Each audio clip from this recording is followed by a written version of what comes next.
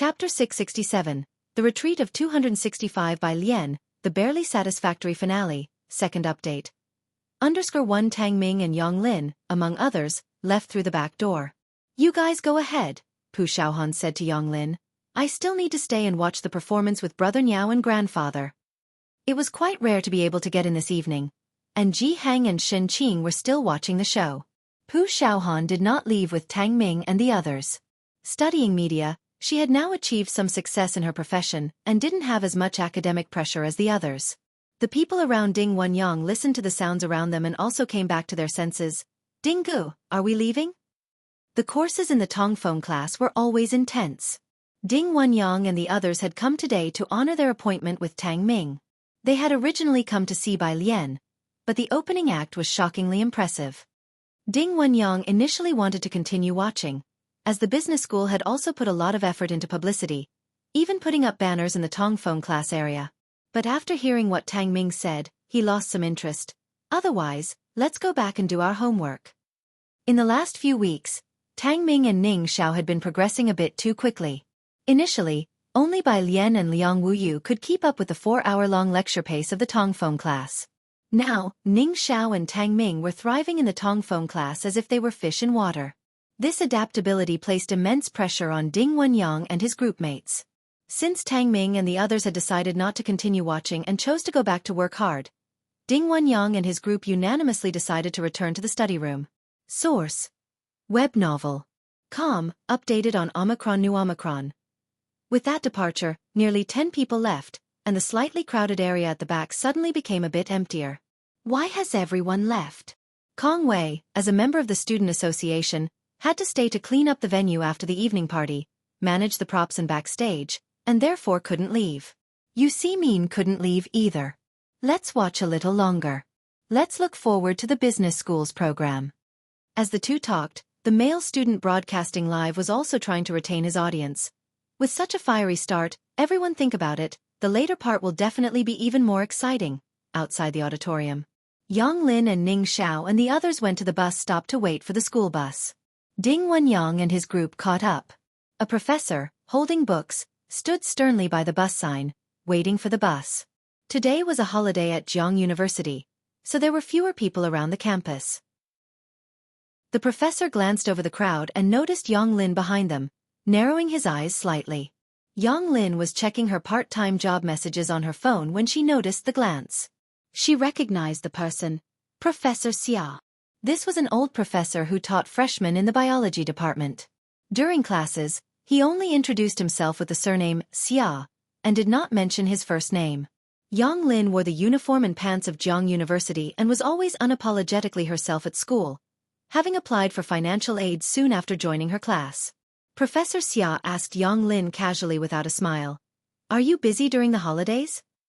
"I have 2 part-time jobs," Yang Lin responded with great respect to her teacher, even though she used to ignore everyone else, one in the morning and one in the evening. Yang Lin cast her eyes down, her overly long bangs hiding her pale forehead, with only her exceedingly cold black eyes occasionally becoming visible. "I've seen the homework you've submitted. It's been completed to a high standard." The school bus arrived, and Professor Xia got on with her. Ning Xiao and the others gave up their seats to the old professor, who thanked a few students. Yang Lin just held on to her phone, always taking her homework seriously, never skimping on it. This summer, Bai Lian had been studying professional papers, and Yang Lin had also read a lot of literature related to bioengineering. She also spent time in the Jianghu University library reading books related to her major. This summer, Yang Lin had already far surpassed the other freshmen of her batch. It was quite normal to catch the professor's attention. Professor Xia only rode 2 stops. Before getting off, he handed Yang Lin his business card. "If you finish with your part-time jobs, you can come help in my lab." Yang Lin looked down at the business card, which bore a name, Xia Zhuayu. Below it, an address for a laboratory and a contact number. Ming Dongheng was still waiting at the auditorium for Jiang He and Ji Heng. Bai Lian and Jiang Fulai returned to Shanghai apartment first. Jiang Fulai had come in Director Huang's car and the two did not wait for the school bus but walked out through the west gate. It was only 5:30, and the sky was still light. Jiang Fulai flipped through his phone. It seemed Su Nanjing had come across a video of Jianghu University and was cautiously asking on WeChat why no one told him about Bai Lian's welcome party. Zhang Fulai glanced at it but ignored it. He was still holding the bag with Bai Lian's performance clothes. Bai Lian walked on the left side, scrolling through WeChat. On WeChat, Xiaoqi had just sent her a message. "Sister, I've sent the one family's information to your email." On WeChat, data would be archived. Bai Lian had been interacting more with academician Ma and had learned to use Jianghu University's email service to receive files and send data. Once Xiaoqi was done researching, she directly sent the information to Bai Lian's dedicated email address. "If you find any errors, ads pop up, ads redirect, broken links, non-standard content, etc. please let us know report so we can fix it as soon as possible." Chapter 668, The Retreat of 265 by Lian, the barely satisfactory finale, second update. _2 by Lian sent back a message and lazily returned to the Zhongjing Preparatory Camp app, browsing through the challenge question bank, Su family's second child's full-month celebration. She was the first to speak up. Her tone was light and breezy. Zhang Fulai, holding her clothes and several books from her classes at Tongfeng, stepped through the shadows of the setting sun and listened to her calm words. "Are you going to go?" Bai Lian had long since deleted Ji Mulan. Ji Mulan never hid her utilitarian heart. The child was a tool for her to prove herself. As for Ji Hang, before Bai Lian left for Xianxia, he had decided to take her back to that little courtyard. To Ji Hang, not understanding the previous Bai Lian might not have been a bad thing. "I suppose I will," Bai Lian said, tapping the screen with her fingertip. "But I'm planning to visit Academician Moss Project during the National Day holiday." Although Suan did not look like a member of the Bai family, Ji Mulan did bear a striking resemblance to her own mother. She had not yet seen that child and wondered if he might also bear a slight resemblance to Bai Zhongyu. Zhang Fulai nodded slightly, not surprised by this, and walked to Bai Lian's right side. His eyebrows and eyes were cold, and his tone also appeared lazy. "Go after you're done with your commitments. It's fine even if you really can't make it." He said nothing else, which made Bai Lian finally turn to look at him. Source: Web novel. Com. Updated on Omicron New. Jiang Fulai always gave Bai Lian the feeling that she still had a way out. In her 2 lifetimes, the only time she was driven to a dead end was the final battle in Xianxia. Even then, she had managed to find an escape route for Chen Yi and the army of the Bai family, allowing them to defect to Jiang Yi. She wasn't acquainted with Jiang Yi, but at that time, as she and Jiang Sui were learning the Qin from Qin Jiu, she knew that the renowned 7th prince, a peer in reputation and age, lived next door. After Bai Li went to the battlefield and did not return, Bai Zhongyu and Chen Yi went off to distant battlefields, and no one came to fetch her back to the general residence anymore. She had once received a lantern sent by a young servant by his side. Back then, she was still afraid of the dark. Later on, when he was exiled to his fiefdom by Emperor Jiangwen, Bai Zhongyu did not return, and Bai Lian was no longer afraid of the dark. When Xianxia was under siege, she thought of the 7th prince she had never met. The Bai family was a thorn in Emperor Jiangwen's side, and wasn't this brilliantly talented 7th prince also a thorn in Emperor Jiangwen's heart? She asked Chen Yi to take Bai Li's token and seek him out, and fortunately, neither of those 2 men disappointed her. Bai Lian slowly withdrew her gaze, remaining calm and collected as she said, "It won't do, I can't miss it. My grandfather will overthink and be upset." Because she remembered this, she became somewhat silent. The 2 walked towards the gates of Jianghu University. The setting sun cast a golden glow on Zhang Fulai's profile. He looked noble and haughty like a prince with his features of jade, though sometimes his words seemed to carry a mocking tone. "Your grandfather is watching a performance right now and is not the slightest bit upset." He took out his phone and showed Bai Lian that Ji Hang had just liked a post in Xinqing's social circle. Bai Lian looked down, and as Zhang Fulai spoke, his long, cold, and pale fingers leisurely liked the post from Xinqing. The post from Xinqing was a photo of Bai Lian's performance. Bai Lian looked at Zhang Fulai, and under the dim yellow sunset, his stunning features were somewhat blurred. She couldn't help but smile, and the melancholy that arose from thinking of Bai Zhongyu and Chen Yi dissipated a bit. At 6:30 in the evening, the auditorium. Ji Hang had just finished watching a recitation in the middle of the program, and beside him, Jiang He had been looking down, flipping a Rubik's Cube, except for Bai Lian's act and a skit that he had looked up to watch. During the other acts, he had been focusing on the cube. Jianghu also had a Rubik's cube in his hands, mixed up into a certain state. Jianghu had already learned how to restore the cube to its original state. He had just returned his cube to its pristine condition, then compared it against Jianghu's mixed-up cube, returning the restored cube back to the scrambled state of Jianghu's cube step by step. "Damn, little bro," a student from Jianghu University said in astonishment. "That's really impressive." Jianghu expressionlessly put the cube into the small vegetable bag and reached for Jianghu's sleeve. Jianghu, holding the cube and a smoking pipe, looked down at him. "Ready to leave?" Jianghu blinked and nodded. Jianghu was actually getting a bit bored by now. After Bai Lian's performance, there were hardly any other interesting shows, and since he didn't smoke in the auditorium and saw that Jianghu didn't want to continue watching either, he led Jianghu to stand up and leave. Shen Qing also felt a bit tired from sitting and left with Pu Xiaohan. Meanwhile, in the front, Dean Huang, who had been sitting for 2 hours, couldn't sit still any longer and began to wonder why he was watching a performance here instead of working hard in his office. A little after 7 o'clock, Dean Huang stood up. Boss Shiming had been paying attention to Dean Huang, occasionally refilling his cup with water and asking if he needed anything. Seeing him stand up, he quickly approached. "Dean, are you leaving?" "The student union of the School of Finance has a student who will play the guzheng later. Do you want to stay and watch it?" "No need, you've done a very good job with the program this time," Dean Huang complimented Boss Shiming. "I've seen what I wanted to see." He had come today just for Bai Lian's program, which she had performed right at the start. That Dean Huang stayed until now before leaving was already quite remarkable. After sending off Dean Huang, Boss Shiming wondered, what exactly did Dean Huang want to see? Less than 10 minutes after he left, Dean Feng also stood up, ready to leave. The 3 conspicuous seats in the middle of the first row were vacated in an instant. Bai Xiaoqi had been preparing the guzheng backstage all along, with Song Min and others helping her check the props, while Yan Jiming reminded Bai Xiaoqi, "Our dean is watching below. You perform well and make a name for the Finance Student Council." Due to the arrival of the 2 deans, the staff of the Finance Student Council had all been as motivated as if they had been injected with adrenaline. There were 3 more performances before Bai Xiaoqi's, and she was backstage trying out the guzheng. Yan Jiming came out from behind the curtain and immediately saw Dean Feng at the entrance, preparing to leave, with their president seeing off the dean. "Dean," Yan Jiming approached. "Are you leaving already? Our school's new student Bai Xiaoqi hasn't performed yet. Want you watch her performance?" The auditorium now had far fewer people than at the start of the event. Earlier, the back rows were crowded, but now one could see quite a few empty seats at a glance. When Dean Huang left, he took a lot of students with him. Dean Feng looked at Yan Jiming and sighed. "I heard that Dean Huang came because of, but the top scholar from the Physics Institute this year is indeed impressive. Their institute is lucky. You've organized this welcome party well." After saying that, he went out the door.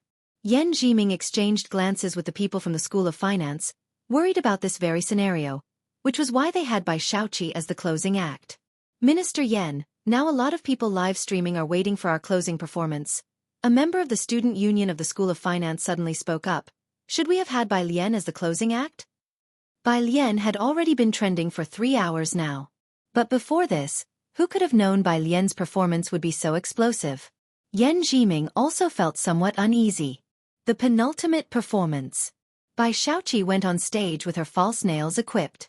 Sitting before the guzheng, she also noticed the 3 empty seats in the first row and tightened her fingers slightly. In the last row, a boy who had been streaming with his phone the whole time perked up. "Look quickly, the much-anticipated live stream of Bai Xiaoqi is on." Bai Xiaoqi played Rewriting the Past, as she struck the strings in time with the beat of the drum. The song was already an inspirational type, and the sound quality in the venue was good, but, "I've been waiting for so long, but why doesn't it sound as good as the opening accompaniment?" Professional speaking, do not compare this guzheng piece with the BGM of the opening dance. There is no comparability. Taken on its own, Bai Xiaoqi's performance was very good, but in comparison, not to mention Bai Lian's spear dance, even her opening music was composed with the involvement of Jian Zhongyo, with flute and shao melodies. All recorded by teachers from Jiangyin. Do you understand the value of a piece co-created by so many masters of Jiangyin? If you find any errors, ads pop up, ads redirect, broken links, non-standard content, etc., please let us know report so we can fix it as soon as possible. Chapter 669. Little Sister 260's Divine Move, Impromptu Arrangement. Simple Undus won the auditorium borrowed Xianxian sound system, which delivered a full, clear, and well-rounded sound, with the layers of various instruments distinctly overlaid. The bass was turned up to the max. The enjoyment was as thrilling as listening to a master-level music ensemble live. So after the opening performance, even the second dance group to take the stage seemed lackluster in comparison. Not to mention the final instrumental solo performance. It was too bland. The bullet screen comments were still discussing it. Moreover, the Guzheng doesn't sound as good as the song Everlasting. Of course, only my Yen Lu can pull off that song best. Where have you placed the god of picking and the simplifier? Speaking of which, did anyone else think that the background music for the opening dance was really good? I've been trying to identify it for ages but can't figure it out. And the style? Who dares to tag Dean Jen? Source. Web novel. Com. Updated on N0 New. Omicron. The bullet screen comments started to chat idly, as the live broadcast room had lost interest in the final Guqin performance and began discussing where exactly Bai Lian's opening tune came from. But after 3 hours, there were hundreds if not thousands of edited clips on the internet of Bai Lian's spear segment. Yet tens of thousands of netizens were unable to trace the music's origin. Those present at the evening gala were also whispering and discussing among themselves. Disappointment was thick in the air. Everyone originally thought that after such an explosive opening, the finale would be even more spectacular. They didn't expect that even the opening BGM couldn't be outshone, and the whole event ended on a downbeat note. Bai Lian was responsible for the explosive start, while the rest ensured the low ending. The people who had managed to secure seats in the front few rows were already leaving with their phones. If I knew it would be like this later, I wouldn't have rescheduled. My 7 p.m. high-speed train would have been just right, leaving after the opening. Yeah, me too. Yan Jiming and the folks from the Finance Student Council were standing in the first 2 rows, and they could overhear these quiet discussions clearly. The finale hadn't even finished before half of the audience had left. Even some of Bai Shaoqi's fans felt that the finale content was mediocre. The gala opened with a bang but closed almost without a whisper. Everyone only remembered Jianghu University and the physics department, along with Bai Lian, who even made it to the trending searches, while hardly anyone mentioned the finance department that had put effort into promoting from the start. When it did come up, it was mostly remarks about the later programs lacking in excitement. President Ba, Yan Jiming looked at Ba Shiming. If your student council's program was that good, why didn't you say something earlier? If they had known earlier, they wouldn't have scheduled Bai Lian's performance so soon. Yi Jingxian thought about last week, when they were not even granted a few minutes for a dress rehearsal on stage, all for the sake of the finance department's newcomer soundcheck, and she smiled. Minister Yan, we wanted to rehearse first last week, and you didn't let us. Yan Jiming and the others had no response. Who could have known? Aside, Kong Wei and Yu Simin were packing up their things, both feeling that Bai Shaoqi's Guqin playing was actually quite pleasant to the ears. It just lacked the bombastic impact of the opening dance music. Not to mention the visual effects.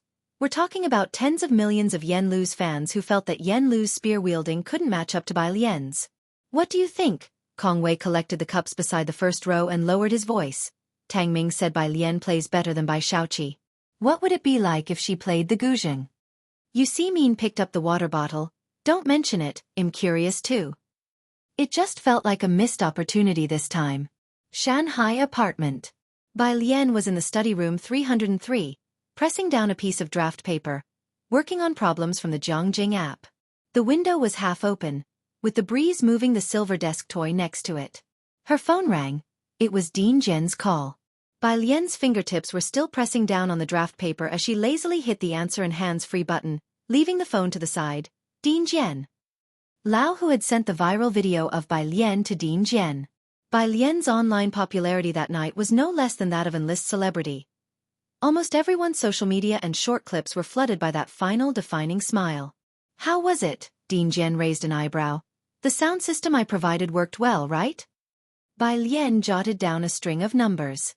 She had washed off the contour the makeup artist had applied and sat in her chair, barefaced, with the hair at the back of her head pinned up again by the white jade hairpin. What sound system? She inquired, unfazed. Oh, Dean Zhen remembered her dedication to studying at the physics department, oblivious to worldly affairs. Jianghu University borrowed a sound system from us. No problem there. The effects tonight should have been good. But have you specifically trained with a spear? On the other end of the phone, Dean Jian was still in his office. He leaned back in his chair, his muddy gaze fixed on a tablet on his desk, with its screen displaying a slow mo clip of a scene. If you find any errors, ads pop up, ads redirect, broken links, non-standard content, etc., please let us know. Report so we can fix it as soon as possible. Chapter 670. Sister 260X's Divine Operation, Impromptu Arrangement. Simple Understood by Lien's 4-minute and 28-second spear performance was edited into various shots, mostly featuring the final still frame.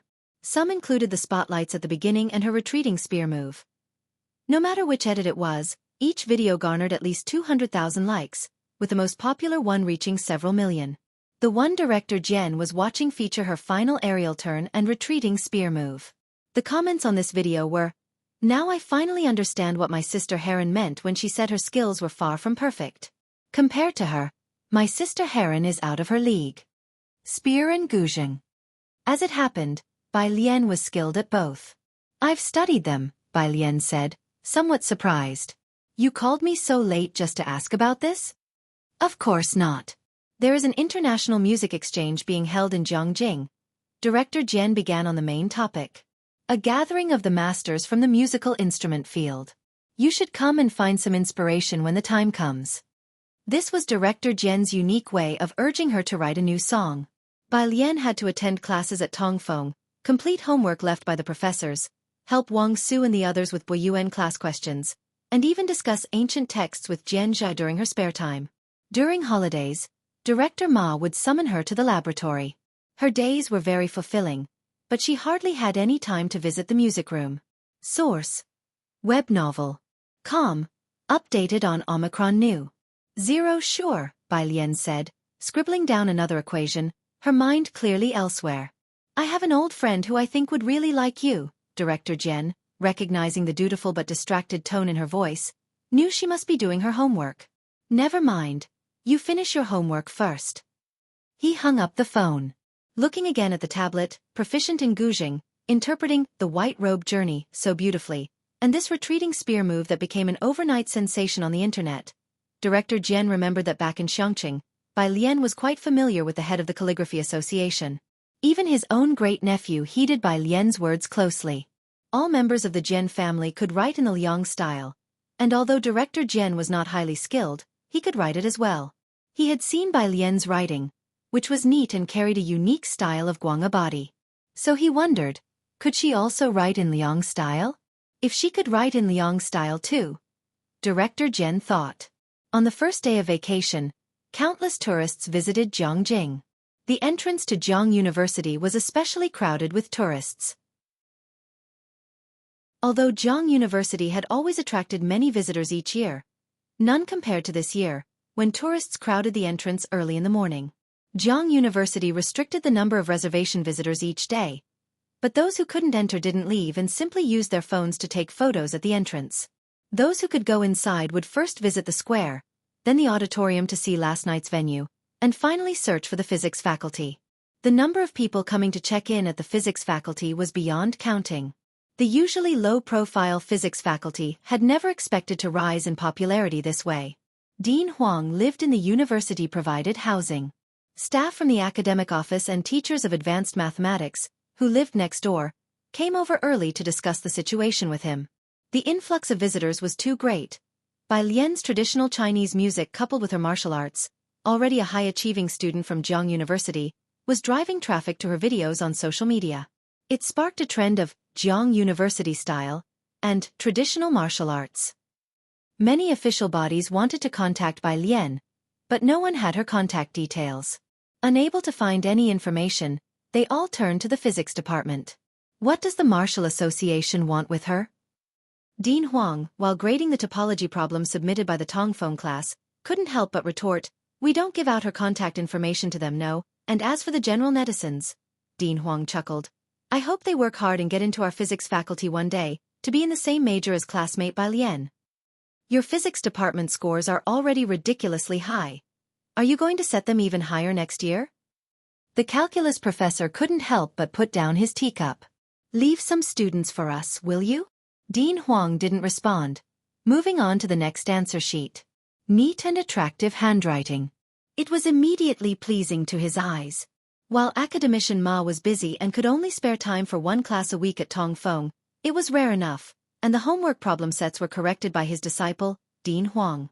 Whenever he encountered a remarkable answer, he would send it directly to academician Ma. These were the papers by Lien and the others submitted last week. Dean Huang nodded. The handwriting looked nice, but something felt a bit off. Next to him, the advanced mathematics professor also noticed this. He out loud. Isn't this our Boyuan class exam paper? What Boyuan class? Dean Huang's brow twitched. He quickly pushed that paper to the bottom of the pile. This is a Tongfeng class exam paper, you saw it wrong. The next one was still by Lien's exam paper. Thankfully this time it was a topology question. That is our Boyuan class logo. The maths teacher put down his teacup and insisted on taking the exam paper from Dean Huang's hands, examining it carefully from top to bottom. He taught first-year university physics students advanced mathematics, but the mathematics majors didn't take advanced mathematics. He taught real variables in the Boyuan class. This question was the one he assigned last time. He could recognize it at a glance. Dean Huang watched expressionlessly as the look on the maths professor's face grew brighter and brighter. Inside, he was frantically complaining. What was Bai Lian up to? How did she even have time to do Boyuan class problems? What kind of slick move was his little junior sister pulling? I think. The advanced maths professor, holding the exam paper, looked at Dean Huang. Dean Huang snatched back the exam paper, looked up. You shouldn't think. Be careful or I'll have the teacher hit you. The advanced maths professor. Bai Lian was unaware that Tang Ming and Ning Xiao had turned in both of her answer sheets together after reviewing them. She was popular these days, but her high school and university classmates were nice, and they didn't sell her WeChat info everywhere. Her phone number also wasn't exposed. Basically, nobody was harassing her. Bai Lian herself was very relaxed. Of course, that was except for the daily harassing messages Su Jiyue sent her on WeChat. Su Jiyue. JPG, Su Jiyue. Sister, are you coming today? Su Jiyue. Sister, are you coming today? Su Jiyue. She began flooding Bai Lian's screen again. Today was the 2nd. The Su family was holding a full moon celebration for Su En's child, with the banquet set at noon. Bai Lian had just returned from her morning run, sent her a symbol, and Su Jiyue stopped. Scrolling down, the next message was from Yi Jingxian. Yi Jingxian, junior sister, where is your opening BGM from? A lot of netizens want to know. The student council's phone lines are being blown up. Bai Jian, just improvised, doesn't have a name. On the other side of the phone, Yi Jingxian was startled by Bai Lian's message and sat up from her bed in the dorm. Such a rhythmic music that had caused so much noise among netizens and could be called a divine composition was actually made up on the spot? Yi Jingxian looked at the student council's group chat, thought for a bit, then asked Bai Lian. Junior sister, can you post this music online? Netizens are all begging for the original track. The student council had the original audio sent by Bai Lian. There were also recordings from the event online, but live recordings always fell short in quality. This music wasn't related to Bai Lian. She took a screenshot and sent it to Dean Jian. Dean Jian. 1/2 an hour later, Jianghu University's Physics Department Student Council posted an audio source on Weibo. Frowny face. Heiress, the audio source everyone has been searching for. Asked junior sister and she said it was improvised with no name. Just have a quick listen. Attached. Gen. MP3. If you find any errors, ads pop up, ads redirect, broken links, non-standard content, etc., please let us know. Report so we can fix it as soon as possible. Chapter 671. 267.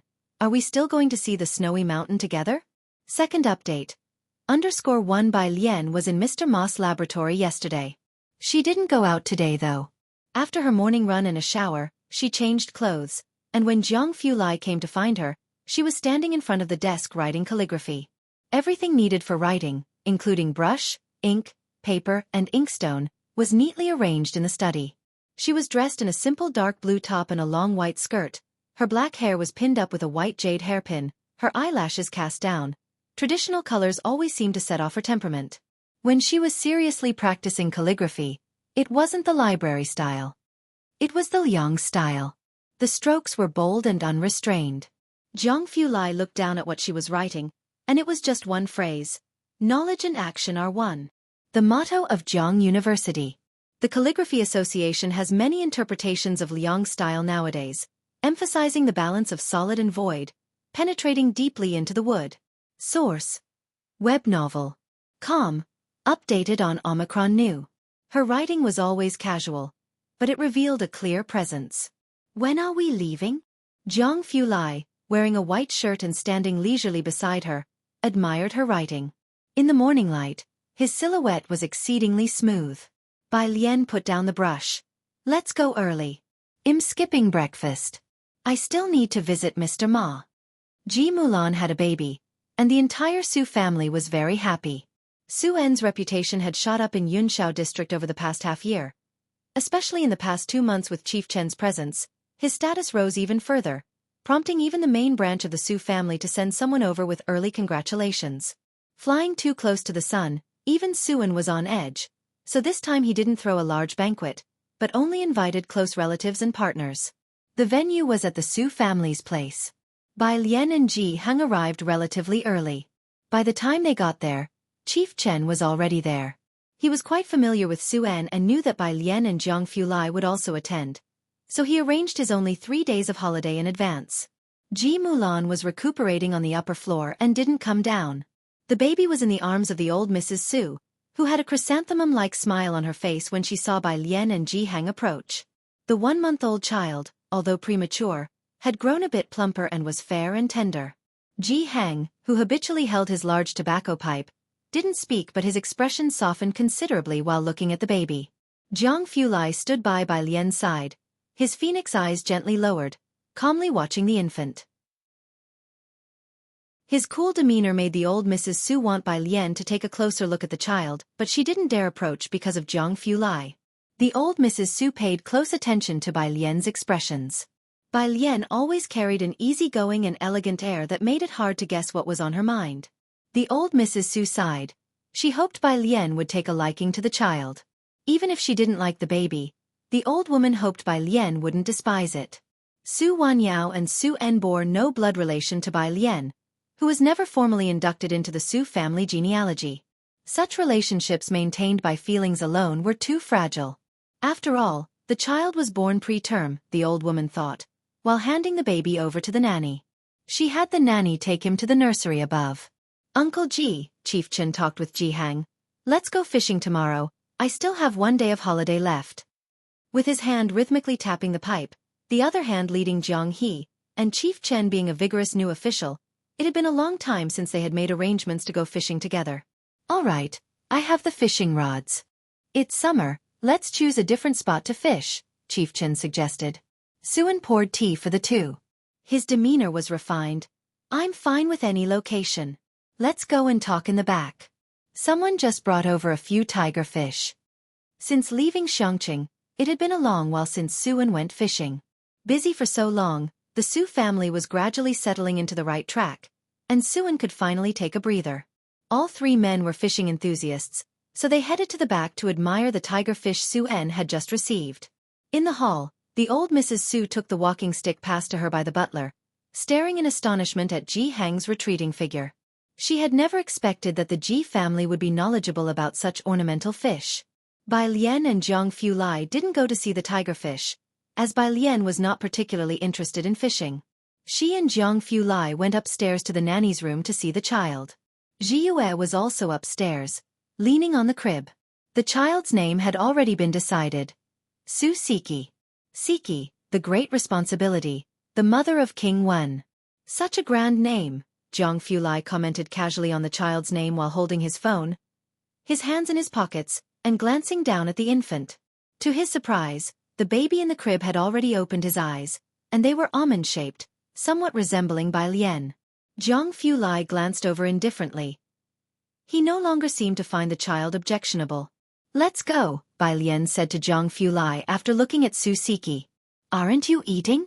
Su Wenyao had been leaning on the doorway all the while, not disturbing them. When he heard Bai Lian say they were leaving, he approached. If you find any errors, ads pop up, ads redirect, broken links, non-standard content, etc., please let us know report so we can fix it as soon as possible. Chapter 672. 267. Are we still going to see the snowy mountain together? Second update. _2 Su Jiue also looked up, her eyes behind the lens. Bai Lian stood up straight and walked downstairs. I have something else to attend to today, and Director Huang is looking for me as well. As soon as he heard it was Director Huang, Su Wenyao did not insist on keeping Bai Lian, and he accompanied her downstairs. After Bai Lian left with Jianghu Lai, Su Jiue still leaned on the iron railing, watching Bai Lian's car until she finally spoke her first words. How could sister leave so quickly? You don't talk when alien is here, Su Wenyao said, looking down slightly. Su Ziyu's hands did not loosen as she uttered hesitantly. I didn't dare to speak. Now she regretted it. Su Wenyao expressed his inability to assist her. He returned to entertain some other relatives, while Su Jiue stood at the door for a while. Just when she was about to leave, she noticed a child squatting at her feet. He held a Rubik's Cube in his hand, squatting beside her, leisurely twisting it. A white t-shirt with overalls that had cabbage pockets stitched on both sides.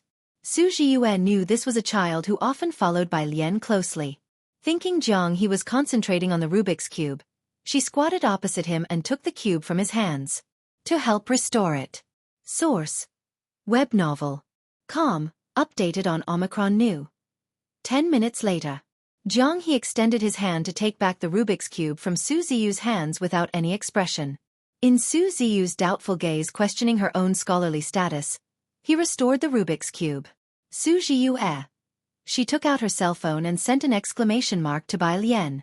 Mu Yining was at her temporary residence in Yunshao district. She looked at Dong Xiaobai sitting on the couch. She and Dong Chuan? Dong Chuan was Dong Xiaobai's brother's son. They knew each other because of Dong Xiaobai and walked together. Taking advantage of the National Day holiday, they invited Ran Wanxian to the Dong family. It just so happened to be the 2nd of the month. The Dong family was known for its scholarly heritage. Mu Yining had never expected these two to come together. I just found out too, Dong Xiaobai was also frustrated. She's going to the Dong family. You know my dad really appreciates her. It's not right for me not to go, so we'll have to visit your granduncle another day. Sure, then she probably can't make it today either. Mu Yining glanced at her phone. Xiaojia was already downstairs waiting with Ji Xiaojun. She picked up the gift box in her bag and went downstairs. Dong Xiaobai saw her off. How is the old man's health? He always stays in the ancestral hall. The family doctor said his health is about the same as that of the Chen family. Mu Yining stepped into the elevator. The medical summit is in Jianghu, and several researchers from the MTR and WMA will be coming. Well, see then. Dong Xiaobai sighed too and asked no further, escorting Mu Yining to the car. Today Xiaojia was the driver, with only Shen Qing and Ji Xiaojun in the car. Mu Yining handed the gift box to Xiaojia and sat in the passenger seat. The car drove towards Mingfeng district. Most of Mingfeng district was populated by fringe families. Neither Xiaojia nor Mu Yining paid much attention to it. At 11 o'clock, the car arrived at the Su family's front gate, a very ordinary villa district. Zu's assistant had been waiting by the iron gate early to welcome Ji Xiaojun and Shen Qing. Seeing Mu Yining, who got off from the driving seat dressed in a professional style, he was a bit startled. His gaze shifted to Ji Xiaojun. Mr. Ji, this lady is? Ji Xiaojun briefly introduced Mu Yining. Hello, President Mu. Zu's assistant bowed and invited them in. The old master and the others are at the back watching tigerfish. Would you like to head back first? Sure, Ji Xiaojun nodded to Zu's assistant. Shen Qing quickly noticed Jianghu squatting next to Su Jiue, and he went to find them. Xiaojia meanwhile followed Mu Yining, feeling puzzled why the Su family didn't come out to welcome Mu Yining and Ji Xiaojun, and instead let the two guests go looking for them at the back. Quite pompous, he thought to himself. Beside him, Ji Xiaojun and Mu Yining discussed some business matters. By the artificial pond in the backyard, an official named Chen held a lit cigarette, pointing at a tigerfish swimming in the pond and turned to Ji Heng above him. This one indeed has good quality. The smoke twirled around. Chen caught a glimpse of Ji Xiaojun and waved at him. Ji brother, you've arrived just in time. I was discussing with Uncle Ji about fishing tomorrow. Are you free? I am free, Ji Xiaojun approached, greeted Suen, and introduced Mu Yining beside him. As I mentioned before, the guest I brought today, my cousin Mu Yining. Suen had not met Mu Yining before. But, having attended countless banquets with the Chen family, Chen knew Mu Yining. He snuffed out his cigarette in the nearby ashtray. He politely smiled at Mu Yining, somewhat surprised inside. Miss Mu, I didn't expect you to be Ji brother's cousin. If you find any errors, ads pop up, ads redirect, broken links, non-standard content, etc., please let us know report so we can fix it as soon as possible. Chapter 673. 267. Are we still going to see the snowy mountain together? Second update. _3 Director Chen knew her, and Mu Yining was of course more familiar with Director Chen, the politician who was often the talk of the Yunshao district headlines. The rising star put forth by the Chen family. Not to mention Mu Yining, there were countless people from both the Su family and the Chen family eager to take the opportunity to participate in a banquet related to Chen Yongquan. Mu Yining didn't expect to see Director Chen in a place like the Mingfeng district, so even she was taken aback before regaining her composure and speaking, Lord Chen, I have long admired you. Both of them were too formal. Jianghu still stood by the railing, looking down at the tiger fish, occasionally turning his head to speak with Director Chen. Mu Yining stood by, shocked to hear how respectfully Chen Yongquan, with his current status in the Chen family and comparable to Chen Beixian, was treating Jianghu. Especially, calling him Uncle Ji and Brother Ji? Mu Yining could naturally tell that Director Chen's respect for Jianghu came from the heart. The Mu family had declined, and could no longer compare to the Chen family. How did Jianghu come to know Chen Yongquan, and why did the latter treat him with such courtesy? And Su, source, web novel. Com. Updated on Omicron 0. Su N. The nouveau riche from the Yunshao district. The Institute. In the second-floor meeting room, Director Huang took out yesterday's exam paper and handed it to Bai Lian. You. Bai Lian, why did you take the Boyuan class exam? Bai Lian looked down and saw that it had been marked with a 100. Ah, sorry, she admitted her mistake. It won't happen again. Director Huang wanted to say something, but seeing Jianghu Lai standing beside Bai Lian with his hands in his pockets and an indifferent expression, he held back the words that were on the tip of his tongue. God of wealth was not to be trifled with. Otherwise, the teacher would have to expel him from the mentorship.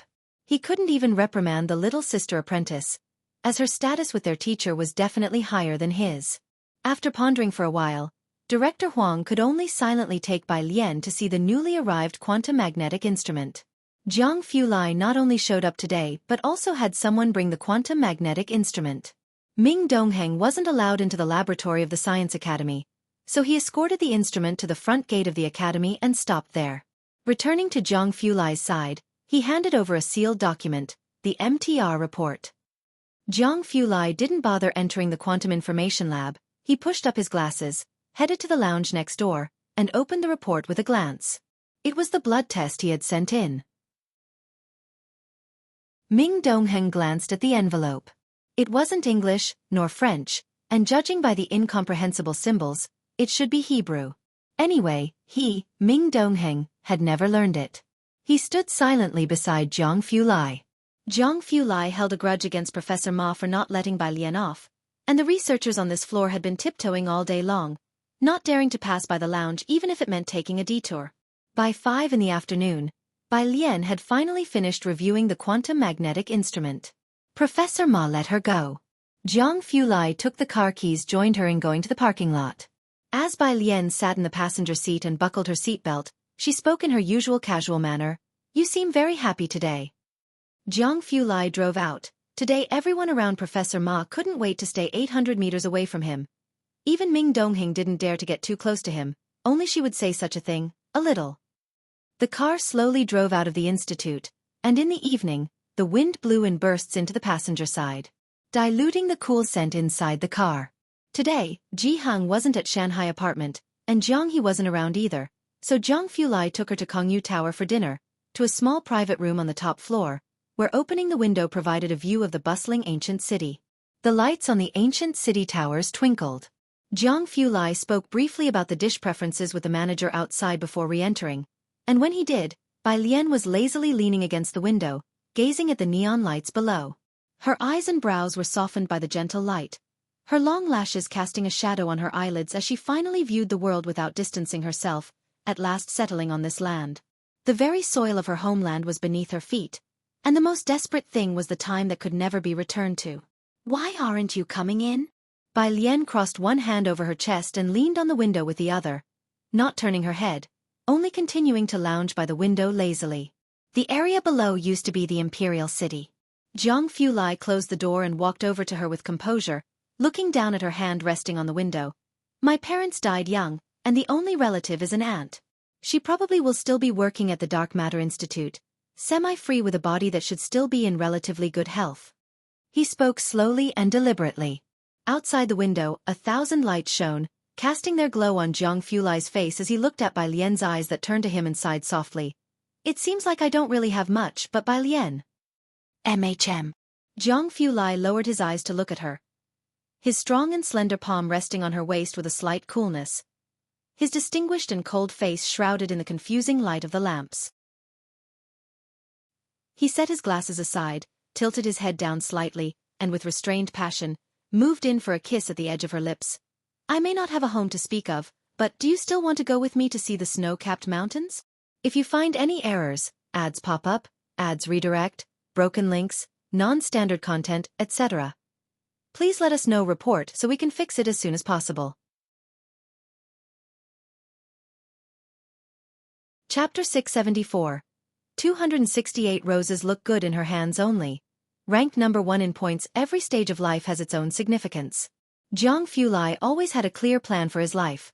Wanting to show her the beautiful and mysterious side of this world was true, as was his desire to take her to see the snow-capped mountains.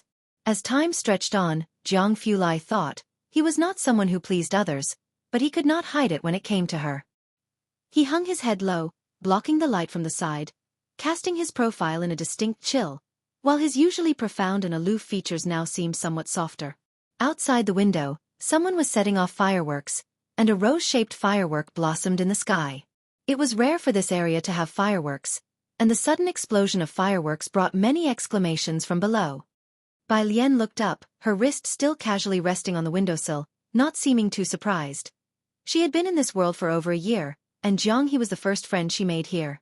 She remembered that night vividly. The moon was beautiful, and she was waiting with Jianghu for his brother, calling the wrong name at their first meeting, a memory too significant to forget, yet she realized that it was often this man who stayed by her side. Together, they had walked through the countless quiet and deserted streets of Purist Street. But indeed Jianghu Lai was someone who did not indulge in worldly pleasures, a man who stood above the clouds, revered and feared even by He One, proud and arrogant, that kind of noble son. The fireworks outside continued to climb and explode in the air, the light flashing on and off in his eyes. Jiang University's confident and composed young master seemed not so confident at this moment. Source: Web novel. Com. Updated on Omicron. His other hand was placed on her wrist that rested outside the window. His fingers always cool, the temperature at the tips showing distinct restraint. Bai Lian looked at him for a while. "Go open the door, there's someone outside." Jianghu Lai made an "oh" sound, subconsciously loosened his grip, and turned to walk to the front to open the door. The meal had arrived. The manager bowed his head, conscientiously serving the dishes with respect. At this window, one could still see the last fireworks blooming. He served the dishes and then quickly withdrew. They also brought a pot of tea, purple sand teapot and cup. Jianghu Lai extended his hand out of habit to pour a cup of tea for the position opposite him, bending calmly to set the teacup and pot in place, his shirt outlining the slight arc of muscle on his body. Bai Lian still leaned casually by the window, hands clasped together, her right hand holding his glasses that were left on the windowsill, still in a very relaxed state. She watched Jianghu Lai pouring tea and arranging the tableware. The yellow, bright tea soup was fragrant with orchid notes as it was poured. "They serve old banzhong here?" Bai Lian looked at him and laughed. Jianghu Lai started uncovering the silver lids on the silver dish, his voice ever calm and steady. "All stores under the Jiang family have it. When do you think is the best season to go?" Bai Lian moved to the side of the dining table, the fireworks outside having vanished. Zhang Fulai did not catch on. What? I mean, Bai Lian sat opposite him, setting his glasses aside. She looked up leisurely. When are you planning to take me? Zhang Fulai sat in place. The feelings hidden deep inside his heart spread through the corners of Xianxia along with the fleeting fireworks outside, receiving a response. Ah! He was still lost in thought. Any time is fine. When do you want to go? Bai Lian picked up the teacup and slowly took a sip. The old banjiang with some years behind it had a rich, full-bodied tea aroma, and the strength of the tea's body was immediately apparent upon tasting, dense and smooth, leaving a sweet aftertaste. Let's go during the winter break, Bai Lian thought for a moment. But it's not fixed, there seems to be a summer camp during the holiday. As she spoke, Zhang Fulai finally came to his senses. He sat up, blinked, and pressed his right hand against the table edge to stand. His rolled-up sleeve revealing his cold white wrist with slightly pronounced veins in his left hand, roughened by calluses, gently caressed her chin, and he almost whispered as he kissed the side of her lips. Okay. After eating, they returned to Shanghai apartment. They passed by the affiliated middle school. At this time, even the students of Jianghu University affiliated middle school were on holiday. Aunt Zhang had opened a flower shop at the affiliated middle school, and her business was not yet closed at this hour, seemingly doing quite well as delivery guys would come by to pick up flowers. Zhang Fulai parked the car on the roadside. He usually did not care for the frivolities of romance, whether it be roses, Chinese roses, or even foxtail grass. They were all the same in his eyes. Facing young Master Jiang, Aunt Zhang also felt somewhat intimidated. She asked, "Still just one rose? If you find any errors, ads pop up, ads redirect, broken links, non-standard content, etc. Please let us know, report so we can fix it as soon as possible." Chapter 675. 268 roses look good in her hands only. Ranked number 2 in points. Zhang Fulai nodded reservedly, his distinct knuckles holding a mobile phone, scanning the WeChat QR code laid out on Auntie Zhang's counter. He took the flowers handed to him. Very fresh roses, unwrapped, with petals in the shape of wine cups dotted with droplets on their snow-white underbellies, making the rouge-colored roses even redder. Zhang Fulai returned to the driver's seat and handed a rose to the person sitting in the passenger seat. Today, the car's Bluetooth was not playing tedious academic papers. Instead, it played the guzheng music of Principal Jian, a representative of both gentleness and passion. His music was the same. Zhang Fulai tilted his head slightly. Bai Lian held the rose in her hand, casually pressing it against her cheek, while her other hand rested askew on the car window. Her face, both restrained and bold, was just as the internet described. Vibrant in her youth, like a horse galloping across a slanting bridge, with red sleeves beckoning from every floor. Indeed, roses look best in that person's hands. Ji Xian's residence. Mu Yining had brought Ji Xiaojun and Shen Qing back, and after such an eventful day, she accepted Ji Xian's invitation for a cup of tea. Shen Qing had little to say to the Mu family, so she left Ji Xiaojun to talk with them while she went to the balcony to collect laundry. Source: Web novel. Com. Updated on Omicron New. Dong Xiaobai had just brought Ran Wanxian back when Mu Yining had not yet left. Since Ji Xiaojun and Dong Xiaobai both were involved in the arts, they struck up a conversation and stayed for a cup of tea with Mu Yining. The tea was rich in flavor. Mu Yining did not know how to appreciate tea, but Dong Xiaobai did. He looked down, contemplating. This didn't seem like a tea the Mu family would give to Ji Xiaojun. Curious, he asked an extra question. Shen Qing answered with reserve, "This is tea brought by Xiaojiang." Xiaojiang? Which one? Dong Xiaobai wanted to ask more, but seeing Shen Qing's expression, he retracted his question and began to talk about Ran Wanxian with Mu Yining and Ji Xiaojun. "You're saying the Calligraphy Association president wants to recruit her?" Mu Yining was surprised to hear Dong Xiaobai's words, as the Mu family seldom studied calligraphy, but thanks to Dong Xiaobai, she knew that the Calligraphy Association was very strict about its membership. After all, it was backed by the Chen family and the Jiang family, comparable to Principal Jian's status in the National Music Circle. She had not expected Ran Wanxian to be able to join the Calligraphy Association. Ran Wanxian, feeling uncomfortable with Ji Xian's serious demeanor, looked down. Just lucky. She knew Bai Lian was also proficient in the Liang script, and wondered whether her calligraphy had improved over the year. "There's a bit of luck involved," Dong Xiaobai smiled. Ran Wanxian was far behind in skill. After all, calligraphy needed a certain talent, and Ran Wanxian lacked it, but due to the Dong family's connections, the Calligraphy Association president was willing to show some face. The calligraphy circle really favored the Liang style. My dad himself didn't master Liang's script, but he sees Wanxian is quite fond of it. The Dong family had many who studied painting and calligraphy, but only a few seriously knew the Liang script. And among them, not a single girl. It was inevitable. Girls inherently have less wrist strength, and in Beijing, the only girl who wrote the Liang style well was the vice president's disciple, Su Yejun. Alien's handwriting is also very beautiful. Amid their conversation, Shen Qing suddenly spoke. Ji Xiaojun had indeed heard from Ji Heng that Bai Lian had spent some time last year practicing large characters by suspending a piece of heavy iron, but Ji Xiaojun had only seen Bai Lian's Guanga style. Were Ji family's genes that good? Dong Xiaobai looked towards Shen Qing. She writes something Guan. Shen Qing had heard Tang Ming and others talk about Bai Lian practicing some script that made the science students feel inferior because their teacher complained about not finding answers. Guanga style. Dong Xiaobai knew immediately which style she meant but also lost some interest. It's quite a bonus for a girl to practice this style. He and Mu Yining didn't stay long at Ji Xian's place. After leaving, the two got into the car together. Because Shen Qing brought up Bai Lian, Dong Xiaobai inquired more about Bai Lian. The top scorer in the college entrance exam? He sat up straight in surprise. Then what did your old man say? Mu Yining shook her head. Dong Xiaobai sat back down. He won't come out even if offered the title of top scorer on the national exam? But the genes in your cousin's line seem to be much better than those in yours. A top scorer, could earn a place on the clan's plaque. It's a pity that I'm going back to the Dong family today. Otherwise, I could have met your niece. Though he had never met her, he was curious about Bai Lian. Mu Yining also found it strange. Even if you went, you wouldn't be able to see her. She seems to be busy today. It's hard for even me to get a glimpse. The National Day's 7-day holiday. Even heartless companies should give time off. Isn't she just done with her college entrance exams and still a student? What's got her busy?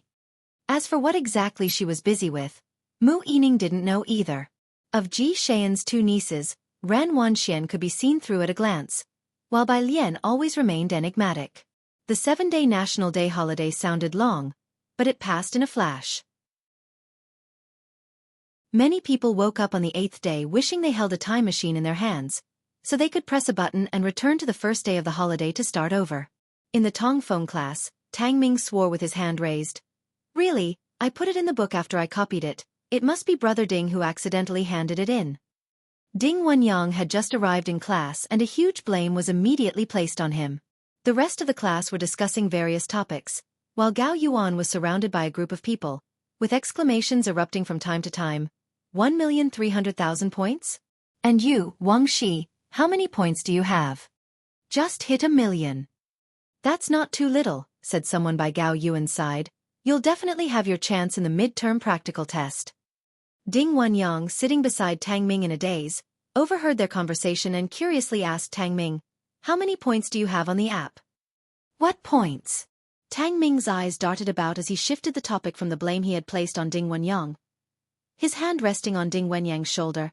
You tell me. The preparatory camps app, don't you know? A lot of our subsequent group competitions and slot allocations will be based on the total scoreboard. I'm at 900,000 points, said Ding Wenyang, rather proud of his score. The newbie question bank only lasted for 1 year. Afterwards, to earn points, one had to tackle the challenge bank. Every 1,000,000 points marked a milestone. 8 million points could get you into the top 20, 9 million into the top 5, 7 million into the top 40, 6 million into the top 80. 1 million put you within the top 1,000. At 900,000 points, he was already ranked in the top 3,000. The platform gathered geniuses from across the country of nearly 20 years, and with over 10,000 registrants, Ding Wenyang felt quite smug to have reached the top 3,000 within a year. You are so impressive, Tang Ming genuinely complimented. No problem, if there's anything you don't know later on, you can ask me. Ding Wenyang, buoyed by the praise, was floating on air. In his reverie, he noticed Bai Lian sitting beside them. She was lounging casually, wearing a sky blue satin jacket as Beijing had cooled down after a rain following National Day, her hair tied back loosely, engrossed in reading a thesis. Wait. Ding Wenyang's heart skipped a beat and he took out his phone, opened the blue app, and searched for Bai Lian. No results. Strange. Ding Wenyang continued to search on his phone, typing in Tang Ming's name at random. And this time the results came up quickly. Account name, Tang Ming monthly points, 58741 total points, 1987449 following. 5 followers. 2. Ding Wenyang paused on this page for a good while, his finger hovering over it, then he came back to his senses, trembling finger searching for Ning Xiao. If you find any errors, ads pop up, ads redirect, broken links, non-standard content, etc., please let us know. Report so we can fix it as soon as possible. Chapter 676. 269 by Jian, The Arrival of Lance. Second update. _1 The campus network was so-so, but Ding Wenyang managed to refresh the page pretty quickly. Account name, Ning Xiao monthly points, 0 total points, 2717458 following. 2 fans, 3. Total points, 2717458 almost 3 million. How arrogant, Ding Wenyang thought. The warning bell rang, and Ding Wenyang snapped back to reality. He exclaimed, "Ah," and poked Tang Ming. So this is the legendary top student, huh? Not bad. Tang Ming shrugged. Last night, he was criticized by Jianghu Lai for stretching his leg too far. Ding Wenyang. Were these people really from Xianxia? Source. Web novel. Com. Updated on N0 New. His gaze shifted to Bai Lian next to him, who was still holding the original document in her hand. This morning was all about mechanics. The professor had already come in with a USB flash drive. Normally, Ding Wenyang was among those who listened attentively, but today he was somewhat distracted. His phone was still on the app page of Ning Xiao. Ning Xiao, aloof as he was, rarely interacted with others besides Bai Lian. Ding Wenyang came back to his senses and suddenly thought of something. He opened Ning Xiao's following list, just 2 people. Bai Jian.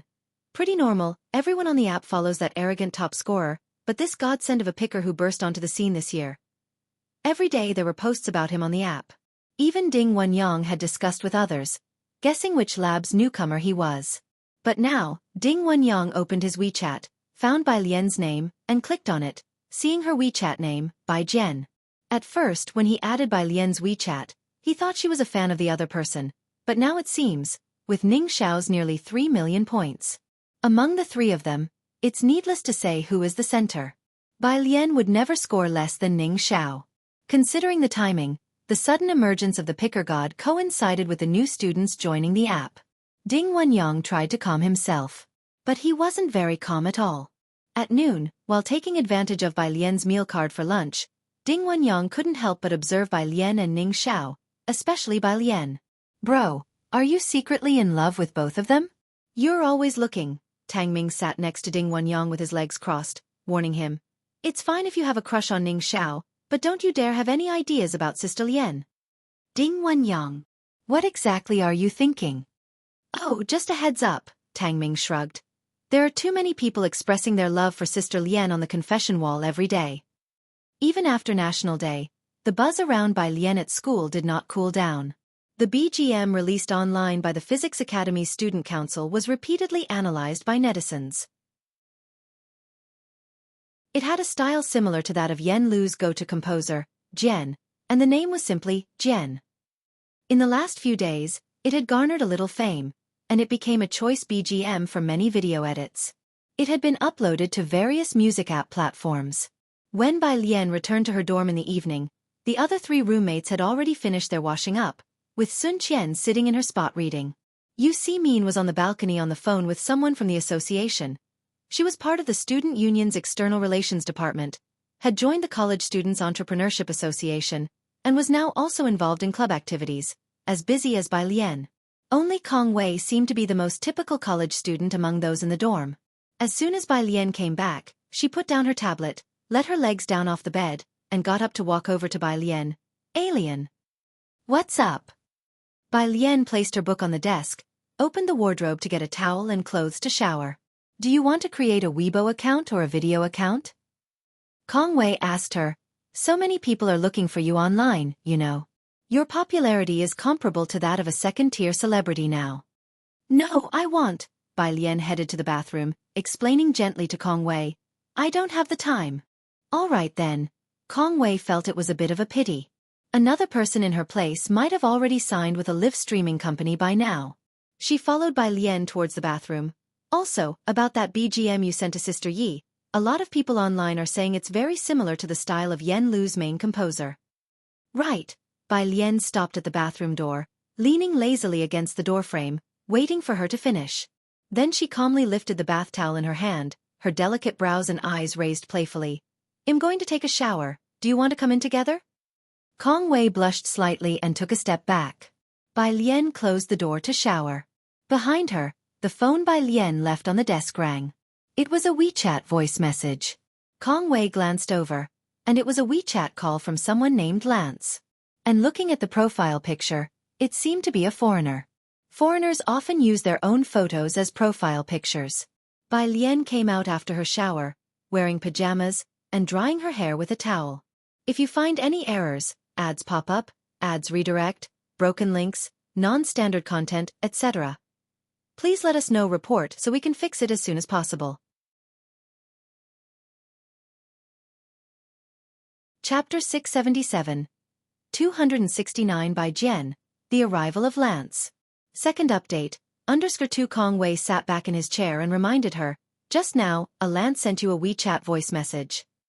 Bai Lian looked down, picked up her phone, and walked to the balcony to call Lance back.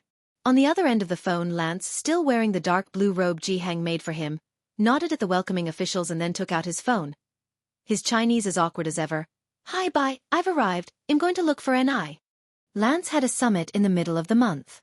I'm at school. Bai Lian leaned against the balcony, slowly wiping her hair. Are you looking for my grandpa?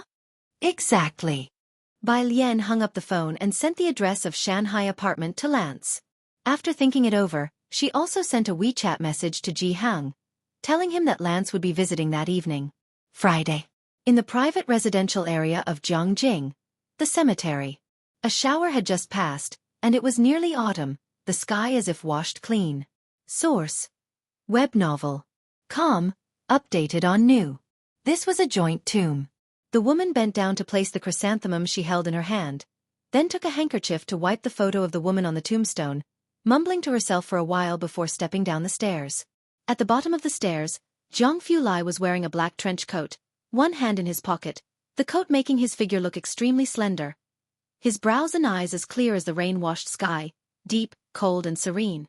He didn't look friendly, and his presence was strong. Ming Dongheng held a long-handled black umbrella, standing a meter away. I've heard from Yen, said Gao Shu, dressed in a cheongsam, the deputy head of the National Theatre, holding a high position, having recently gone abroad with the theatre for international exchanges, and having just returned home. She exuded a graceful and elegant air. I didn't bring anything back as gifts, so I bought her a hairpin, but I don't know if she'll like it. She wasn't very tall but had a gentle demeanor. She had seen the photos sent by Gao Yen. Walking down the stairs with her, Jianghu Lai's voice was cool and clear. You should change the gift. He didn't explain why. Gao Shu was slightly surprised. She glanced at Jianghu Lai and after a long pause smiled. All right, I'll discuss it with Yen again. But, when do you plan to take me to meet her?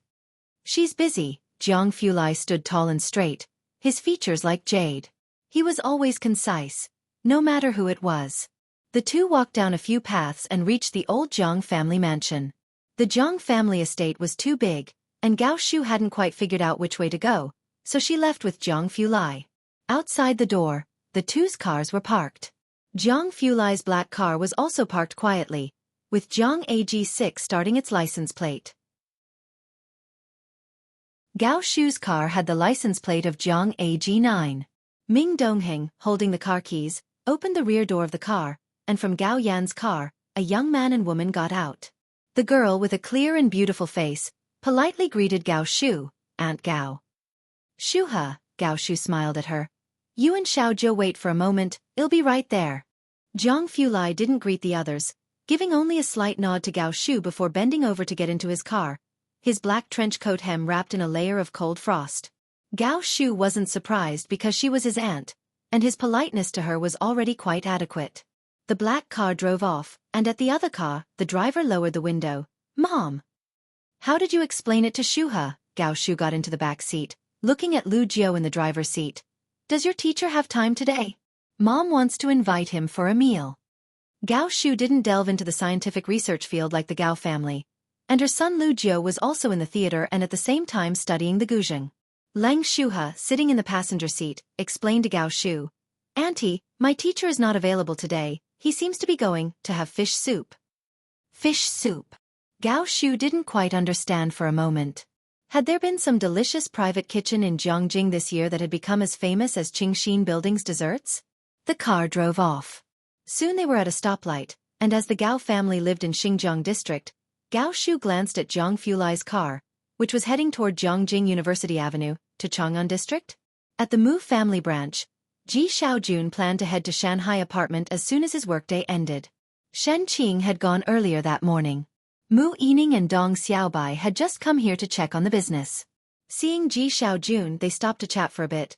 President Zu's private fund, we're planning to invest 80 million. Xiaojun, you go and communicate with him. After the last National Day, the Mu family and Su family had started cooperating gradually. Suan had a good eye. His private fund could not only find financiers but also find people for post-investment, backed by the Federation of Industry and Commerce and the Chen family tree. Okay, Ji Xiaojun carried his briefcase, looking down at the time. Seeing his hurried actions, Mu Yining was struck with a thought.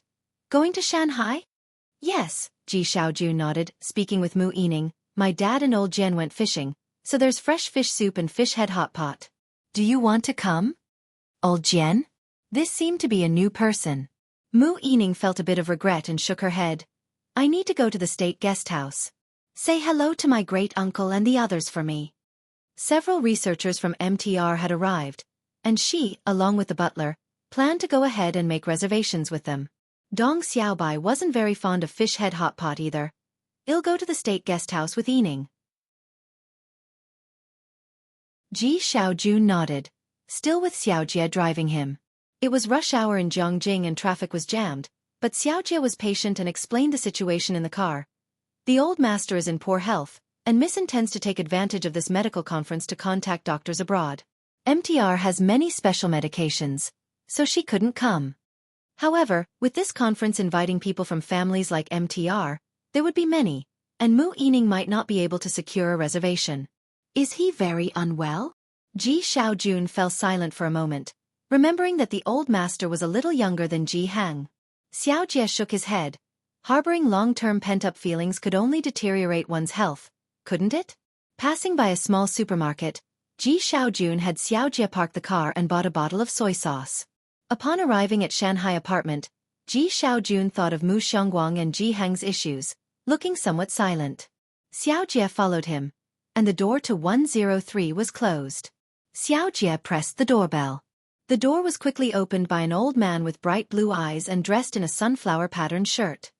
His gaze landed on Ji Xiaojun and he brightened. How come you've come back? Where's the soy sauce? It had been a while since they met. How come Mr. Lance's Chinese had regressed? If you find any errors, ads pop up, ads redirect, broken links, non-standard content, etc., please let us know report so we can fix it as soon as possible. Chapter 678. Jiang family's unique ruler. The invitation from President Jian under Ji Xiaojun carried the soy sauce in, and the voice of Director Chen from the kitchen promptly came through, instructing Ji Xiaojun to quickly bring him the soy sauce. Lance wasn't familiar with Chinese cuisine, so he immediately went to watch Dean Jian and Ji Hang play chess. It wasn't the elegant game of Go they were playing but the more common 5-in-row chess. The two were evenly matched, and after covering most of the board in 5-in-row chess, a victor had yet to be decided. Xiaojia, not acquainted with Dean Jian and Lance and seeing them for the first time, recognized the voice of Director Chen cooking in the kitchen. He cautiously entered, greeted Ji Hang, and then left. As he walked out, passing by the door, he noticed 2 suit jackets hanging on a wooden coat rack. Next to it was a blue guest pass. Xiaojia gently closed the door behind him, and just before it shut, he saw the line of words at the top of the blue guest pass and the emblem, X4 Annual Global Medical Summit, the door closed, and Xiaojia, standing outside, suddenly realized. Wasn't this the medical summit that was particularly popular in Jianghu recently? This year, the summit was held in Jianghu, so since the National Day holiday, Jianghu had attracted a large number of visitors. The medical summit was a gathering of the elite, and many patients' relatives took this opportunity to seek appointments. Source: Web novel. Com. Updated on Omicron New Zero. Neither the Ji family nor the Mu family had anyone in medicine, which was a bit odd. As he walked out, just exiting building number 5, he saw Suen carrying 2 jars of alcohol, not the whiskey loved by top-end clubs, but 2 jars of aged wine wrapped in red cloth. Knowing Suen was this year's new face of affluence in Yunshao district, Xiaojia stepped aside. President Suen had set up a private equity fund. Mu Yining herself had thrown in 80 million to join their game. Not much, but still indicating her stance. Suen was originally from the hotel and catering business, and this time starting a private equity, despite his familiarity with director Chen, faced many internal skeptics. Mu Yining was currently the highest investor. The name of the fund was quite interesting. Little Grape. A small fund stock that had just started to be listed. Suen greeted Xiaojia amiably. Jianghu University. Today was still the bi-weekly literature presentation. Giving the presentation was still by Lian, but this time, the main body of the literature review was written by Ning Xiao and Ding Wenyang, not achieving an A but getting a B+, which was enough to excite them as their best expectation was only a B. Each Tongfeng class literature presentation was public, not restricting students from other majors to observe. Today, there were even more onlookers than last time, with seats filled with students from other majors. At 8:30 p.m. the presentation ended, and Bai Lian left with her group. On the road to the left outside the lecture hall, Jiang Fulai had been waiting there for 10 minutes, with the western gate of the university closer to Shanghai apartment. He hadn't driven, instead walking over. The evening brought another sprinkling of autumn rain, moistening the air. Grass and trees along the path were covered in droplets, and the pavement was still damp, occasionally with a small puddle reflecting the sheen of the streetlights. The atmosphere of the school was always serene and harmonious. Jiang Fulai stood lazily by the roadside, his gaze fixed on the distant gate, about to take out his phone when a group of students burst through the gates. He straightened up slightly, and soon Bai Lian came into view. The weather had gotten cooler, and today she wore a beige sweatshirt that was somewhat long. Its collar featured 2 red decorative buttons and the cuffs were spliced with a band of red split embroidery. The hem of the sweatshirt was irregularly stitched, draping lazily, perfectly highlighting her casual and gentle temperament. Many female students had taken a liking to this sweatshirt. While chatting, they asked for the link to the sweatshirt. Bai Lian then paused and patiently explained to them, looking down at her mouse, that it was a custom modification by her grandfather, without a link to buy. Fulai waited patiently not far away, the girl under the lamp looking unbelievably pretty and gentle. As people came and went along the road in front of the lecture hall, her silhouette was reflected by the light behind her. Tang Ming and Ning Xiao didn't dare walk with Bai Lian at this time, so they took another route towards the cafeteria with Ding Wenyang and others. "It's a bit cold today, are you just wearing that?" Once Bai Lian approached, Jiang Fulai took her computer in one hand and with the other, gently took her right hand, his fingers leisurely weaving through hers to hold tightly. "I'm not cold," he was wearing an extra coat, and his fingertips were even cooler than hers. Bai Lian turned to him and said at an unhurried pace, "You should dress warmer, young Master Jiang. The cold's going around. Be careful." Jiang Fulai felt a bit gloomy and changed the subject. "My auntie is back. If you find any errors, ads pop up, ads redirect, broken links, non-standard content, etc., please let us know report so we can fix it as soon as possible."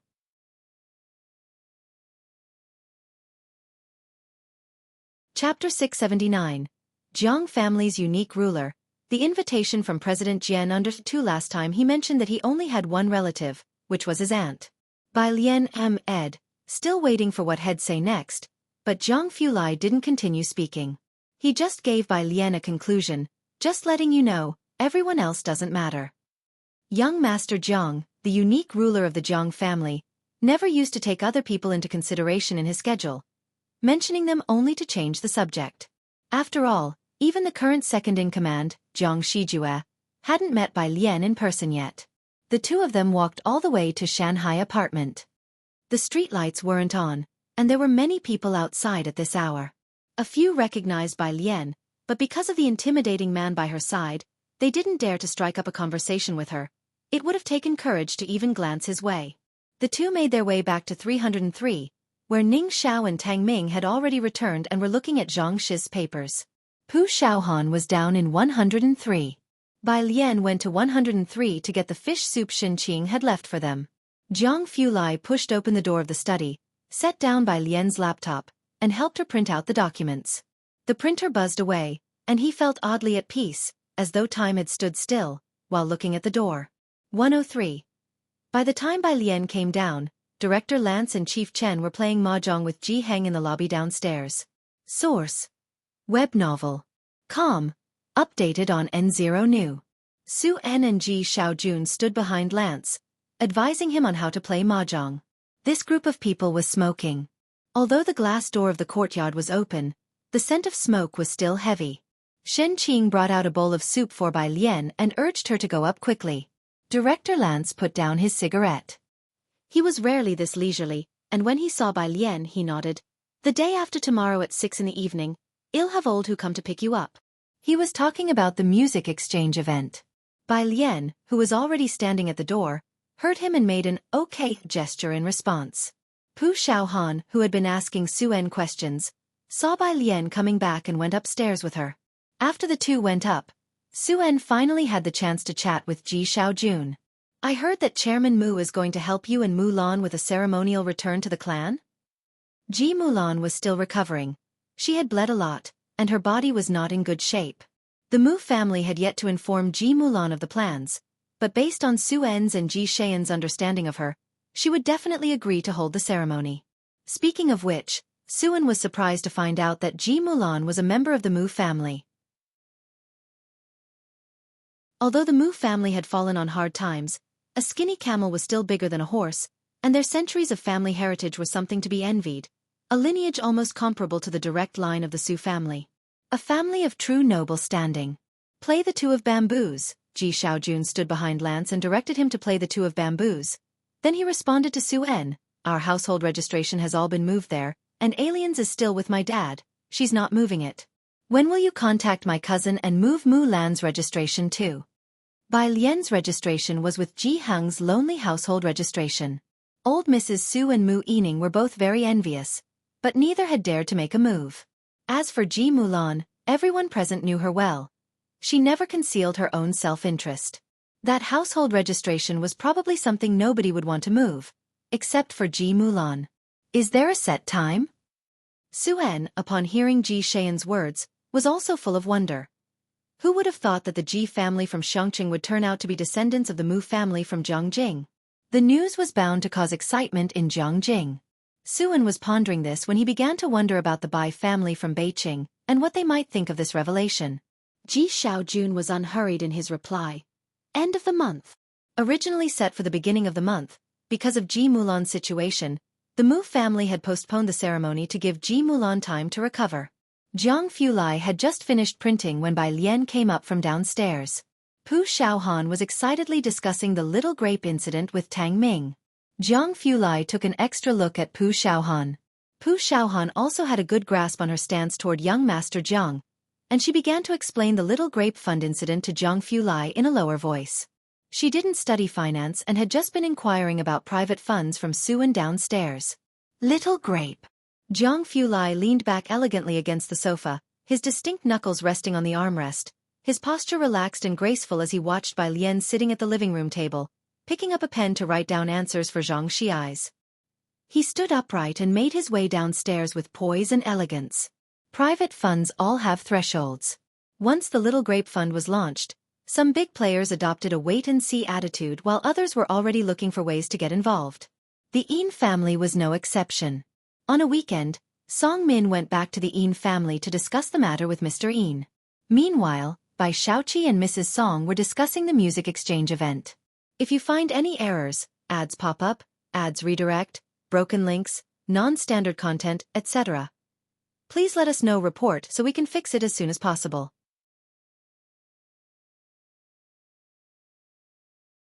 Chapter 680, Jiang Family's Unique Ruler, The Invitation from President Jian_3. Professor Jia is taking you to the music exchange event? It was no surprise to Madame Song that Professor Jia valued Bai Shaoqi so highly, given that the Bai family and Song family had poured quite a bit of money into his support. It's on Sunday. Dean Jian and the principal of Jianghu will also be there. Bai Shaoqi set down her teacup. Auntie, will you be joining us? Such large-scale music exchange events were filled with people from the inner circle, so naturally, Madame Song wouldn't miss it. After their chat, Song Min also finished discussing private equity matters with President Yin. Once Song Min and Bai Shaoqi went upstairs, President Yin turned to Madame Song, and upon hearing about the music exchange event, he couldn't help but speak up. You haven't been in touch with this Dean Jian? I heard the private equity is somewhat related to the Chen family. He should know some inside information. No, Madame Song shook her head. Forget it, Dean Jian isn't so easy to approach. Having lived in Jianghu for so long, she was well aware of the local dynamics. Indeed, President Yin nodded. Sunday. Jianghu's large music exchange event. There were still 2 days left until the medical summit concluded, and now there was the music exchange event. The past month in Jianghu had been truly lively. 6:30. Source. Web novel. Com, updated on new. Lao Huskar stopped at the site of Jianghu Music Exchange event. Bai Lian got out of the car, took her phone and the invitation Lao who had given her, and entered while talking to Sister Xian on the phone. Sister Xian was asking her if she had time, as Mei Yi was in Jianghu during this period, and together with Wan Qiushan, they wanted to invite her to dinner. Bai Lian handed her invitation to the hostess at the entrance in a calm and unhurried manner and followed her through the gates. I'm quite busy with classes. I might only have time in the evening.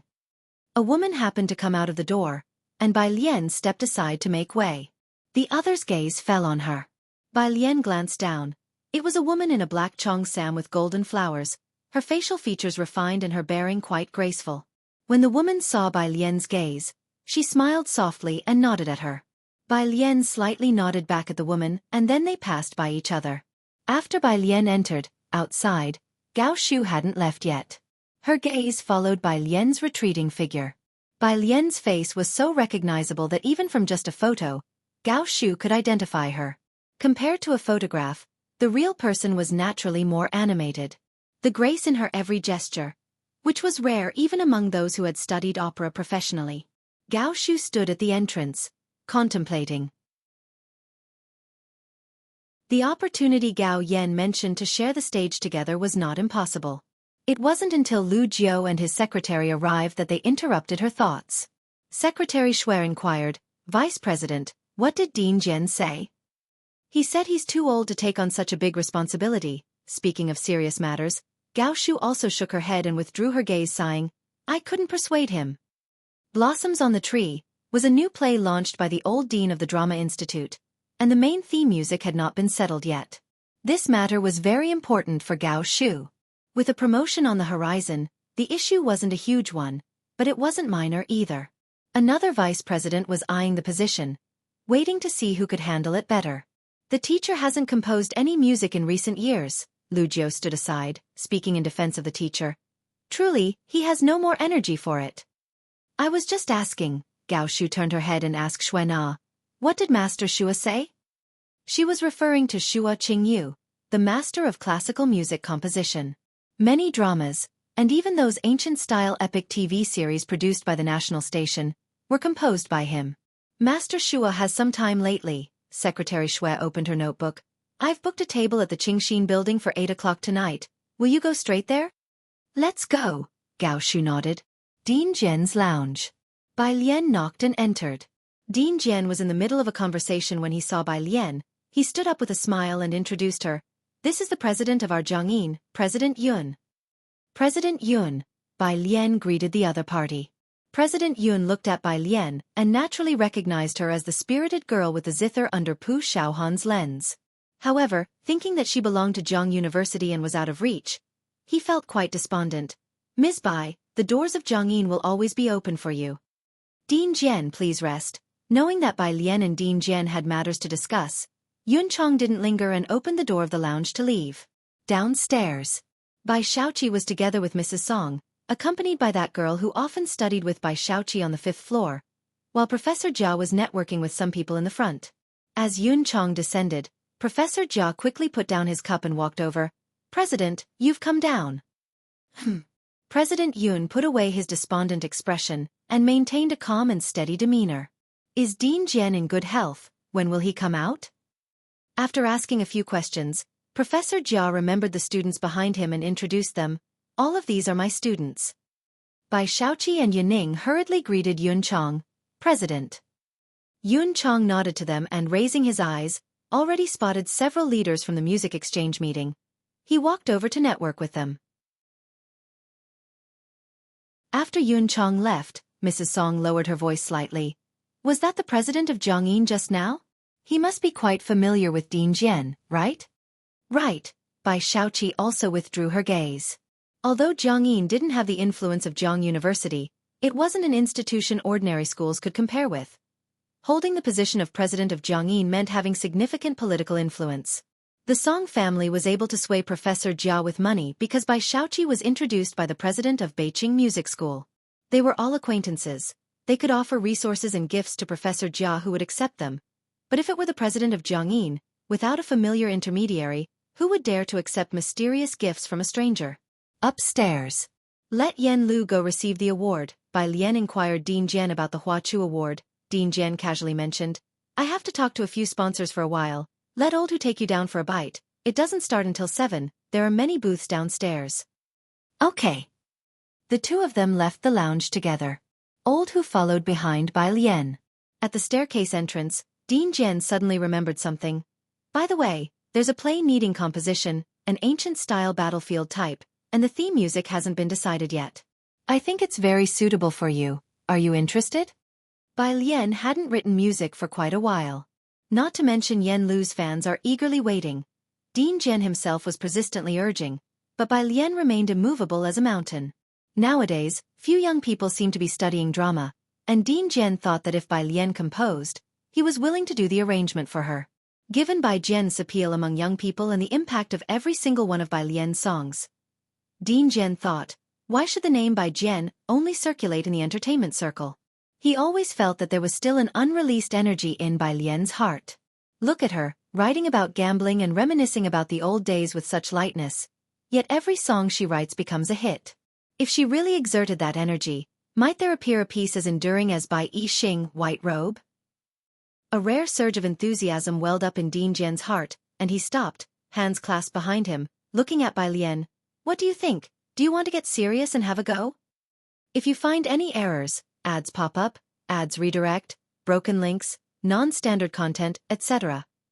please let us know. Report so we can fix it as soon as possible."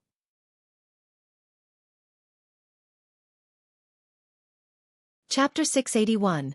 271. Following her was the special assistant to President Jian, Gao family under 1, ancient-style battlefield? The dean spoke with earnest, prompting Bai Lian to seek clarification. A play. Aside from the composition Gambling with Liquor, she created for Yan Lu, she had written many pieces with varied styles. The National Theatre's original play, Blossoms on the Tree, the dean explained, outlining the context. It's a work launched by the former head before retiring, and its theme song remains undecided. Bai Lian had also heard of the National Theatre. Yan Lu was currently preparing for examinations at the National Theatre. This was true art, an original work launched by the previous head. Dean Jian, Bai Lian withdrew her gaze. "You must be joking." If it was about opera, she had seen plenty during palace banquets, but she had never watched a play and didn't understand the form or style. "The essence of what we're interested in is the drama's core," Dean Jian discerned Bai Lian's reluctance. "Drama is just another form of performance. Once you've seen the script, you'll understand why I recommended you." Lifting her eyes, Bai Lian noticed that the organizers were already waiting nearby. She made her way downstairs. "You should attend to your important tasks." She descended the stairs while Dean Jian stood at the top. Bai Lian was probably one of the few challenging people he had met in his life. Source: Web novel. Com. Updated on New Zero. The concert hall was vast. Bai Lian paused at the Kong Ho exhibition stand to listen for a while before moving on to the next one. Lao, who followed closely behind her, only approaching to converse in a low voice when Bai Lian needed an explanation. His demeanor was very respectful. Now serving as Dean Zhen's sole assistant, he was recognized by those well acquainted with the dean. Mr. Hu, a middle-aged man approached from not too far away, shaking hands with Lao Hu before turning his attention to Bai Lian. And this is... It was neither Lung Shuhe nor anyone he recognized. This is Miss Bai, Lao Hu answered, then gently introduced her to the approaching figure. This is Director Li, a member of Dean Zhen's previous team. Nice to meet you. Bai Lian was polite. With Lao Hu's attitude, even Director Li didn't presume too much. Looking at the stand and listening for a while, he said, surprised. So you're Miss Bai. You originally studied the pipa. He had just wanted to make conversation, and finding Bai Lian knowledgeable about pipa music, they talked a bit more.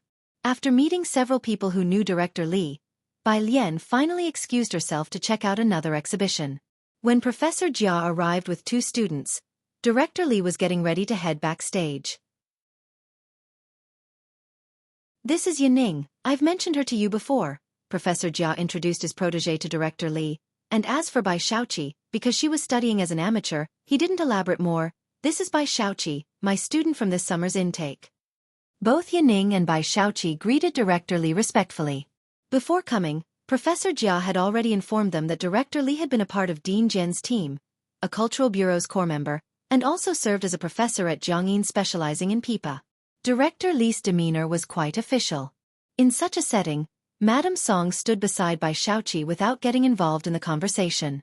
It was evident that Professor Jia was keenly paving the way for Yaning, introducing her to many industry moguls throughout the evening. As both were about to leave, Director Li caught sight of a group through the crowd. He moved forward, smiling and greeting the arrivals. Principal Miss Bai. Yun Chong, who had run into Bai Lian, was in the midst of discussing Jianghu University's matters, asking about her studies, when Director Li called. Both stopped. Old Li, I was just about to take Miss Bai to see that new instrument that arrived. The tone was one of familiarity. Speaking, Yun Chong explained to Bai Lian. Previously, the museum housed a precious instrument for a long time, which was sold last year. Many regretted not purchasing it earlier. This year there's a new instrument, not as fine as last year's but better than none. Bai Lian wasn't dressed in a gown like the others. She wore a twisted knit cardigan with a mandarin collar and batwing sleeves, paired with a water blue swirling skirt, exuding a restrained and calm temperament. The jade hairpin at the back of her head shone delicately and moisturized under the lights, radiating a gentle beauty, smooth as cream. She wore no other jewelry. Even in an assembly of famed individuals, she didn't seem out of place next to Yun Chong, composed and at ease. Lao Hu followed her at a distance of 2 steps behind, smiling without joining the conversation. So you're going to see the instrument, Director Li laughed. Then you should go ahead, I need to prepare for the opening. If you find any errors, ads pop up, ads redirect, broken links, non-standard content, etc., please let us know report so we can fix it as soon as possible.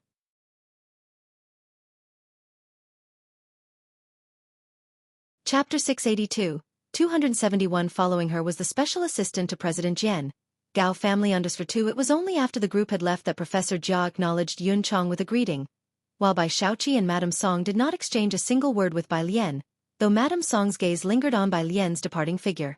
This was the first time both of them had encountered Bai Lian at such an event. With one hand clasped behind her back, Bai Lian conversed with Yun Chong with such an air of casual elegance that she seemed as if she had stepped out of a painting, the epitome of a noble scion, humble yet holding her own, more natural than anyone else they had seen. Compared to these two, Yaning recalled that this was the young lady she had met in the elevator before. Teacher, Yaning said, looking at Bai Lian's retreating figure, the beautiful woman next to the principal is... Lack of manners, Professor Jia reprimanded with a smile any term that addressed beauty inadequately. I don't know who she is, but you all need to be polite when you see her. Director Li didn't introduce her to him, but since she could hold a conversation with Yun Chong, Professor Jia knew this young lady wasn't ordinary. Be polite. Bai Xiaoqi unconsciously blurted out. Madame Song also withdrew her gaze and looked towards Professor Jia. Yes, didn't you see Director Li calling her Miss Bai, and accompanying her to see the instruments was none other than the principal of Jianghu? Professor Jia said without doubting Bai Xiaoqi's question, instructing her with the most important point. And, did you notice the person who was following her on her left? Yaning and Bai Xiaoqi turned their heads back again, but Bai Lian and Yun Chong had already walked far away. Nevertheless, they could still see Old Hu, dressed in unremarkable gray clothes, respectfully following behind Bai Lian.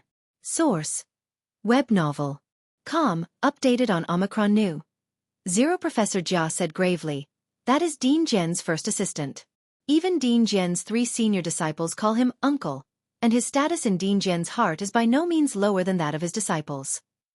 Yining suddenly understood. No wonder, when I saw her last time at Jianghu going to the recording studio. Teacher, you don't know her either? There are many people whom I, your teacher, don't know, Professor Jia chuckled. You all need to be smart about it. His gaze fell on by Xiaoqi and Madame Song, who both seemed a bit out of sorts. Mu family. Tingyu Pavilion. Dong Xiaobai seldom returned home, and the precious octagonal table was only occasionally punctuated by the faint sound of a soup spoon tapping against a bowl or dish. The woman seated at the head of the table was dressed in an exquisitely tailored outfit, the epitome of elegance and luxury. She ate only a couple of bites before setting down her chopsticks, her voice neither cold nor warm. Uncle? Mu Yining had gotten used to her demeanor. The ritual banquet is at the end of the month. Mu Yujun looked well preserved. Nearing 50 years old, she appeared just over 30. Taking a silk handkerchief from the butler behind her, she gently wiped her mouth. Jiachen's aunt has returned. I might not have time then. I'll ask again about Gao Yi and Jiachen. Put simply, aside from the elderly patriarch, there was no one in the Mu family worth her making a special trip for. It depends on your schedule. Mu Yining scooped up a spoonful of crab roe soup, his back straight. Your matters take precedence. Since the Gao family had an esteemed daughter, their status had risen like the tide, becoming an unchallenged force in Jiangjing, where no one dared offend. As for the nearly diminished Mu family, the Gao family naturally didn't consider them important. Mu Xiangguang was not involved in the affairs, and Mu Yining also had his own pride. The Mu family was not the kind to curry favor and draw close to power. Even though Mu Yujun had married into the Gao family, the Mu family never boasted about their relationship with the Gao family. Consequently, Mu Yujun's life in the Gao family was quite pleasant. After bearing Gao Jiachen, her status further escalated. The butler did once lament over Gao Jiachen, wishing he was a member of the Mu family. But clearly, he did not have the audacity to compete with the Gao family for people. Aristocratic families often intermarry, supporting each other to preserve their legacies over time. But as the Mu family waned and the Gao family. Over the years, Gao Jiachen had only returned to the Mu family once when he was 1 year old in the arms of Mu Yujun. After that, the Gao family did not allow him to visit, marking a clear separation between the Gao and Mu families. The Mu family was no longer of any consequence to them. Ran Wanxian sat next to Dong Xiaobai, spoon in hand. Throughout this meal, she had scarcely dared to lift her chopsticks. Ran Qian had arranged for so many etiquette teachers for her in her earlier years. She used to disdain the lack of grace in Shenqing, Ji Hang, and their group, but now sitting here, she too felt uncomfortable under the scrutiny of others. At this table, besides the scholarly-born Dong Xiaobai, the other 2 were rather daunting figures. After dinner, Mu Yujun intended to visit Mu Xiangguang. As she stepped out the door, holding her handkerchief, she slowly turned. Tonight's crab soup was not very palatable. In a few days, I'll have someone send over some fresh Hong Mao crabs. They are freshly caught and air-shipped. Jiachen's aunt just got quite a few fresh ones from the Jiang family. If you find any errors, ads pop up, ads redirect, broken links, non-standard content, etc., please let us know. Report so we can fix it as soon as possible.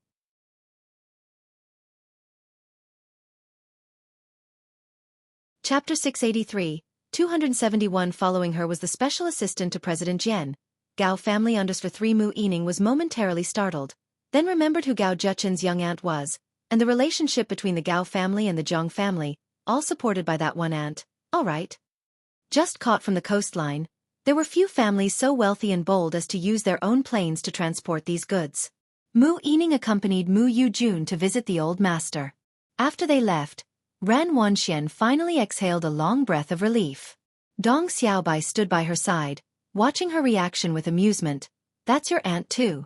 That's just the way she is. The Gao family has many rules, but she doesn't come back often, so you needn't be too nervous. Her son, Gao Jiachen. Now that's a formidable character. Dr. Gao. Ran Wanxian blurted out in shock. Wasn't this Dr. Gao the same man, whom even with a lot of money, Ren Qian found difficult to meet once in Xiangqing? Such a family, she and Ren Qian wouldn't have dared to imagine back in Xiangqing. Are they really relatives of the Mu family? Oh, seems like you've also heard of his name. Dong Xiaobai was not surprised. Shanghai apartment. When Bai Lian returned, Jianghu Lai was still in room 103, having been invited by Jianghu to play chess with Lance. Lance had picked up the game of Go quickly, and by the time he left last year, he could play Jianghu to a draw, winning most of the time. Source: Web novel. Com, updated on Omicron New.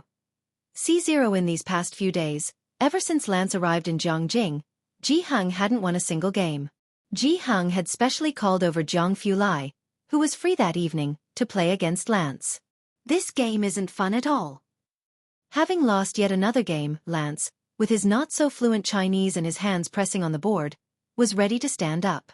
Jianghu Lai was seated opposite him, loosely holding a white jade chess piece between his right index and middle fingers. He calmly looked up, his noble phoenix eyes resting on Lance, an attitude of an idle man of wealth. The esteemed chief physician of MTR, with just a casual glance from him, stifled any curse that was on the verge of being spoken. Lance, wanting to curse but not daring to, silently sat back down and finished the game with extreme frustration. Then they began a new battle.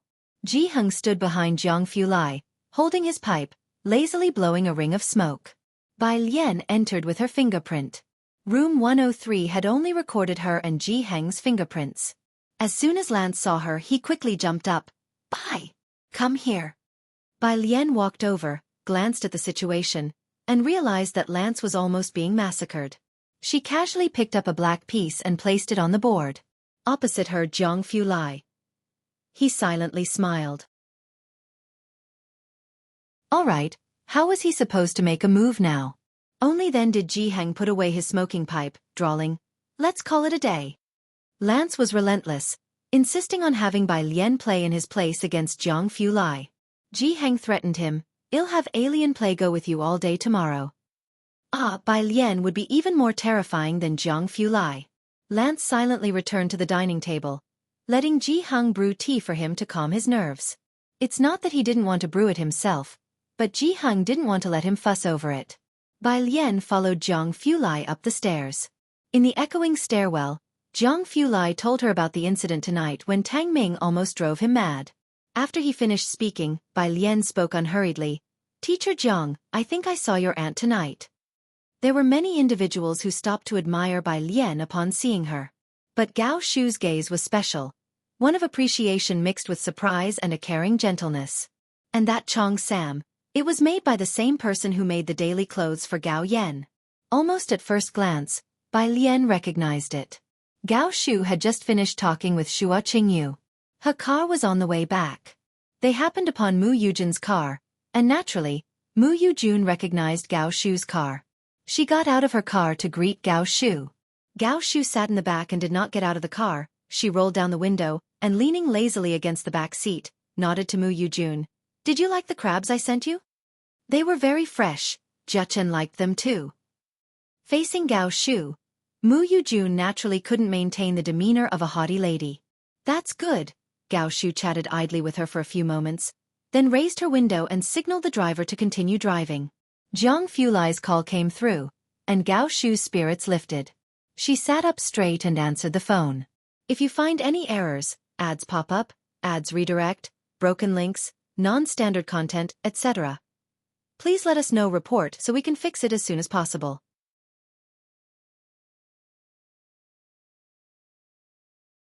Chapter 684, 272 Mysterious Shanghai Residential Complex. A Table for One, Second Update. Under 1, Young Master Jiang, Gao Shu said, somewhat surprised, as Jianghu Lai seldom called her. They had WeChat, but rarely chatted. Most matters were conveyed to her by Jiang Shijue. "Why are you calling me?" It was indeed out of the ordinary. Jianghu Lai returned to his room after staying a long while in room 103. His clothes had picked up a faint smell of tobacco, and he was preparing to take a bath, holding his loungewear. His voice was casual. "Did you go to the concert today?" He had never before taken such interest in her whereabouts. Gao Shu's fingers rested on her knees, and after a brief thought, she said in surprise, "You? Don't tell me she recognized me?" Without speaking a word or giving Bai Lian overly attentive looks, she had been concerned about revealing anything to Bai Lian. "Yes, I mentioned you to her," Jianghu Lai said, turning with his clothing in hand. "What did she say?" Gao Shu quickly thought, knowing the gift she selected for Bai Lian had to be considerable. She had gone out of her way overseas to find a collector to select an imperial green hairpin for Bai Lian. Jianghu Lai dashed Gao Shu's hopes of giving Bai Lian another hairpin, and at the moment, Gao Shu had not yet found another appropriate gift for Bai Lian. Luckily, there was an auction later in the week, and Gao Shu had already had Secretary Shui schedule it in. Gao Shu stated formally, "If not, then don't wait any longer. Take me to meet her." Jianghu Lai reached for the bathroom door, stopping in front of the mirror. "It depends on her schedule." Source: Web novel. Com, updated on Omicron. Omicron, I know, Gao Shu smiled, knowing about Bai Lian's existence through news from Gao Yan. She did not dare to inquire about the people around Jianghu Lai. "Just let me know in advance when she is available." She hung up the phone. Jianghu Lai casually placed the phone on the washstand and began to unbutton his shirt. The Gao family. Mu Yujun waited for Gao Yi and Gao Zhechen to return, standing at the door to take the overcoat off Gao Yi. He spoke to Gao Zhechen at his side. "Have you had any contact with Professor Ma at the Tongfeng class or at the Ma Institute?" "As you know, Professor Ma always leaves right after his classes," Gao Zhechen said indifferently. They discussed some research matters.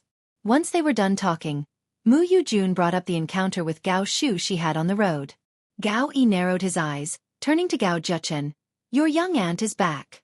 Try to arrange to meet her in the next couple of days. Her word carries more weight than that of our entire family." It couldn't be helped, after all. Gao Yi was Jianghu Lai's uncle. But Jianghu Lai had long blocked his phone number.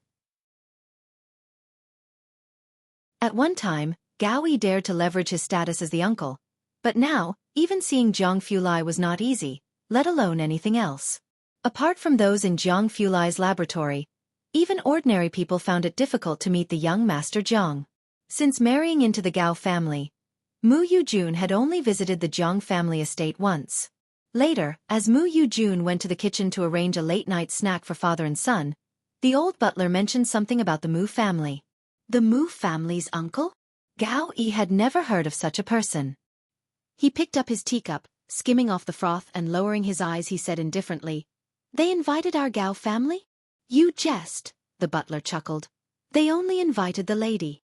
Gao Yi heard the remark and let it be, not taking it to heart. He hardly ever visited the Mu family. He might have gone if the old Master Mu had come out of retirement. Currently, the Mu family was managed by a woman, and most families in Zhongjing did not take it seriously. Of course, Mu Yujun also never mentioned this matter to the Gao family. The following day, early in the morning, Ning Xiao finished packing his bag and looked at the main hall, whispering to the memorial tablet, "Grandma, I'm going to school now." He lit a stick of incense. It was a very quiet scene. Until Tang Ming's voice came from the front door. "Brainiac, hurry up, the elevator's here." Tang Ming spent his weekends in Ning Xiao's guest room. Ning Xiao lived alone, and the group would come over every week, either freeloading food and drinks at room 103 or at Ming Dongheng's place. In the elevator, Xianxia yawned, greeting Ning Xiao and Tang Ming. "Good morning." Their breakfast usually came from Kongyu Tower, prepared by Ming Dongheng in room 301. Today's crab roe buns taste even better than the last time. Tang Ming picked up a bun with his chopsticks. The sleepy Zhang Shi's eyes lit up. "Your Highness." Pu Xiaohan's eyelids twitched, signaling Tang Ming. Tang Ming stuffed a bun into Zhang Shi's mouth, dismissing him. Your Highness, just eat and be quick about it." Pu Xiaohan, holding his chopsticks, glanced over. Zhang Shi's had a very handsome but foolish face, acting silly every day. It hadn't been long since they came out, and he was already showing his true colors. Why couldn't he be more like Qi Lu, who was always steady? If you find any errors, ads pop up, ads redirect, broken links, non-standard content, etc., please let us know. Report so we can fix it as soon as possible.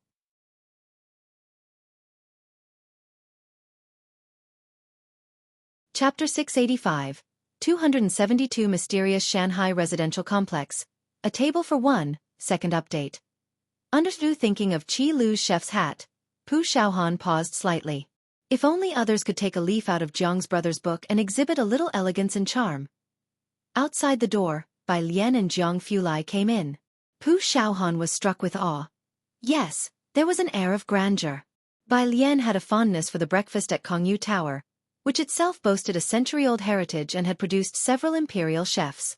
Their breakfasts were delivered from there every weekend. From Monday to Friday, Ming Dongheng also wanted to deliver breakfast to Bai Lian. The chefs at Kongyu Tower, of course, wanted to please Miss Bai even more. But she had refused them, preferring the cafeteria while at school. After all, she still held the canteen card from Master Jiang. Since then, Ming Dongheng had lost a morning task each day, which left him quite desolate. There was also a food container beside them, filled with freshly prepared crab roe buns. Jianghu and Lance had not yet woken up so early, so Ming Dongheng had saved them for the two of them.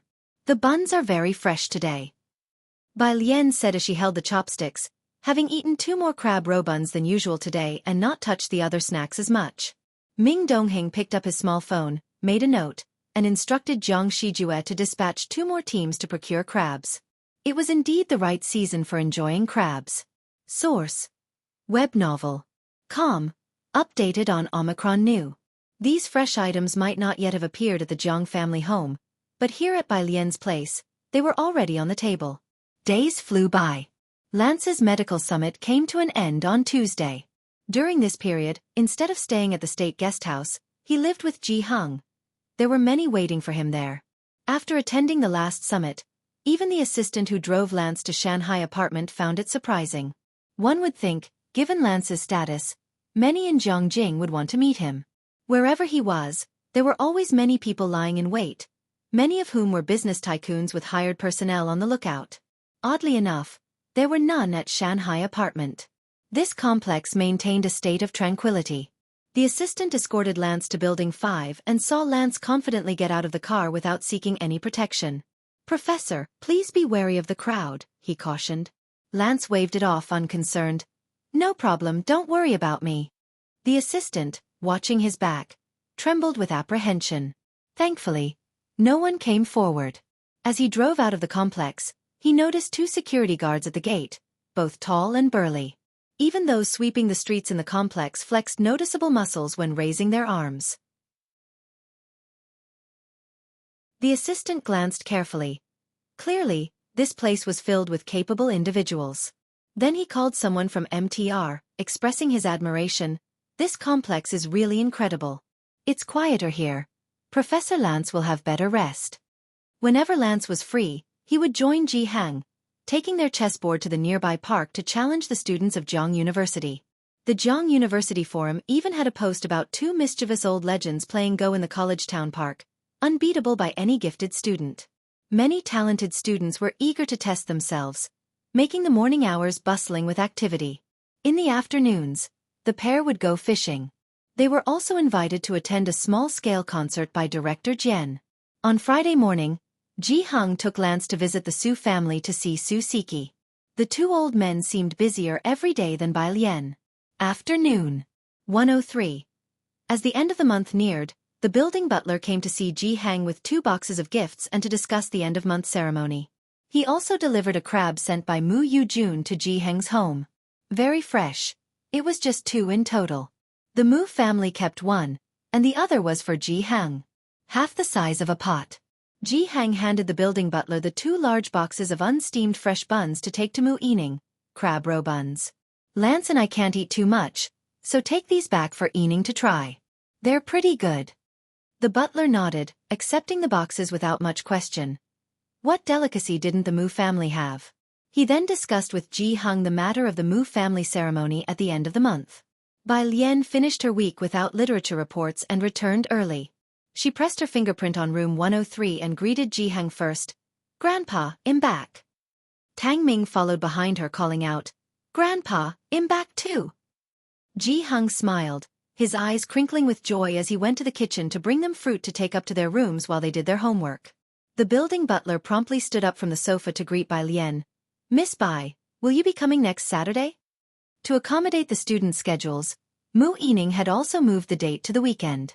Holding her laptop and dressed in a white coat with tendrils of hair falling over her forehead, her eyes and brows relaxed, Bai Lian glanced at the butler. Next Saturday? Concentrated on her studies, Bai Lian hadn't been told by Jianghu about Ji Xian's upcoming event. He handed her the fruit and explained leisurely, "It's about your uncle." He didn't bring up Ji Mulan. Mentioning her might indeed make Bai Lian too disinterested to continue listening. After thinking for a moment, Bai Lian agreed. "Then I'll go." The butler internally rejoiced at her decision. If Miss Bai attended, the old master would certainly make an appearance. He hid his excitement and added, "Your classmates are also very welcome." Tang Ming thanked the butler. Without lingering, Bai Lian simply told Jianghu before leaving, "Grandpa, I'll be going out to eat later." Jianghu acknowledged with an "oh" and asked Tang Ming, "Xiaotang, will you all go out to eat too?" "Grandpa, she's going to eat with Brother Jiang," Tang Ming whispered, raising his hand to speak with Jianghu. Jianghu. He lifted his smoking pipe just as Jiang Fulai was mentioned. "Is Xiaojiang coming on Saturday?" Bai Lian, unbothered, replied that Jiang Fulai was having dinner with his aunt later. "I'll ask him later." "He wouldn't miss it," Tang Ming muttered under his breath. As the young people ascended the stairs, Jianghu closed the door, stuffed his pipe with tobacco, and lit it up. To prevent a repeat of the last incident, he methodically said to the butler, "Xiaojiang will probably go too. Su-en is sitting with your business partners. Just prepare a separate table for us. If you find any errors, ads pop up, ads redirect, broken links, non-standard content, etc., please let us know report so we can fix it as soon as possible."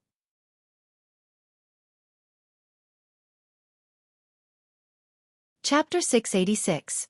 Meet at 273. Out of the mountain under Sir One, just one table by itself? The butler looked at Jianghu, hesitating a bit. After all, Jianghu was an elder, and it didn't seem right for him to sit with a bunch of kids. "It's fine." Jianghu had never been particular about these things. If not for Bai Lian and the others, he wouldn't have come back to Zhongjing. Seeing the butler's hesitation, he lowered his head and took a drag of his cigarette. "You arrange it like that. I'll go back and discuss it with the young lady." Outside the courtyard gate, Lance and Jianghu were still squatting under the sun umbrella, looking at the newly sown seeds. The wind outside was actually a bit chilly. He told Jianghu to come in and put on a jacket. And Miss Mulan, the butler remembered this matter, made an appointment for next Wednesday to transfer her household registration. The ordeal of Ji Mulan's household registration went through several twists and turns. After countless obstacles, the Ji family's children ultimately returned to the Mu family, and now only Bai Lian remained on Jianghu's household registration book. Smoke wafted through the air. Jianghu lowered his eyelids. The butler, having conveyed his message, did not stay to disturb Jianghu any further. After speaking with Jianghu, he left with the crab roe buns that Jianghu had given him. Source: Web novel. Com, updated on Omicron New Omicron. Lance came in with Jianghu, and seeing the crab lying in the box in the hallway, he was startled, then said, "There are still some left? I don't feel like eating today." At 6 o'clock in the evening, Kongyu Tower. Gao Shu was somewhat nervous. She had come an hour early and was on the phone with Gao Yan, inquiring about Bai Lian's personality. "You're asking about Lian?" "Don't be nervous." On the other end of the phone, Gao Yan set down the fan in her hand, walked out to the porch to look at the koi under the bridge. "She's very well behaved and polite." Gao Yan leaned on the bridge railing, her figure illuminated by the light in front, uttering a string of praises for Bai Lian. These things had already been discussed between her and Gao Shu over WeChat. It was the same old story. Gao Shu briefly met Bai Lian once before and could tell just from her appearance that Bai Lian was a person of cultivation and grace, no doubt nurtured in culture and the arts from a young age. Speaking of which, Gao Shu, like Gao Yan, found it strange. Where had Bai Lian encountered such traditional cultural influence? "I know, but I'm still a bit nervous," Gao Shu responded with a wry smile. She had reached the position of deputy director in her 30s, and now a promotion was imminent. She had never been this nervous, not even when she alone had managed to protect her unconscious nephew. Sigh, it hasn't been easy getting to today, and I still don't know if that girl can put up with his temper. Jianghu Lai and his sister and brother-in-law bore no resemblance to each other. Since his parents passed away at the age of 8, he turned into a completely different person, aloof. He was indifferent toward everyone, sparing little words or laughter, even scolding Jiang Shijue for no reason. "You don't have to worry about that," Gao Yan said, raising her eyebrows when Gao Shu mentioned this subject. Gao Shu hung up the phone, somewhat surprised. She had just asked Gao Yan about Bai Lian's preferences and had Secretary Shui call over Kongyu Tower's manager to discuss the dishes, pastries, and teas to be served later.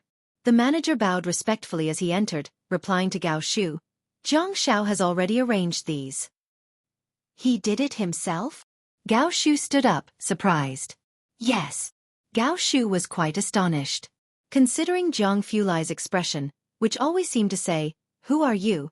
he was nonchalant even about his own meals. Jiang he was so picky, and only Ming Dongheng and Jiang Shijue would look after him. It seemed somewhat fantastical. After the manager left, Gao Shu took her seat by the window again, and Secretary Shui poured her a cup of tea. "Now you can relax too." Gao Shu took the teacup and nodded his head. There was still time. Secretary Shui stood beside her, bringing up a formal issue. "Yesterday Shaoli saw Mr. Shua having dinner with Deputy Director Zhou." "Deputy Director Zhou? Why is he so persistent in his grudge against you?" "Shua Qingyu had dinner with Gao Shu last week, where they discussed the issue of composing. This week, Jiao Yinghui reached out to Shua Qingyu. Gao Shu had a certain influence in both the Zhang family and the scientific research circle. However, in the drama theater, Gao Shu had fought her way to where she was today all on her own. Her son, though learning piano behind Master Jian, knew Master Jian treated all 3 of his disciples equally. If only Master Jian were still composing now, Gao Shu said softly, skimming off the surface foam. I wouldn't have to contend with Jiao Yinghui anymore. Master Jian was Gao Shu's first choice. Secretary Shui was momentarily at a loss for words, aware of the difficulties Gao Shu had faced along her journey, but aside from Lu Jiao, no one in the Gao family stood side by side with her. Lu Jiao was still an apprentice and hadn't inherited Gao Shu's artistic talent. What he could do was indeed minimal. At 6:50, Bai Lian and Jiang Fulai arrived. If you find any errors, ads pop up, ads redirect, broken links, non-standard content, etc., please let us know. Report so we can fix it as soon as possible.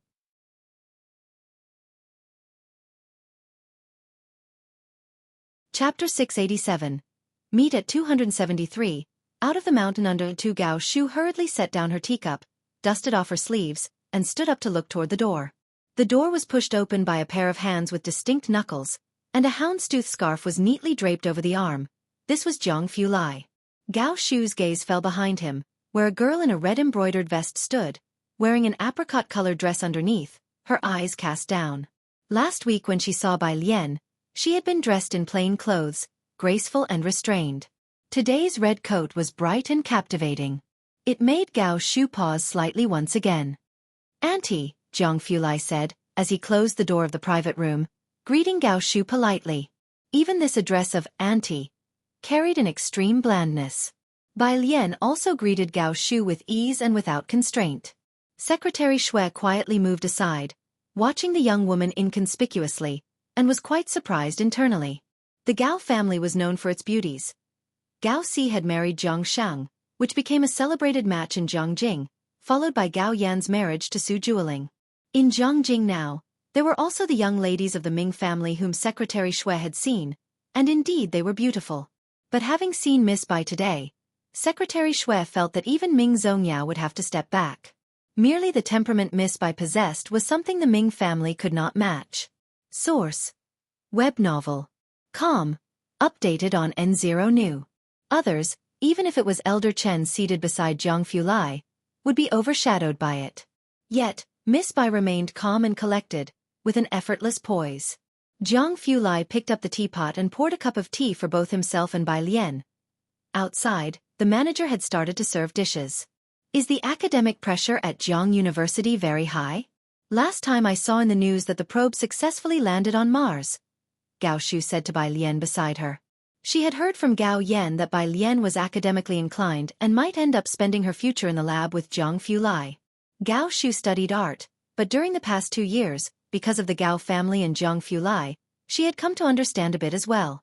Just last night, she asked the Gao family for some scientific research materials to review, but to the ears of the experts, there were always discrepancies. Bai Lian subtly steered the conversation away. The conversation began with scientific research and eventually shifted to art. Once the topic of art arose, Gao Shu inevitably spoke at length, mentioning how her art teacher had great expectations for Jianghu. Bai Lian nodded. Jianghu's paintings have a strong sense of illusion. The two chatted intermittently. Jiang Fulai seldom spoke, only occasionally serving Bai Lian some vegetables. He had always been reserved by nature, treating everyone the same, so Gao Shu was not surprised. Gao Shu became engrossed in the conversation until the meal ended, and she reluctantly put down her chopsticks. She then asked Secretary Xue to present a gift box and personally handed it to Bai Lian. Downstairs at Kongyu Tower, Gao Shu and Secretary Xue stood together, watching as Bai Lian and Jiang Fulai got into the car.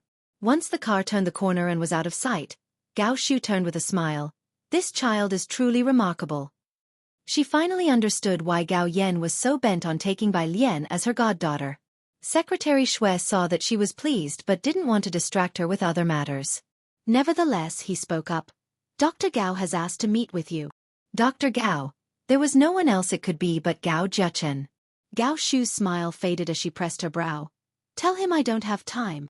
The Gao family members only sought her out to join Jiang Fulai's group or to enter the Ma Institute. What else could they want?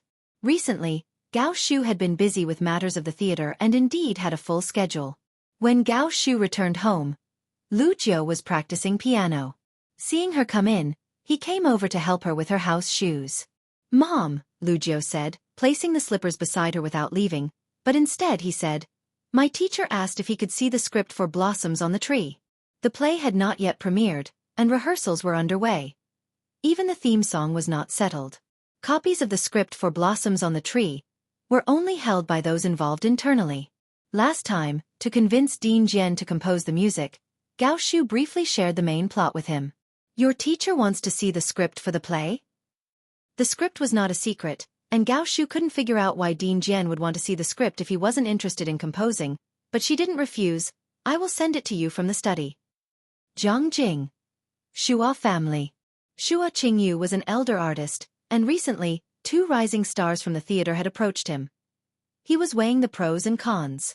He stepped out from the back seat of Jiao Yinghui's car.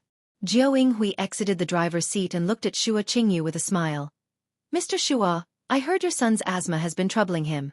I have an invitation card from an MTR doctor that I hope could be of some help to you. With that said, he handed a gilded business card to Shua Qingyu. Shua Qingyu accepted it, looking at Jiao Yinghui. Thank you, Dean Jiao. If you find any errors, ads pop up, ads redirect, broken links, non-standard content, etc., please let us know. Report so we can fix it as soon as possible.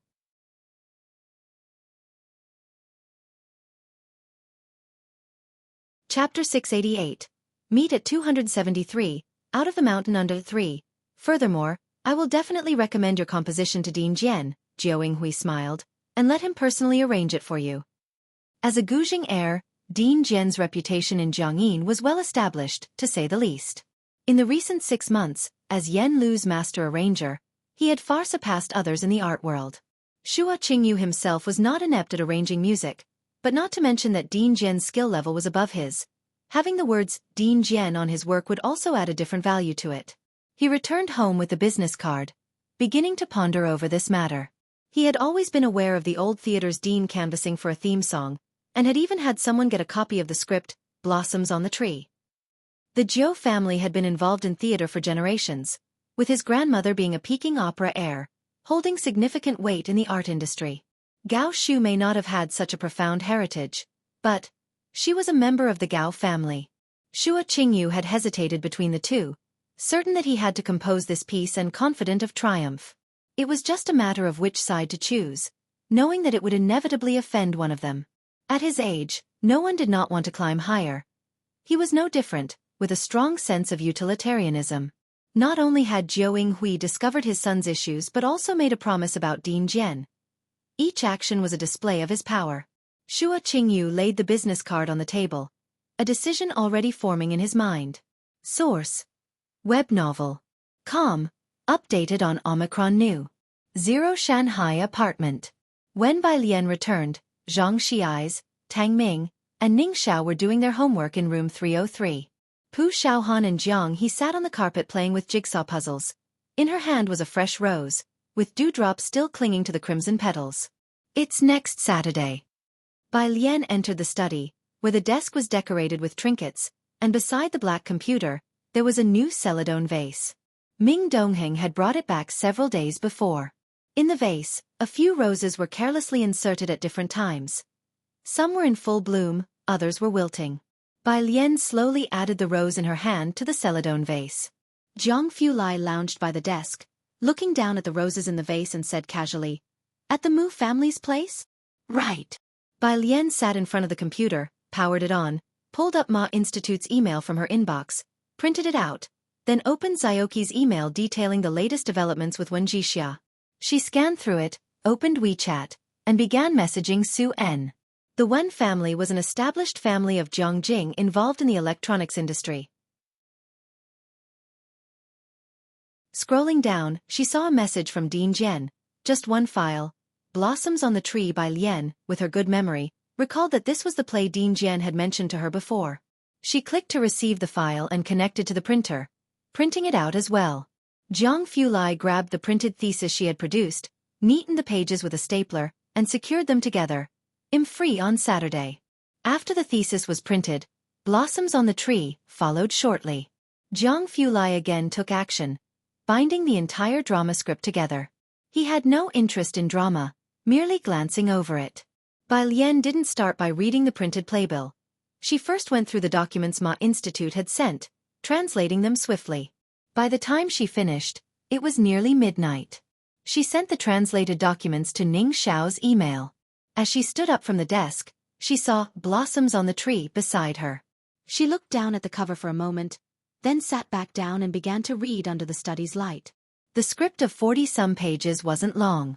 Bai Lian read quickly, skimming 10 lines at a time. Blossoms on the Tree was derived from military strategy. The script told a similar story, using strategy to make a small force seem large, cleverly employing a battle devised by Chen Yi to create a dramatic tale. Chen Yi was a disciple of Bai Zhongyu, who was adept at using this tactic. It took her no more than 5 minutes to finish reading the script. Her fingers resting on the keyboard, she replied to Dean Jian. "The story is good." Nearing midnight, Dean Jian hadn't gone to bed, as if he had been waiting specifically for her response. "Now, are you interested?" Bai Lian leaned back, her pale fingers on the keyboard, and after a few minutes of thought, she replied, "I don't have much time." The Tongfeng class schedule was intense and she was also studying for the Boyuan class. Physics was based on mathematical foundations as well, so tackling Wang Zu's problems also served to improve her own skills. Ma Institute didn't relax his demands on her either, seeming quite urgent. Bai Lian really didn't have much time and she thought, for such an art form, she was too young. Even if Dean Jian trusted her, the theater's people probably wouldn't, she guessed. If you find any errors, ads pop up, ads redirect, broken links, non-standard content, etc., please let us know. Report so we can fix it as soon as possible.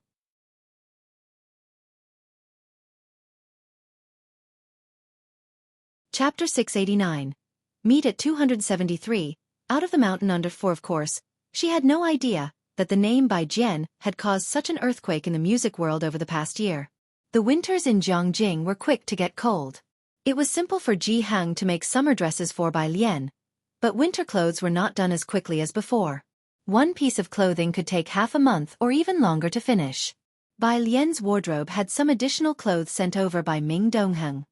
After Gao Yan learned of this from Ming Dongheng, she asked Bai Lian to meet at Qingxin building on a Sunday afternoon so that the tailor could measure her size.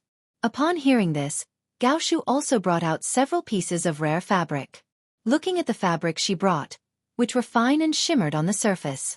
These were jobs that only Gao Yan and Gao Shu could undertake, apart from those Jiang Fulai hurriedly worked on.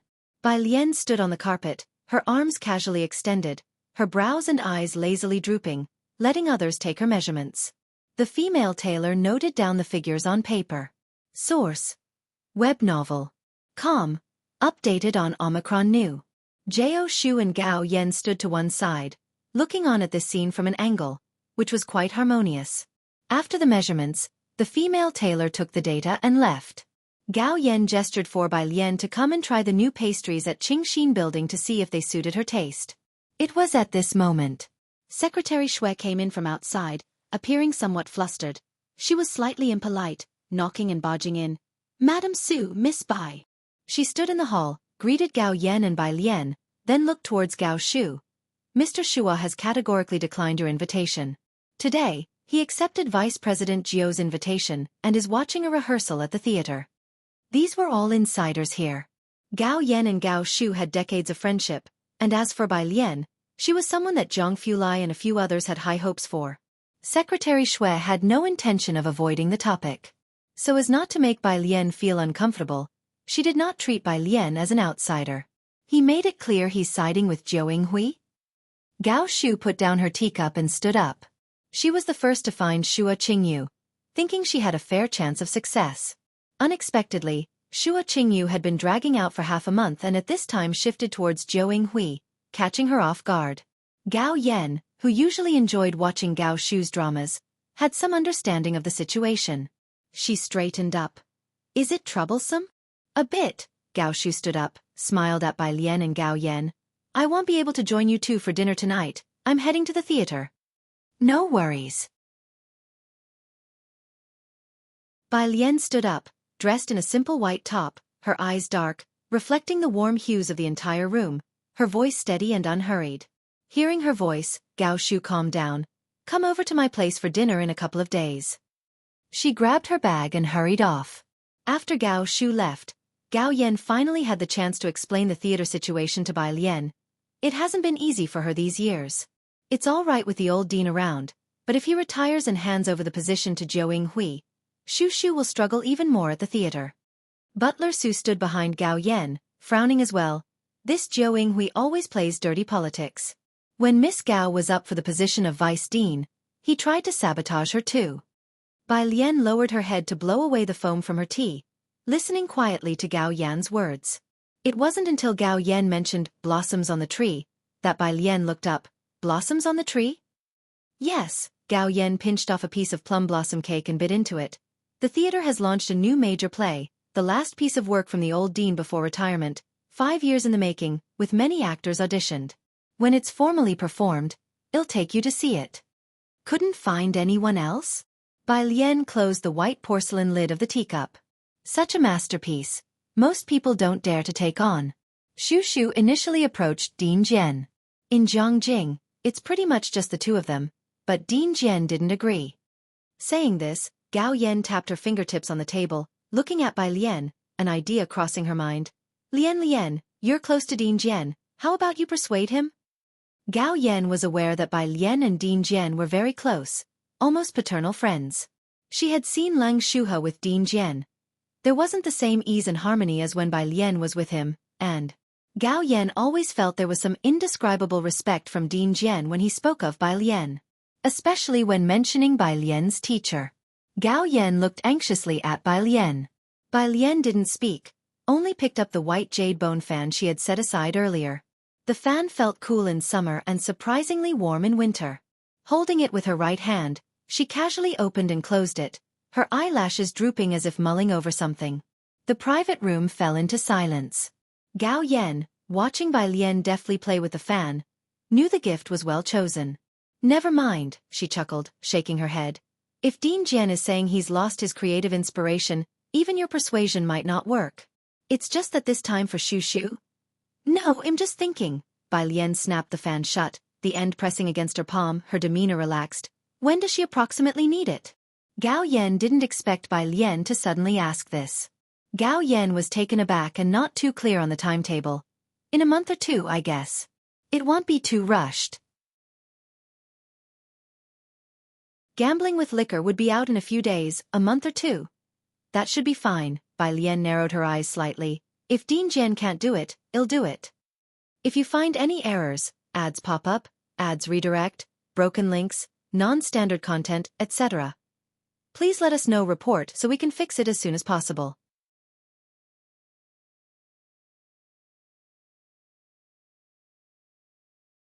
Chapter 690, 274 by Jian, an expert, Mu Lao Yi steps out of the Buddha Hall, 2 watches combined. Underscore 1 by Lian had listened to Jian Zongyi's collections, The White Snow of Tsong Mountain, The Peace of Autumn, and The Sounds of Home. She had heard them all. These were works from Jian Zongyi's middle period, characterized by simple, steady rhythms and a warm atmosphere. So when she learned that Jian Zhongyo had become famous for playing The White Robe Journey, and that his later compositions turned out to be as plain and sincere as Qin Jiu's, Bai Lian was somewhat surprised. Blossoms on the Tree tended toward a tense style with an overwhelming sound, and as the script progressed toward the middle and later stages, it created an anxiety similar to the empty fort strategy. It wasn't a style that Jian Zhongyo excelled in, and indeed he didn't have much energy to continue to create. If he hadn't been unable to find the right person, he would have already retired. Bai Lian put it this way, but Gao Yan and the butler were choked by Bai Lian's remark that Director Jian can't do it.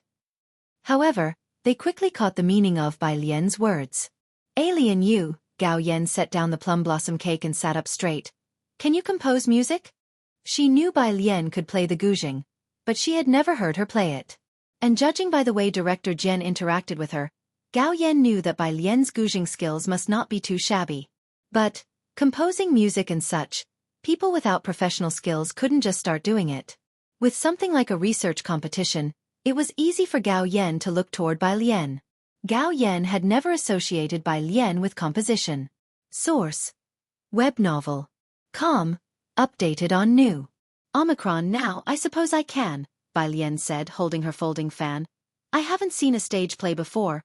I might not be suitable, just giving it a try. Well, choose the best option later. Gao Shu would certainly seek others too. It's just that they might not measure up to the expertise of Mr. Shua. Director Jian had a lot of faith in Bai Lian, and although music had no clear boundaries, the stage play's theme song style was somewhat direct. Bai Lian still wasn't clear on the style. Okay, good, Gao Yan said, still not fully processing. I'll tell Shu Shu. Ming Dongheng's car was waiting downstairs, and Gao Yan escorted Bai Lian to the lobby. After the car had left, Gao Yan wrapped her coat around herself, lost in thought as she turned to the butler. Butler, do you think it's reliable? It won't interfere with her studies, will it? According to Su Nanjing, Bai Lian was now the darling of the Physics Institute. This? The butler wasn't certain either. Madam, Miss Bai Lian said she wants to try, so let her try. Gao Yan took out her phone and called Gao Shu. At the theater, Gao Shu had already met with Shua Qingyu and Jiao Hui, who were indeed watching a rehearsal of the stage play together. Even the actors for Blossoms on the Tree had been selected over a period of more than 1 year. Shua Qingyu and Jiao Hui were standing up front, speaking with a man who was none other than the play's male lead, Bei Tong. Secretary Shui whispered to Gao Shu, "They are already discussing the singing issues with Bei Tong." Shua Qingyu had prepared for so long, and the compositions he held were surely already more than half complete, eventually to be presented before the old director through Bei Tong's performance. I know, Gao Shu said with a grim face, turning to go to the back. What about Teacher Xia? What did he say? This was her backup plan. He needs it by December. Teacher Xia said he wouldn't dare to take on something belonging to the old director. Secretary Shui had a notebook in hand. He's currently in Beijing. Do you want to go to him? Beijing. Gao Shu climbed the stairs, surprised he was in Beijing but still instructed, pick a couple of days and prepare a plane ticket to Beijing for me. She reached her office just in time to answer Gao Yan's call. Bai Lian had mentioned wanting to try composing for her. She said just to give it a try, Gao Yan sighed. I've told you before, she plays the guzheng, maybe she really could come up with something. Hearing about Bai Lian, Gao Shu's mood also improved significantly as she sat at her desk. Really? Then she might even have something in common with Lu Jiao. Gao Shu continued, whatever she writes, no matter what, I'll have someone from the theater sing it. That's what I think too, Gao Yan laughed. The two of them ending up on the same wavelength. Gao Yan merely mentioned it in passing, and Gao Shu noted it down, but after all, even director Jian didn't dare to take on the song, so Gao Shu didn't expect Bai Lian to produce any kind of composition. After hanging up the phone, she discussed the trip to Beijing with Secretary Shui. Shanghai apartment. When Bai Lian got out of the car, she saw workers busy in the yard of number 103, installing transparent glass on the wall and roof. Miss Bai, it gets cold in Jianghu during winter, Ming Dongheng got out of the car and stood behind Bai Lian explaining, "Putting up the glass will make it like a sunroom." Jianghu winters were indeed cold, Bai Lian nodded slightly, but remarked that it was much better now than before. In the past, winters in Jianghu were truly cold, almost like a mini ice age. If you find any errors, ads pop up, ads redirect, broken links, non-standard content, etc., please let us know. Report so we can fix it as soon as possible.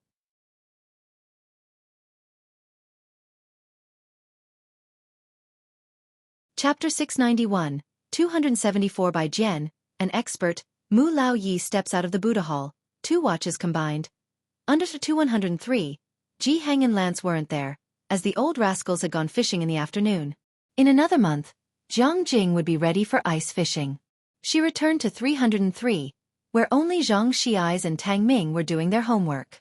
Xiao Han wasn't there, as she had joined Ji Heng and the others to film the fishing scene, and Ning Xiao had been called away to help Zhou Wenqing. Now in the Tongfeng class, the most outstanding ones weren't actually Gao Yuan and his group. Bai Lian was in a league of her own. Beneath her, it wasn't Liang Wuyu or Gao Yuan, but Ning Xiao, with Tang Ming and Gao Yuan even further down. As the quality of the students in the Tongfeng class was so high, Zhou Wenqing also had some thoughts. He preferred Bai Lian, but being in the same physics institute, and seeing the abnormal behavior of Dean Huang and academician Ma, he too had come to understand over these 2 months and didn't dare to approach Bai Lian. Lian Jia, seeing Bai Lian return, Tang Ming lifted the draft paper in his hand. "Haven't you done this problem from the challenge bank yet?" Bai Lian walked over and glanced at it. A math problem. She took off her coat, picked up the remote, sat down on the sofa, turned on the TV, and searched for a drama.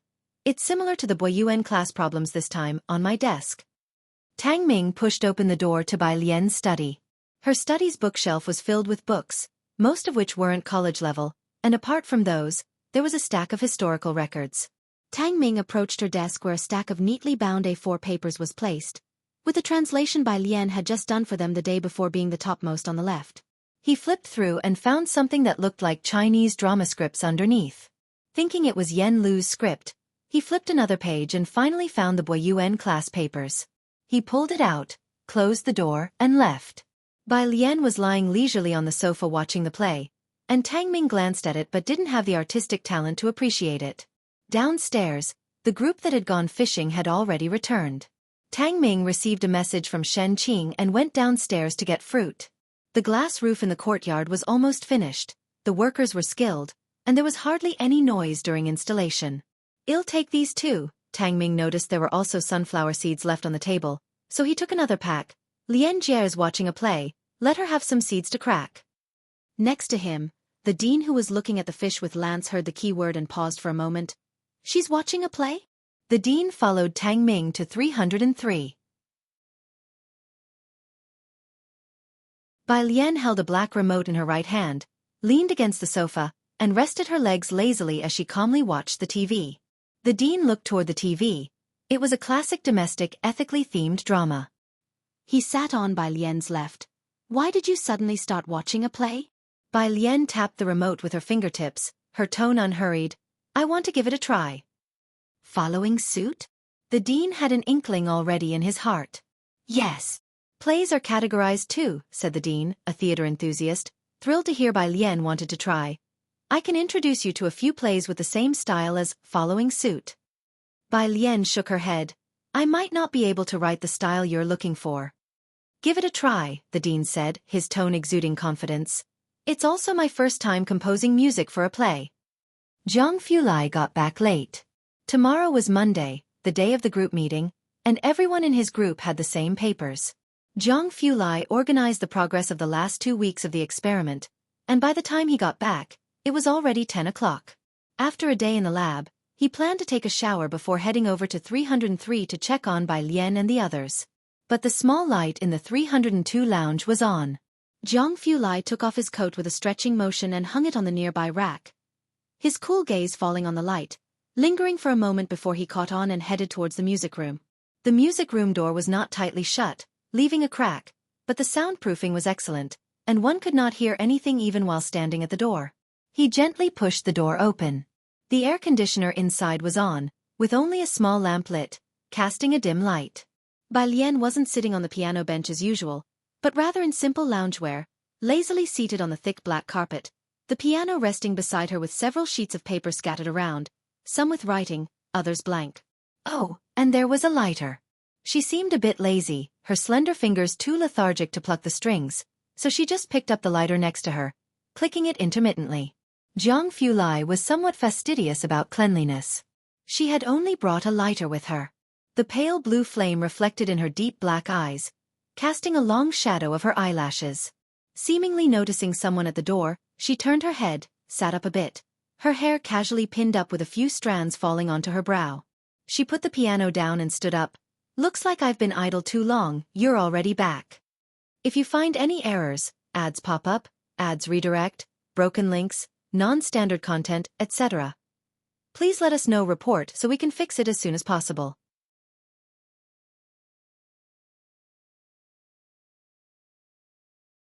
Chapter 692, 274 by Jian, an expert, Mu Lao Yi steps out of the Buddha hall, 2 watches combined. Underscore 3. Something came up at school, what did you have for dinner? Jianghu approached, bent over to pick up the scattered papers on the ground, embodying the elegance of a clear and breezy moonscape. A new batch of graduate students was about to start, and the school actually wanted to ask if he would take on 2 more team members, but no one dared to mention it to him. Working under him, unless they had talents like he won, few could keep up with his pace. Those who were too dull, even a glance from young Master Jiang seemed a waste. It was fish caught by my grandpa, and today, Chen from the office cooked. Bai Lian still fiddled with a lighter, watching him organize things neatly and place them onto the nearby bookshelf. Your aunt saved 2 pieces for you, and there will be soup for you to bring tomorrow. All right. Jianghu had little interest in most things. He came from an esteemed background, yet lived more simply in the lab than academician Ma. He was indifferent about almost everything. Even Ming Dongheng and the Jiang family couldn't casually enter such a secretive place as his lab. He even had a special pass but disabled it because he found it bothersome. Only when he was in Xianxia, having dinner with Bai Lian and Jianghu, did Jianghu not eat at the lab, and that was when Ming Dongheng arranged dinner for a while. But now, Shen Qing and Ji Heng always made sure Jianghu brought a lunchbox when he went to the lab. Mostly large dishes and stewed soups made by Shen Qing. My aunt added something extra to the soup, Bai Lian said lazily as she stood beside him, watching him organize the bookshelf, her voice pausing slightly at the mention of the addition. Jianghu turned slightly and reached around her waist, his fingertips tensing as he bent his head down, eyes lowered, and asked in an orderly manner from a close distance, "What extra?" "It's what Tang Ming and Ning Xiao drank." Bai Lian's gaze was towards the door, wondering if Jianghu might suddenly return. Jianghu bent his head down, kissing her from behind the backlight. His arms bent around her waist, seemingly cold in demeanor, yet his tense arms held strong power. The slightly rolled-up sleeves revealed faintly protruding veins. "What are you thinking about?" It was some time before Jianghu spoke again in a steady voice, his gaze faintly toward the door. Xianxia's fingerprints weren't recorded. Room 302 had only Bai Lian's and his fingerprints. "I have half a month off in January," Jianghu reached out, brushing the hair that fell on her neck behind her ear. "Let's go to the snow mountains, there's an ancient site there too." Taking such a long break, Bai Lian looked at him. "Aren't you researching dark matter anymore?" "There's no rush," Jianghu chuckled, looking down at the chain still on the ground. "Why are you so late in the music room today?" He recalled Bai Lian's schedule. Yan Lu was in Beijing preparing for a new play, and there was no intention to release new music. "I wanted to try composing for a stage play," Bai Lian replied to him. Jianghu thought for a moment about Gao Shu and narrowed his eyes slightly. Monday. Early morning. Mu Yining got up early. She lived in an outside house and only steamed some breakfast with Dong Xiaobai. Dong Xiaobai set down the milk for her, and the two discussed the matters of Saturday. "How many distinguished guests?" "Not many." Mu Yining sat beside him, took a sip of milk, and then spoke. "The Gao family won't come, but Elder Chen and President Su will arrive on time, along with my business partners." That was almost enough. Mu Yining's partners were also among the top circles in Jiangjing. It wasn't as grand as Elder Zu's birthday celebration, but there were still many who were eager to get in. "These crab roe buns are really good. Dong Chuan and Wan Xian will go together," Dong Xiaobai said. Dong Chuan, Dong Xiaobai's nephew, His mother, a member of the Jiang family, was already set to be the heir of the next generation of the Dong family. His standing in the Dong family was significant. Otherwise, Dong Xiaobai wouldn't have accompanied Ran Wanxian on her last visit to the Dong family. Hearing this, Mu Yining straightened up. He's coming? Dong Chuan didn't usually mix in these circles and had a higher status than other Dong family members. Being so distinguished, he shouldn't be interested in the affairs of the Mu family's side branches. Why would he come? Wanxian requested it. Dong Xiaobai held his chopsticks. She's returning to the clan and asked Dong Chuan to accompany her just to make an appearance. This Ran Wanxian, she really has good luck, Mu Yining exclaimed. With Dong Chuan showing up, even the main Mu family lineage wouldn't dare to speak ill of Ran Wanxian. If Dong Chuan is coming, we need to notify the butler. After all, he is no ordinary person. Dong Chuan was influenced by his mother. His last relationship was with a girl of artistic temperament. Dong Xiaobai spoke, then suddenly remembered something. Isn't Wanxian supposed to transfer her household registration this Wednesday? If you find any errors, ads pop up, ads redirect, broken links, non-standard content, etc., please let us know. Report so we can fix it as soon as possible.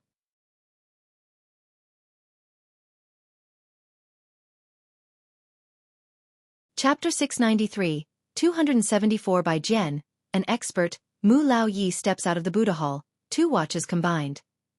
For it's confirmed, these are indeed the people of the Mu family. With such a vast family enterprise, the wealth left to them is innumerable. Together with Mu Lan, Mu Yining also picked up a crab roe bun with her chopsticks. Taking a bite, the juice burst forth. The crab roe was fresh and delicate, the crab meat tender, and the soup profoundly rich. Even for Mu Yining, who had tasted so many delicacies, this was a particularly dazzling experience. The last time Mu Yujun visited the Mu family, she began to disdain the crabs they ate during this season. Every year, Jiangjing could only provide so much to this elite circle. In recent years, the Mu family actually hadn't gotten their share of the food or dim sum, while the Gao family, with mountains at their back, still managed to get some. After Mu Yujun brought them over, Mu Yining only saved one for the old master and sent one to Jianghu. Now, tasting this crab roe bun, she was also quite surprised. Such quality in a crab roe bun was rare even in her childhood, during the Mu family's golden age. After breakfast, the housekeeping aunt cleaned up.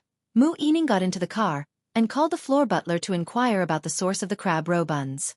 Learning that it was sent by Jianghu, Mu Yining was very surprised. The Ji family was becoming more and more mysterious to her. Wednesday. Bai Lian was still in the dining hall eating when she received a call from Su En. Alien, good morning. Driving. Su En sounded cheerful. After exchanging pleasantries with Bai Lian, he went on to tell her about Ji Mulan's request to transfer her household registration. Su Siki was registered under the Su family, and the Su family matriarch wouldn't allow him to transfer it.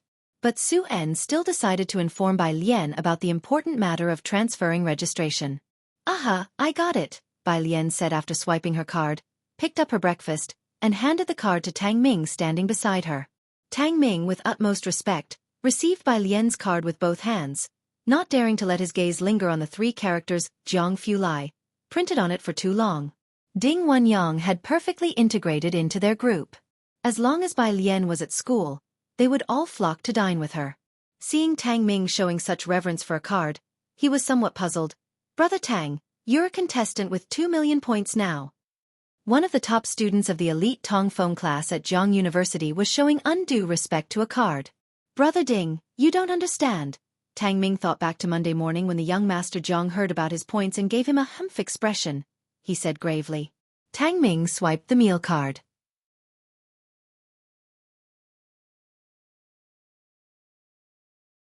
Ding Wenyang stared at the balance on the meal card, exclaimed, then realized. Of course it made sense to show utmost respect to the god of wealth.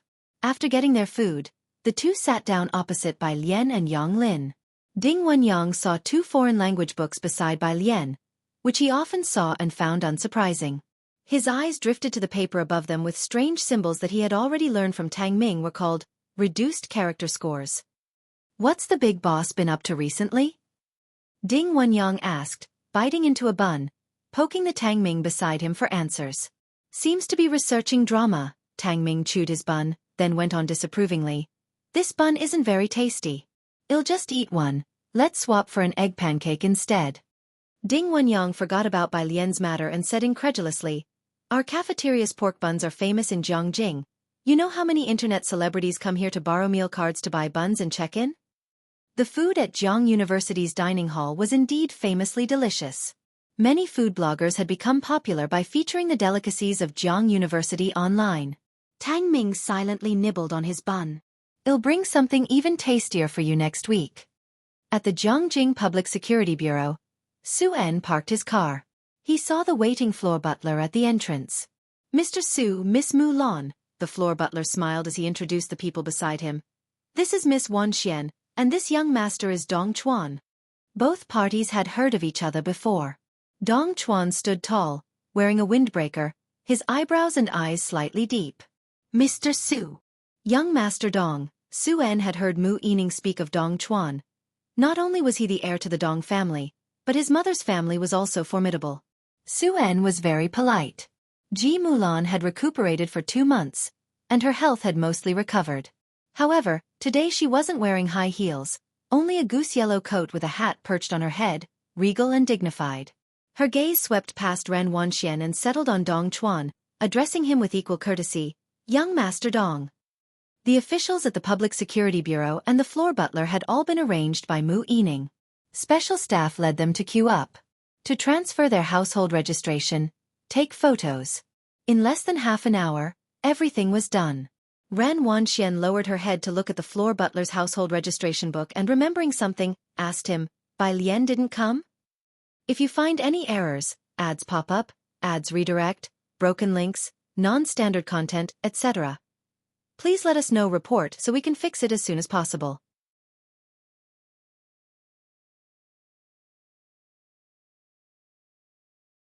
Chapter 694, 274 by Jian, an expert, Mu Lao Yi steps out of the Buddha Hall, 2 watches combined. "Under 5, Miss Bai." The butler mentioned Bai Lian, his eyes and brows also softened considerably. "She doesn't intend to move her household registration here." "I see." Ran Wanxian lost interest at that. Bai Lian not moving her household registration was actually good news for her. Beside her, Dong Chuan had been keeping her company. Hearing her mention Bai Lian, he didn't ask further. He knew that the Mu family had a few more relatives, but apart from Wanxian, he didn't pay them much attention. Inside the car not far away, Ji Mulan was looking at the rearview mirror. "The boyfriend she found seems quite decent. I heard his mother's family has no simple connections." One could tell, even the butler treated Dong Chuan with great respect. "Not bad," Su En started the car and assessed seriously, but suddenly, he thought of Jiang Fulai. In terms of presence, all these years, he hadn't seen anyone whose aura could match that of young Master Jiang. Beiqing. After being busy for a few days, Gao Shu finally managed to take out 2 days to visit Teacher Xia in Beiqing. Secretary Shui had already contacted Teacher Xia's current address. Hearing this address, Gao Shu was very surprised. Time Entertainment? Teacher Xia used to compose for traditional operas and big movies, leaving behind many famous compositions. Later, he composed for national orchestras and had not composed for a long time. This kind of artist had nothing to do with the entertainment-focused entertainment industry. Why would he be at Time Entertainment? Gao Shu was puzzled as her car drove up to Time Entertainment. The deputy director of the Jiangjing National Theater learned that she was coming over. Even the president of Time Entertainment was alerted, and the high-level executives were all standing outside Time Entertainment's entrance to receive Gao Shu. The welcome was a bit too grand. There was no other way to find Teacher Xia in such a short time. Secretary Shui could only resort to a simple and crude method and unavoidably alarmed these people. Beiqing was a bit warmer. Gao Shu got out of the car wearing just a simple trench coat. Director Gao, the president of Time Entertainment, respectfully led Gao Shu to the president's private elevator. "Teacher Xia is training Yen Lu to sing, on the 29th floor, I'll take you to the resting room." Yen Lu? Gao Shu had an impression, she had also seen Great Yong. In the resting room, Teacher Xia entered with a roll of sheet music. "Director Gao, since you've come personally, I won't beat around the bush. I've grown old and lost my passion for composing. I've also seen blossoms on the tree, but there's someone I want to recommend to you." After much consideration, "I think only she is the most suitable." "Who?" Gao Shu quickly stood up. Teacher Xia tapped on the sheet music side, the composer of Gambling with Liquor by Jian. This song, Gao Shu had also looped it many times. But she wasn't familiar with the entertainment industry and had no idea about the sensation by Jian the composer had caused online. If it's a composer you admire, then where is this master right now? I don't know, Teacher Xia was very straightforward. For a year now, no paparazzi in the entertainment industry have been able to dig her out. Inside and outside the circle. Do you know how many people want to have her compose for them but have no way to reach her? She only favors Yen Lu. Composing for Yen Lu. Perhaps letting Yen Lu sing the theme song for you might give you a slim chance. It's unrealistic to find her, Teacher Xia finally looked at Gao Shu and suggested. Let my disciple compose for you. He can also deliver a work that will stand out. Gao Shu understood it was indeed difficult. Even an artist like Teacher Xia had to go through coaching Yen Lu to sing in order to contact that by Jian. She definitely isn't short on money. On the road, Secretary Shui analyzed for Gao Shu. She also has substantial backing. I'll try my best to collect information about Teacher Bai for you. After Secretary Shui returned to Jianghu, he utilized quite a few connections to gather information on that online sensation. Saturday. Early morning. The Mu family's home was brightly decorated. The butler could see the red lanterns hanging from the treetops all along the way. The Mu family hadn't been this lively for 20 years. Leaning on his cane, he made his way to the old master's courtyard, crossed the crossroads, lifted the door curtain, and waited outside the small Buddha hall. Old master. Inside, the sound of the wooden fish continued. Mu Xianguang's voice was calm. Is today the day they return to the ancestral hall? He stayed out of sight in the Buddha hall but still remembered today. The butler bowed respectfully. Yes, we have many guests today. Miss Wan Xian is also bringing young master Dong Chuan. Inside, there was only a hum. The sound of the wooden fish did not stop. Also, the butler's eyes and brows drooped. The young lady asked me to inform you that today, Miss Bai will also come. Miss Bai Lian. Mu Yining had mentioned her countless times to him. The top college entrance exam scorer who swept over Jianghu University this year. The wooden fish sound stopped. It was 3 minutes later when Mu Xianguang's voice came out. Bring in my coat. If you find any errors, ads pop up, ads redirect, broken links, non-standard content, etc. Please let us know report so we can fix it as soon as possible.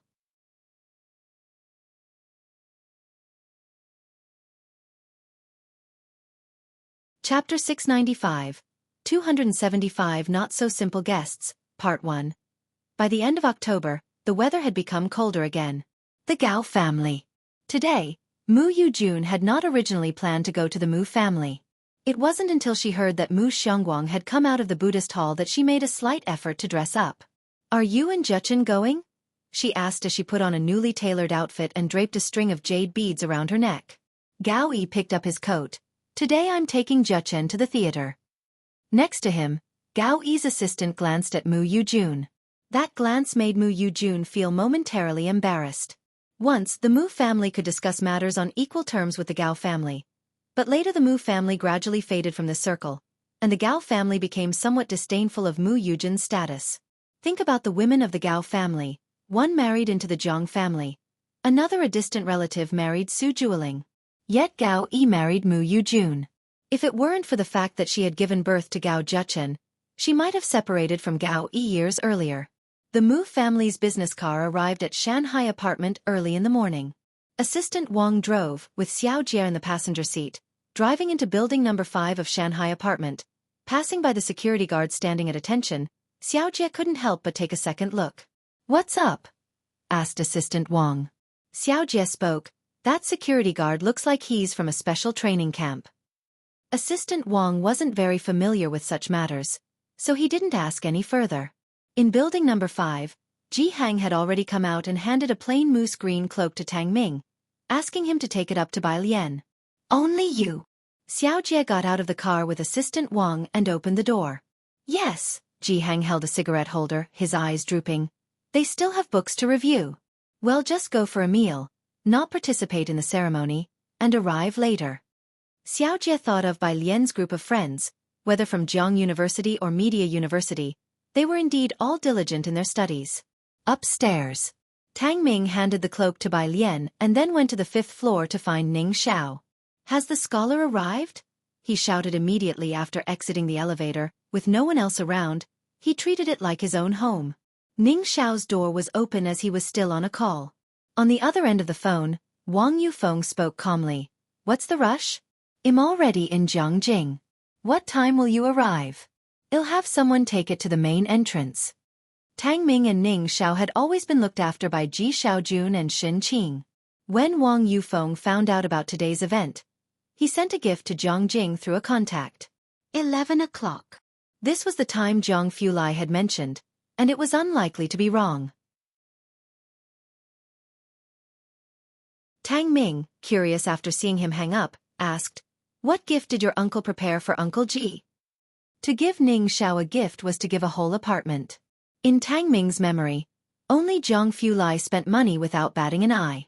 Ning Xiao, however, had no idea what the gift was. Just after 10 o'clock, the Mu family. Ancient and quaint door towers were adorned with festive red lanterns. The floor butler, walking with a cane, had especially put on a festive long robe today to receive Mu Yujun. Her arrival immediately drew the attention of the Mu family members. They all knew she was now the lady of the Gao family, and her son Gao Zhechen had a promising future. The clan leader of the Mu family and others formed a line to chat with her. After seeing Mu Yujun, the floor butler spoke. Mr. Xiaojun has already arrived at the ancestral hall. Elders and uncles, shall we move to the ancestral hall? Today's event was organized by Mu Yining. Most of those from the ancestral hall would give her face. Originally the clan leader was Mu Xiangguang, who 20 years ago had passed his position to a distant relative of the clan, with both Mu's second uncle and third uncle being from a side branch. Ji Xian's return had also injected new vitality into the Mu family. I heard Dong Chuan is coming today? Mu Yujun had been sitting, sipping tea with downcast eyes, not getting up. The butler of the Gao family stood behind her, without uttering an extra word. She had inquired about Ji Xiaojun before coming back. 4 decades in Xianxia he had been an art teacher. Although since his return his methods were quite like the decisive actions characteristic of the Mu family, his return also disturbed the interests of some. He's coming with Miss Ren. The floor butler thought it over for a moment. Among those coming today, only Chief Chen and Dong Chuan could cause her to move. The mother of Dong Chuan was from the Jiang family, not the core descendants, but as long as one bore that surname, it carried weight. Well, no rush for the ancestral hall. Mu Yujun put down her teacup. I'll wait here for young Master Dong to arrive. The floor butler looked up, seeming to want to say something more to Mu Yujun, but at that moment his phone rang. He checked and it was a message that Bai Lian was about to arrive.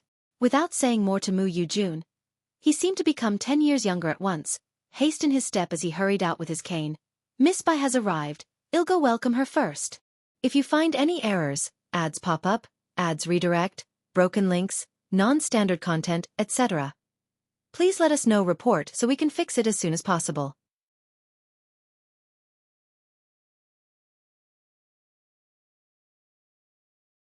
Chapter 696, 275 Not-So-Simple Guests, Part 2. At this time, even Mu Yujun was not concerned. Mu Yujun rarely paid attention to the affairs of the Mu family, and this was the first time she heard of Miss Bai. With just a glance, someone explained to her. There wasn't much information about Bai Lian in the Mu family, and it was generally difficult for others to access her records. Butler Lu rarely mentions her, but it seems she is quite talented, and now she is at Zhongjing University, the old patriarch said with a chuckle. Speaking of talent, Butler Gao glanced at the old patriarch. The old patriarch also chuckled in reflection. Look at what I'm saying in front of Dr. Gao, what talent should I mention? No matter how good the talents, they couldn't compare to the son of Mu Yujun, Gao. Mu Yujun slowly pushed aside the tea foam without denying it. The old patriarch went with those granduncles from the Mu family to the ancestral temple to prepare the ritual for Ji Xiaojun. Butler Gao, with his head lowered, asked Mu Yujun, Do you want to meet that Miss Bai? Wait for Dong Chuan, Mu Yujun said indifferently. Among the people who came to the Mu family today, Dong Chuan was the only one she would consider meeting. She didn't care about the others. The Mu family's residence was vast. Butler Lu went around the side rooms and long corridors, and it took 5 minutes before he saw several people at the entrance of the main courtyard. Next to them were Ning Xiao, Tang Ming, and Pu Xiaohan. Yang Lin had a part-time job in the morning and had to help in the laboratory in the afternoon, so she didn't come. In the center stood a girl wearing a moss-green cloak, her slender figure slightly leaning against the edge of the pool's railing, her arm resting on the cast railing, revealing the snow-white sleeve beneath her cloak as she talked to the man beside her. The man wore a very simple trench coat. He had a tall figure and was slightly tilting his head. You could see his ice-cold jawline and the half of his face that was extremely stern. At 11 o'clock, the sunlight was just right above. The light wasn't glaring even in winter, but as Butler Lu looked at that stern profile, he felt quite dazed. He stopped in his tracks. As part of the Mu family, he was aware of the few people from the Jiang family. He hadn't officially met Jiang Lai more than twice and hadn't spoken to him, but he knew of his existence. A person who led the Jiang family to rise from the same circumstances as the Mu family, not only stabilized the precarious situation of the Jiang family but also helped it thrive. He was involved in both politics, business, and the scientific community. Butler Lu stood in place without speaking. When Tang Ming turned his head and saw him, he hurriedly greeted him. "Butler Lu, are you here to find Sister Lien?" Butler Lu came back to his senses. Yes, yes, he turned his gaze to Bai Lien, not daring to look at Jianghu Lai again. "Miss Bai, I will take you to see Mr. Ji. He's talking with the master." Mu Xiangguang was in the main courtyard. Crossing over would lead to a cobblestone path, and just lifting the door curtain would allow them to see him. He didn't see anyone else. Butler Lu left Ning Xiao and Tang Ming outside at a small table, serving them tea and refreshments. There was also one more person. His gaze fell on Jianghu Lai. Jianghu Lai casually sat down, his long and cold white fingers picking up a cup of tea, absent-mindedly blowing on it. His demeanor elegant and posh, showing no intention of going in with Bai Lien. When he looked up again towards Bai Lien, he asked, "Do you want to give me the cloak?" There was heating inside the house, and the cloak made by Ji Hung was very warm. Bai Lien untied her cloak and handed it to him, then flipped open the door curtain and entered the main room. Inside the house, Mu Xiangguang was talking with Ji Hung. He was 2 years younger than Ji Hung, his hair completely gray, his figure lean, the cheekbones on both sides protruding, and the wrinkles on his face were evident. "I know about Mu Qiong's matter," Ji Hung said, sitting close to him slowly smoking, "but I didn't expect you to be so disheartened." There weren't many people in the direct lineage, and Ji Hang and Mu Xiangguang had a good relationship since childhood without any disputes. Mu Xiangguang held a string of Buddha beads in his hands, his eyes closed, turning them slowly. "Life is unpredictable. I had Yining looking for you for many years, and it was only last year that suddenly there was news." The vast fortune of the Mu family, the share meant for Ji Hang, had always been untouched by him. However, the Mu family had been unable to locate the news about Ji Hung until last year when he came to Jiangjing. It was only then that Butler Lu, following the trail, managed to get a bit of information. Regarding these matters, Ji Hung offered no explanations. As the two talked, the door curtain was lifted, and Butler Lu said softly, "Miss Bai has arrived." Mu Xiangguang stopped turning the Buddha beads in his hand and opened his eyes. The lighting inside the room was dim, but Mu Xiangguang still managed to make out the figure who walked in. The visitor was dressed all in white, with an erect spine, walking unhurriedly as if she had severed the bonds with a century of time. That kind of demeanor. Mu Xiangguang was somewhat stunned. "Grandfather," Bai Lien approached and greeted Ji Hung. "If you find any errors, ads pop up, ads redirect, broken links, non-standard content, etc., please let us know. Report so we can fix it as soon as possible."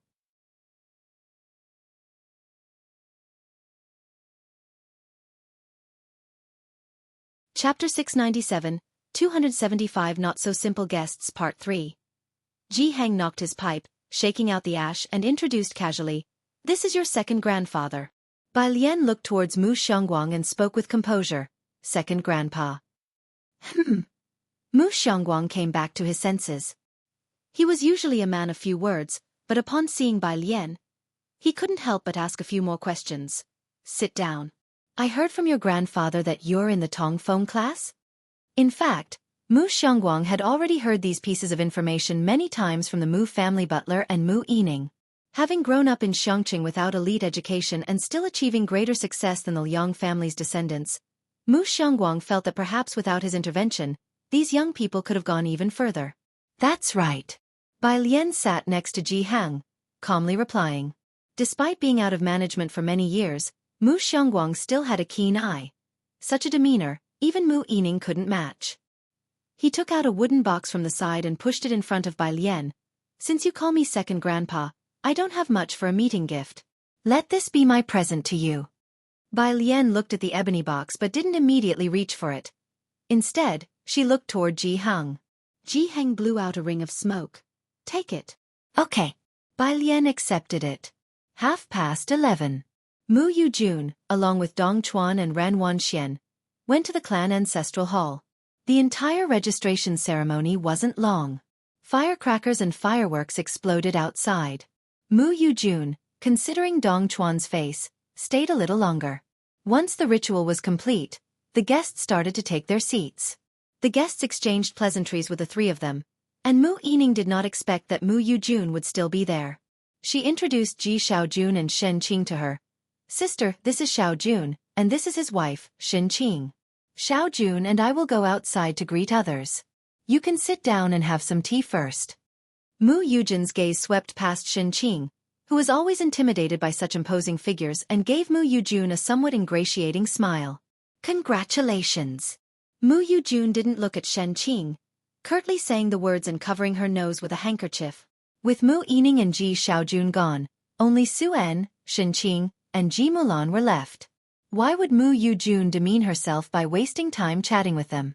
She coolly withdrew her gaze and turned to speak to someone else, Little Dong Wanxian. She addressed Ran Wanxian quite intimately today, and Ran Wanxian was pleasantly taken aback by the honor. But Ran Wanxian also knew it was because of Dong Chuan's influence. Today, no fewer than 10 people had greeted her, all clan chiefs and estate managers. For a while, Ran Wangshuan's table was extraordinarily lively. Dong Chuan and Mu Yujun were the popular figures of the day. Do you want to join your aunt for a while? Dong Chuan asked, looking down at Ran Wanxian. Ran Wanxian, seeing the situation clearly and catching a glimpse of Ji Hang and Ji Shayan's group from the corner of her eye, didn't go over to greet them and just stayed at her own table. She didn't have a particularly good relationship with Ji Xiaojun and Shen Qing, especially Shen Qing. Having been in Jianghu for so long, she had barely interacted with Ji Xiaojun and Shen Qing, and Ji Xiaojun never included her in various social gatherings. Ran Wanxian wasn't without her grievances over this. No need. Ran Wanxian looked down and sat at her table with Dong Chuan. Dong Chuan didn't pay much attention to Ji Shayan's group either. Shen Qing and Ji Mulan didn't seem like they came from prominent families, and he noticed that Mu Yujun didn't want to have much contact with that group either, so he didn't purposely get close. Mrs. Gao, I've heard that Dr. Gao. He conversed with Mu Yujun, bringing up Gao Zhechen. For a moment, the distinction was as clear as day. The Mu clan leader exchanged glances with the other clan elders, knowing they inevitably had to neglect one family in favor of the other. Although Ji Xiaojun had inherited part of the estate, everyone accompanying the Mu clan leader knew Ji Xiaojun hailed from Xianxia, with a wife of humble origins and little backing.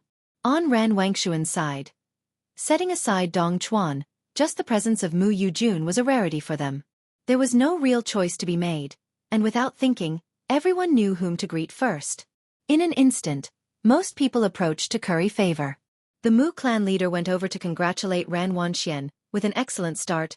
Wanxian, I've heard you have a good hand at Liang script, truly accomplished for your age. Liang script. Mu Yujun took a longer glance at Ran Wanxian. Find a chance, and it'll take you to meet Old Master Chen. Old Master Chen? Who is that? Ran Wangshuan's heart raced, and before the meal even started, she stood up with her teacup to thank Mu Yujun. Thank you so much. Their table was surrounded by layers of people on the inside and out, bustling with activity, which made Shen Qing's side seem extremely quiet in contrast, with only 2 of Mu Yining's business partners speaking to them, and not all seats were filled. That's Dong Chuan and also Dr. Gao's mother. A young member of the Mu family whispered to Mu Zhao. Aren't you going over there? Mu Zhao shook his head. I'm taking care of Mr. Su and the others.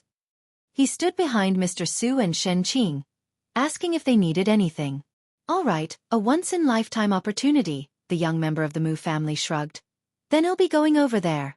I wonder how good Ren Wangshuan's writing really is. I'll go add her on WeChat first. Maybe I can even add Dong Chuan. Outside. Mu Yining accompanied Ji Xiaojun to receive guests. Other than Old Master Chen, are there 2 other business partners who haven't arrived? From the Little Grape Foundation. Ji Xiaojun was at the entrance, speaking, when 3 people came in from outside. He approached them, greeting Director Chen first, before introducing the remaining 2. Chairman Feng, President Liao, this is my sister. The private fund managed by Su An was left to Ji Xiaojun. Unaware of the details, it was just a private fund for Mu Yining, who simply funded it as a form of participation, but she was shocked to see the 2 who arrived. Chairman Feng, Dean of Jianghu University's School of Finance and President of the Jiangjing Business Federation. President Liao, President of the Jiangjing Business Association and a member of the Business Federation. Also a graduate of Jianghu University and Chairman Feng's right-hand man. Both were at the very pinnacle of the business community pyramid.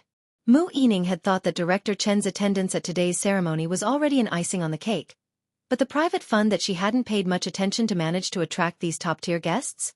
The Mu family hadn't been this lively in a long time. Mu Yining was truly astonished.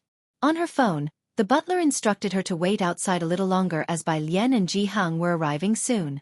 It was a bit unexpected that the butler informed her so early in advance. Regaining her composure, Mu Yining asked Ji Xiaojun to usher the distinguished guests inside first and waited at the entrance. Xiaojun, you go ahead and attend to the 3 guests. The butler told me to wait here for my uncle. After the guests had gone in, Assistant Wang stood by Mu Yining's side, surprised. Dean Feng is here too? What kind of private investment is Mr. Su involved in? Send me information about the investment later. Intuition told Mu Yining that this investment was anything but ordinary. As they were speaking, a group of people could be seen walking leisurely in the distance.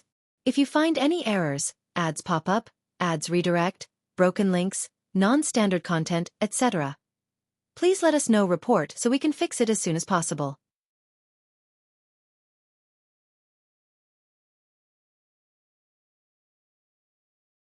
Chapter 698, 276 gathered, second update. Underscore 1 Mu Yining caught sight of Jianghu walking ahead, a long smoking pipe in hand, with Tang Ming by his side. Mu Xiangguang hadn't come, which Mu Yining had expected. As the cold wind blew, they could hear Tang Ming's cheerful voice. Grandpa, look, that duck can fly. Jianghu looked up and smiled as he took a puff of smoke. That's a spotted goose. The Mu family's estate was located in a garden area, where many protected wild birds would take refuge, and Jianghu recognized at first glance what bird it was. Next to him, the butler followed on Jianghu's left, uncharacteristically silent. Mu Yining was somewhat astonished at the butler's neglect and straightened her clothes before approaching Jianghu. Uncle, you're here. When she looked up, she finally saw Bai Lian and Jianghu Lai, who were lagging behind. Bai Lian was wrapped in a green cloak, holding a box made of ebony in her left hand, tapping it leisurely as she chatted idly with the person beside her. In the sunlight, the white jade hairpin on her head seemed to glow with blue radiance. Are you going to have dinner with my aunt tonight? Jianghu Lai, hands in his coat pockets and eyes downcast in exquisite sorrow, was evidently frustrated. When did you 2 become so close? They were planning to have dinner together, and he was the last to know. Jianghu stopped and greeted Mu Yining, then said to Jianghu Lai, Xiaojiang, this is Yining. Jianghu Lai lifted his gaze and nodded to Mu Yining, his tone noble yet aloof. Hello. After the greeting, he continued discussing with Bai Lian why they were going out to eat, and how he had no clue about it. With his usual demeanor of being too lazy to converse with others, Bai Lian thought that even Gao Shu wouldn't dare to bother him with such trivialities. No more words, young Master Jiang, Bai Lian busied him, placing the ebony box in his hands. Hold this for me. Jianghu Lai glanced down at her and, taking the box from her, didn't ask further. Jianghu, still holding his smoking pipe, saw Mu Yining standing still. Aren't you going in?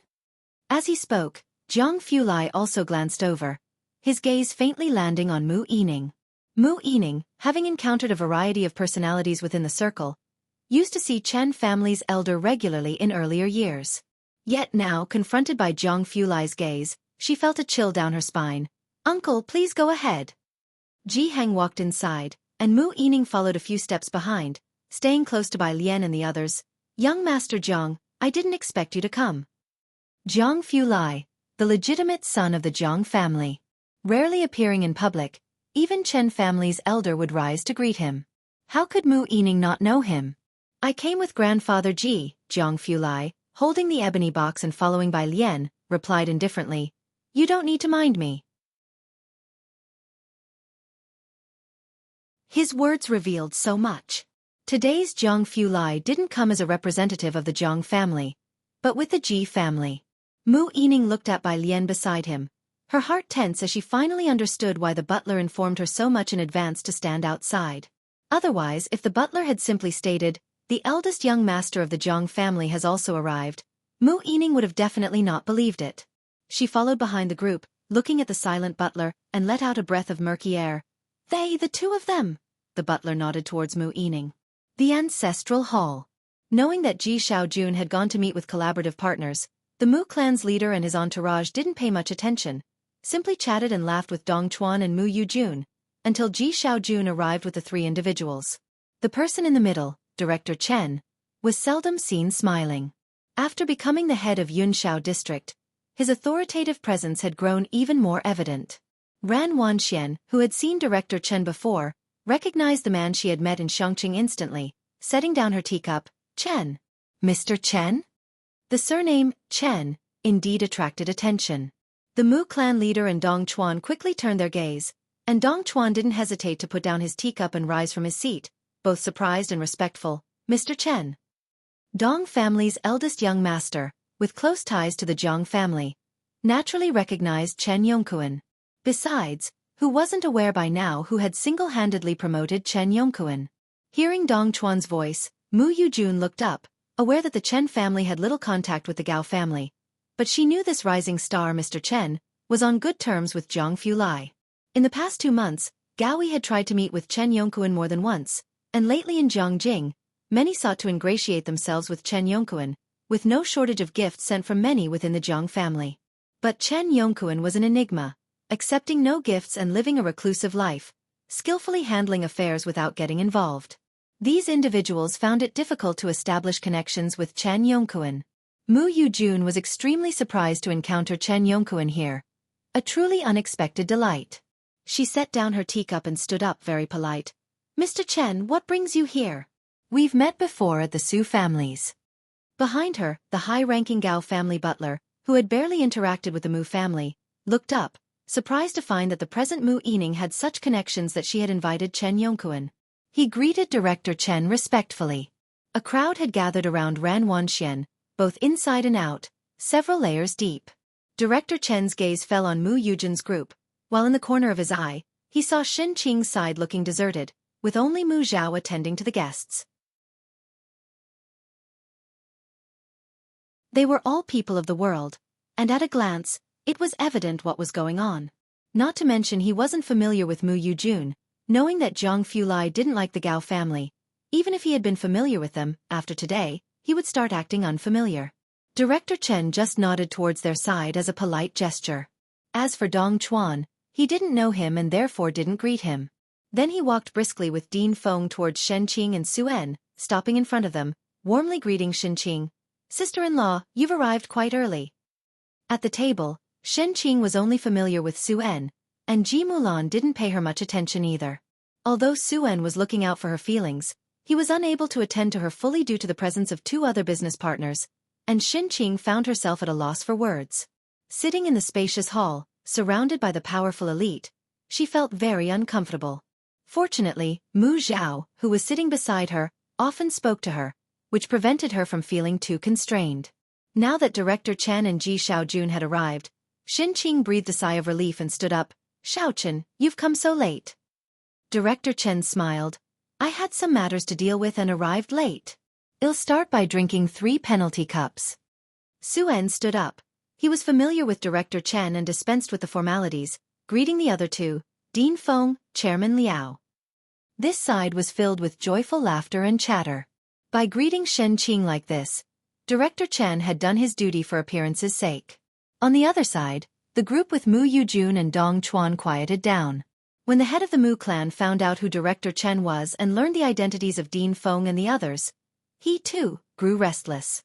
He wanted to go over, but having not greeted Xianxia and the others earlier, he couldn't find a good reason to do so now. A sense of regret welled up inside him.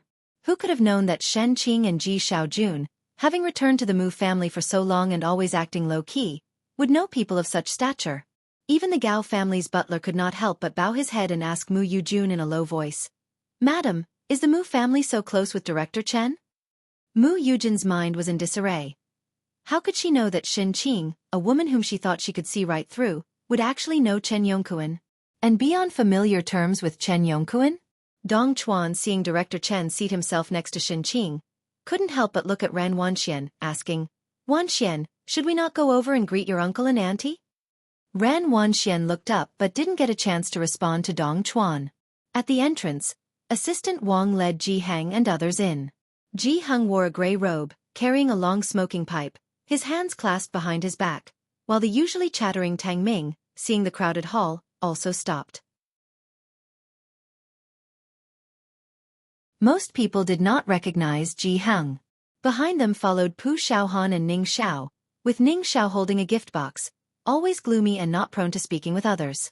Jiang Fulai, holding Bai Lian's sandalwood box, walked with a lazy look in his eyes and followed her steps, unhurriedly. He seemed quite relaxed today, tall and handsome with a detached expression. However, as soon as they entered the hall, starting from the entrance, the boisterous interacting crowd, centered around Bai Lian and the others, began to quiet down, radiating outwards. Director Chen, who was talking with Suen and the others, sensitively picked up on this disturbance. He looked towards the entrance and quickly stood up. Dean Feng also felt something odd, followed his gaze, and immediately recognized the two striking figures among the crowd. He coughed and quickly put down his teacup to stand up. When he stood up, Liao Guangshuan, who had not seen Jiang Fulai before, also stood. Everyone at the table stood up, and Mu Yujun and Dong Chuan, who were paying attention to their side, also looked towards the entrance. Who was this arriving?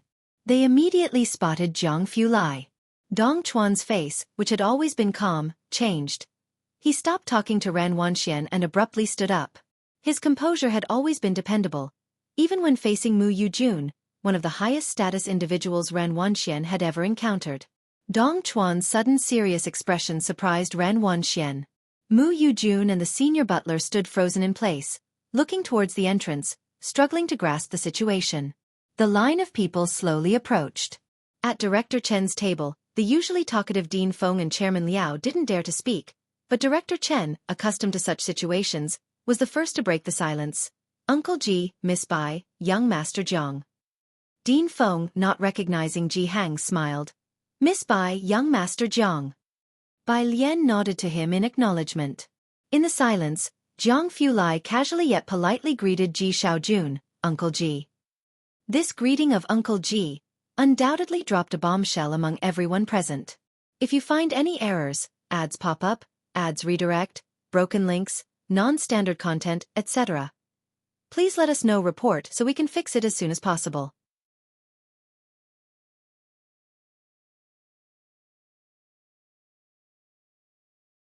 Chapter 699, 277 The Relatives Who Flew Onto the Branches, The Great God Files, First Update. _1 Gao Zhechen observed the atmosphere of the entire hall. He glanced at Jiang Fulai in surprise but didn't say much, just asked them to sit down first. Earlier, Ji Hang had spoken to the butler, asking him to arrange a separate table for them. But Ji Hang was of a higher seniority, and the Mu family cared about these things, so the butler placed their table to the left of Ji Xian's, side by side, at a distance where they could speak to the adjacent table just by turning around. Jiang Fulai greeted Ji Xiaojun, his gaze then falling onto the others at the dining table, his black windbreaker accentuating the aloofness of his eyes and brow. The dean and the president of the federation as well as various major business partners began to avert their gazes. Shen Qing had breathed a sigh of relief when Ji Xiaojun had arrived earlier. Now that Bai Lian had arrived, Shen Qing relaxed even more, while Tang Ming chatted cheerfully about the spotted goose with her. Their table was the only one in the entire quiet hall where the atmosphere was relaxed. Ji Hang and Jiang Fulai sat next to Shen Qing and Bai Lian one after another. Shen Qing was still talking with Bai Lian. "It's all thanks to Mu Zhao." She introduced Bai Lian to Mu Zhao. Bai Lian thanked Mu Zhao. "Thank you. This is what I should do," he replied nervously. His surprise at seeing Bai Lian was even greater than his surprise at seeing Jianghu Lai. Mu Zhao was a freshman at Jianghu University, where by now virtually no new student hadn't heard of Bai Lian. Among the 4 people in his dormitory, the most discussed topics were Bai Lian and Liang Wuyu, especially Bai Lian, one of whom even used a video screenshot as their phone's wallpaper. Students also have their idols, particularly those from the affiliated schools.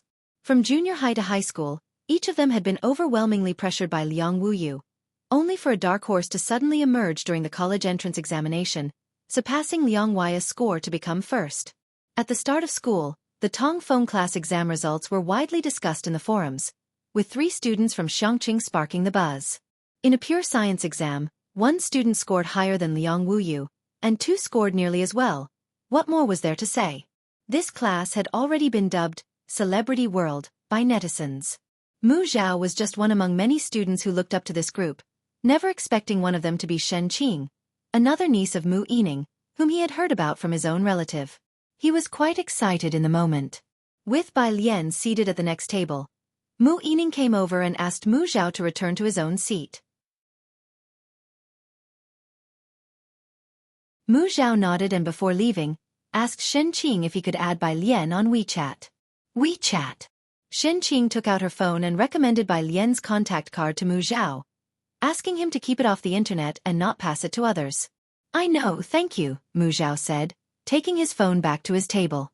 As Bai Lian and the others took their seats, fireworks were lit outside, and the silent hall slowly began to buzz with quiet conversation. There weren't many people moving around the venue. A distant uncle from the Mu clan sat on edge at Mu Yujin's side, constantly asking in a low voice, "Clan leader, when do we go over?" Just moments ago, when they greeted Mu Yujun and Dong Chuan, it was casual, but now the thought of returning seemed forced. And now, returning to engage in conversation with Ji Xian's table seemed questionable. The clan leader was at a loss as well. If they were already regretting their presence after the arrival of the bureau chief and the dean, their regret peaked internally with the arrival of Jianghu Lai. Mu Yujun stood still for a good while. Jianghu Lai just glanced over coolly from afar, making her feel a chill rising from the soles of her feet. Butler Gao. Seeing him at the Mu family residence was bewildering to Mu Yujun, and she looked dazedly at Butler Gao. Butler Gao, having seen Jianghu Lai more times than Mu Yujun, also realized, it's young Master Jiang. Mu Yujun sat down absent-mindedly, no longer concerned about Dong Chuan or the clan leader, tightly clutching her handkerchief. Why would he be at the Mu family? Jianghu Lai, along with Gao Zhechen and Gao Yi, were figures they hardly ever saw, except for a personal meeting during Elder Zu's birthday. He had not been seen in any public venue, but now he had appeared at the clan initiation ceremony for Ji Xiaojun and the others. And he called Ji Xiaojun Uncle Ji. Chen Yongkuan also arrived at the Mu family at this time, everything strange yet traceable. When it was time to eat, Mu Yujun picked up the wine glass beside her and went to find Ji Hang. As she left, Ran Wanxian finally caught her breath. She looked towards Dong Chuan, becoming aware that Jianghu Lai's identity might not be ordinary, and looked at Dong Chuan in astonishment. Dong Chuan remained silent, unwilling to elaborate, and only asked her to pick up her glass and head over to Ji Xian's table. If you find any errors, ads pop up, ads redirect, broken links, non-standard content, etc., please let us know. Report so we can fix it as soon as possible.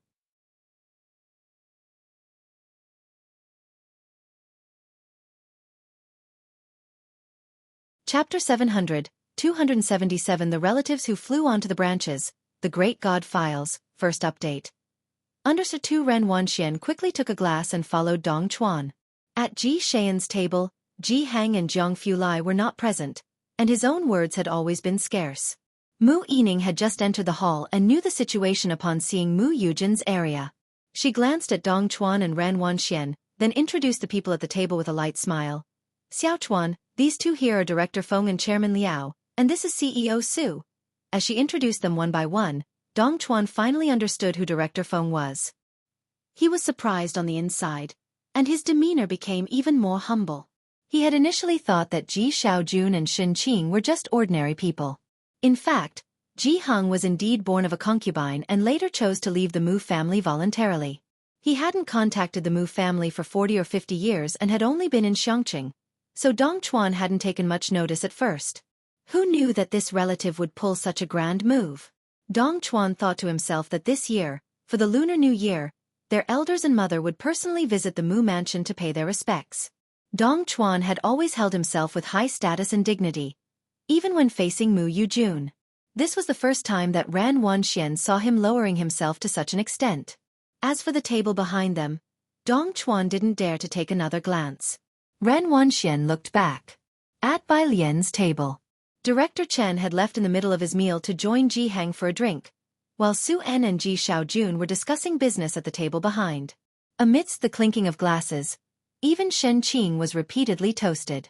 She didn't understand the situation, only hazily joining in the drinking with her beverage. When others toasted, they drank a shot of liquor in one gulp, but with each sip of her drink, no one dared to say a word. Tang Ming and Pu Xiaohan were chattering away, with Pu Xiaohan leisurely videotaping the process of serving the dishes with her phone. Ran Wanxian frowned slightly as she observed Pu Xiaohan doing this, and her peripheral vision caught Bai Lian and Jianghu lie beside her, giving her a sudden jolt. She simply could not understand. Whiz kid. Tang Ming still had to go back in the afternoon to check on Zhang Shi's homework. Had only had a few drinks and suddenly thought of something. When will you give the gift to Uncle Ji? Ning Xiao lowered his head to look at the paper box at his feet.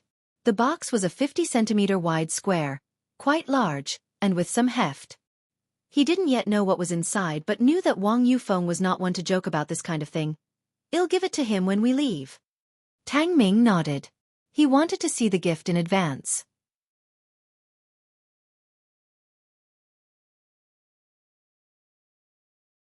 But the timing was simply not right. Ji Heng was staying at the Mu mansion for dinner, and Ji Mulan was going to stay there for a few days. Bai Lian and the group of students were all heading back. Mu Yining had been deliberately not focusing on Jianghu Lai, but she stopped Bai Lian. Alien, the Mu mansion has many animals and a lake created by redirecting water. Won't you stay for the night to see the scenery? The scenery of the Mu mansion was indeed rare. Anyone else would surely want to stay for the night, but Bai Lian, who had once lived in the general residence which far surpassed the Mu mansion, had no curiosity about it. No, thank you, Bai Lian said as she lowered her gaze and methodically tied her cloak strings, looping them into a loose knot. All right. Mu Yining had no other options. As Bai Lian and Jianghu Lai were about to leave, a bunch of people from the Mu family saw them out. But the only one who could speak with them was Mu Yining. The Mu clan leader wanted to add a word, but since they had no prior interaction with Ji Xiaojun and Shen Qing, they were not close enough to speak. Mu Zhao was indeed familiar with Shen Qing. Bai Lian found Mu Zhao in the crowd and raised her eyebrows. Was it you who sent me the friend request just now? Caught off guard by the direct address, Mu Zhao was quite surprised. Yes, it was me. Bai Lian nodded. On hearing about this connection to Bai Lian, Jianghu Lai, who had already moved aside, also raised his eyes indifferently, giving Mu Zhao a glance. Mu Zhao's back stiffened under the gaze. At the right moment, Ning Xiao handed the paper box to Ji Xiaojun, concisely stating, Uncle Ji. Is this for me? Ji Xiaojun, who had had a bit to drink and was conversing with Liao Guangshuan, took the square paper box with a smile, thinking it was a small token from a child. Thank you. After receiving it, he felt its few pounds of weight. Not heavy, not knowing what was inside. A bunch of people stood at the entrance of the Mu mansion, waiting for the car carrying Bai Lian and the others to drive away, and the breath that had been hanging in everyone's hearts finally dissipated. Ever since Bai Lian and Jianghu Lai had appeared, Mu Yujun had been much more silent. She walked back a distance with Mu Yining before speaking up. Why didn't you say earlier? I also just found out. Mu Yining shook her head, her expression serious. You can see as well, he's come because of our great-grandfather and others, not directly related to our Mu family. Mu Yujun fell silent. There was another family banquet in the evening, but Mu Yujun didn't stay, hastily returning to the Gao family. If you find any errors, ads pop up, ads redirect, broken links, non-standard content, etc., please let us know. Report so we can fix it as soon as possible.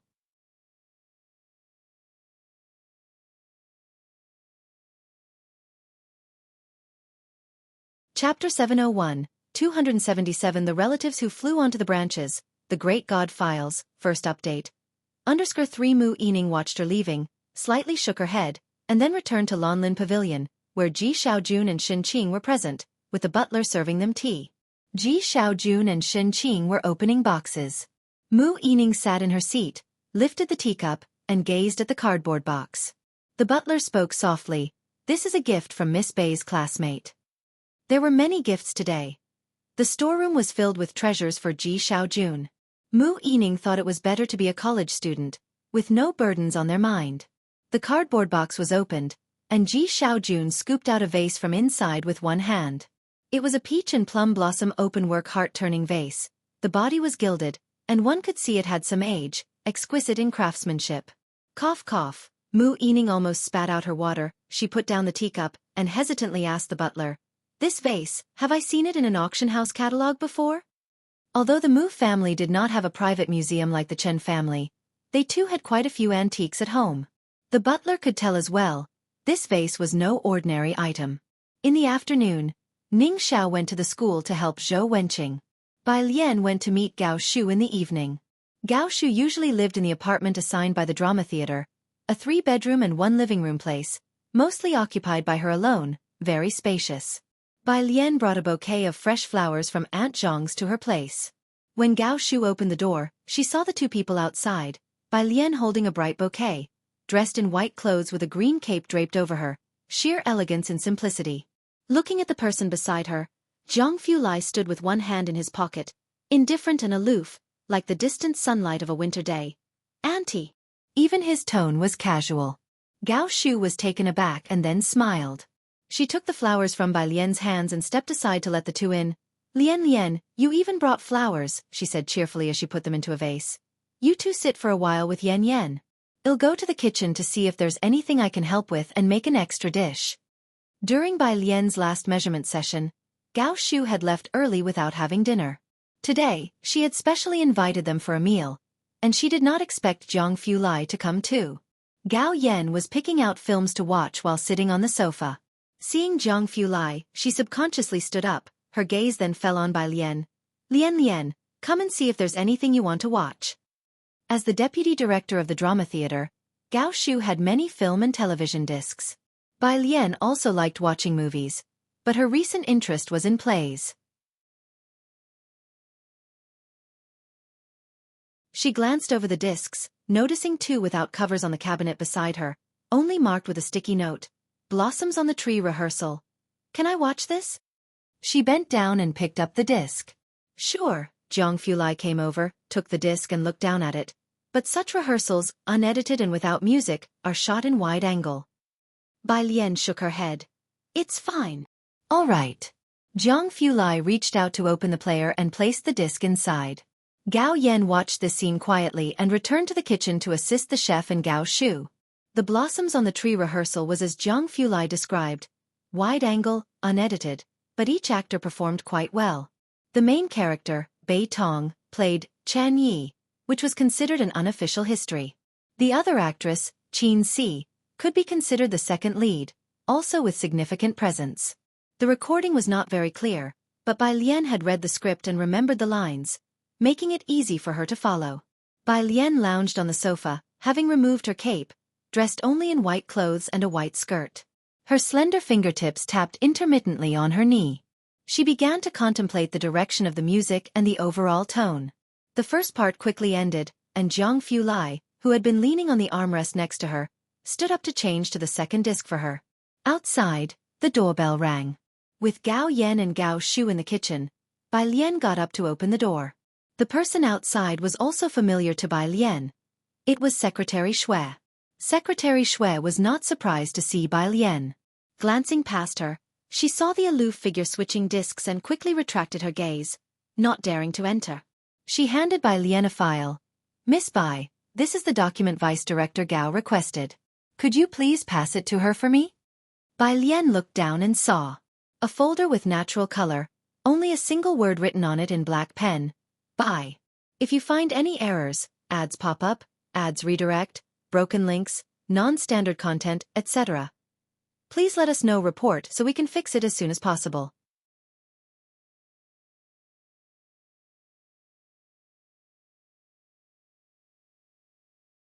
Chapter 702. 278 is also the second watch. _1 commonly used by her, by Xiangjuan. Bai Lian took the file from Secretary Xue's hand and entered the room. In the kitchen, Gao Shu also heard the faint sound of the doorbell and poked her head out. Lian, is that the document from Secretary Shui? Just put it on the table. Hearing Secretary Shui, Gao Yan, who was watching the chef prepare the food with her arms crossed, also turned her head. Is it about the theater company? Gao Yan knew that the theater company had not been progressing well recently. It's nothing, said Gao Shu, coming in to help the chef. Teacher Xia's student is covering for me, and is already working on it. She could cook, having taken care of Jianghu Lai for a while when he was injured as a child. During that time, she cooked everything herself, refusing to let him eat anything not prepared by her hands. Later, when Jianghu Lai regained consciousness and gradually took over the Jiang family's power, she was finally able to relinquish this great responsibility. It was also for this reason that Jianghu Lai had never touched the Gao family, and the Gao family's fortunes had risen ever since. Gao Shu did not harbor thoughts of revenge, but everyone knew that the only person in Jiangjing who could earn Jianghu Lai's respect was Gao Shu. And there's Lian, Gao Yan remembered by Lian who was outside. She had not been interfering with Gao Shu and the chef, just standing in the corner. Isn't she also writing something? Mentioning Bai Lian, Gao Shu also smiled. With Bai Lian busy with her studies yet still caring about her theater company's affairs, Gao Shu didn't have high hopes for Bai Lian's work but was pleased internally. That's true. Gao Shu had arranged the evening's menu early on. But because of Jianghu Lai's arrival, she asked the chef to add 2 more dishes. After the party finished eating and left, Gao Shu saw Bai Lian was still looking at the rehearsal DVD for Blossoms on the Tree, and decided to give her the disc. Take this with you to watch, there won't be another copy in the future. Bai Lian wrapped herself in her cape, took the DVD from Gao Shu, and left with Jianghu Lai. As she turned around, Gao Shu saw the large patch of poppies embroidered on the back of her cape's hood and along the hem. Leaning against the doorframe, Gao Shu admired the embroidery on Bai Lian's cape and thought that the clothes Gao Yan was making for Bai Lian might not be as exquisitely crafted as the ones Bai Lian was wearing. After seeing Bai Lian off, with someone else cleaning up the kitchen, Gao Shu took the materials from Secretary Shui back to her room. When she saw the black letters on the cover, she straightened up. She put on her glasses and carefully opened and examined it. Looking at the sealed file envelope, there was only one piece of paper inside with a few lines of text. Name, by Jen Gender, unknown age, unknown debut works, gambling with liquor autumn again. It could be read at a glance. For a moment, Gao Shu felt her astute secretary was playing a joke on her. She took out her phone and called Secretary Shui. Shui Na, are you serious with this information? On the other end of the phone, Shui Na sighed helplessly. Boss, this person is really mysterious. I couldn't find anything at all. In the evening after work, Dong Chuan's father left the office. The deputy director was waiting specially at his door, greeting him and making small talk for 10 minutes before letting him go. That's strange, a colleague commented to Dong Chuan's father. Isn't Deputy Director Liang someone who doesn't care about anyone except Director Jian? Dong Chuan's father was also surprised. His father was indeed a distinguished member of the Calligraphy Association, but had long since retired. In the Dong family, he wasn't the most successful one. His son Dong Chuan was much more accomplished. The Liang family member, who descended from on high to become the deputy director, usually looked down on people. This was the first time he had greeted Dong Chuan's father. With puzzlement, Dong Chuan's father went home, and upon seeing the old master, he learned the reason. Dong Chuan and Ren Wanxian had returned that afternoon and told the old master about Jianghu Lai's news in person. Ren Wanxian had to leave for a family banquet later that evening, and though Dong Chuan had not intended to attend the dinner, he decided to go after all. The old master of the Dong family saw the two out the door with Dong Chuan's father, then turned his head towards his son. Have you confirmed this year's exchange participants for Ink and Ocean with the Calligraphy Association and Cultural Bureau? Ink and Ocean, a four-nation calligraphy and painting exchange event. Held once every 3 years, it always drew significant attention. Not only would the entire Cultural Bureau participate, but Chen Lei-oi would preside over the event personally, with media and journalists from all 4 nations in attendance. There was a segment intended for promoting calligraphy culture among youth and master artists, using Liang-style calligraphy. It would be broadcast live with official cameras focused on them. It was held at the Cultural Square, watched by millions of people online and offline each year. Not yet, they originally recommended a young woman from the Calligraphy Association, Suya Jun, but she's 6 months over the age limit. They plan to hold open auditions, the father discerned the old master's intent. Are you saying? This time, the Calligraphy Association should not refuse. Let Wanxian practice copying diligently lately.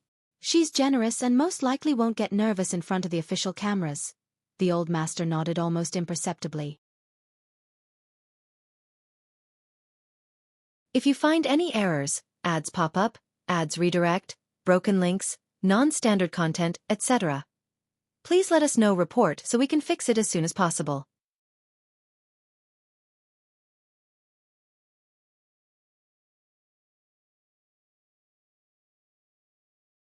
Chapter 703.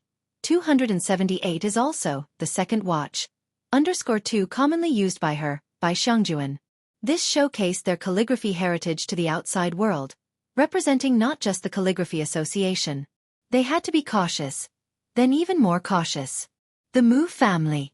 When Ran Wanxian and Dong Chuan returned, the 4 red lanterns outside the gatehouse had already been lighted up. In the dim light, they could see Ji Xiaojun talking to someone. The butler stood behind Ji Xiaojun. As they approached, both Ran Wanxian and Dong Chuan greeted Ji Xiaojun very politely and respectfully.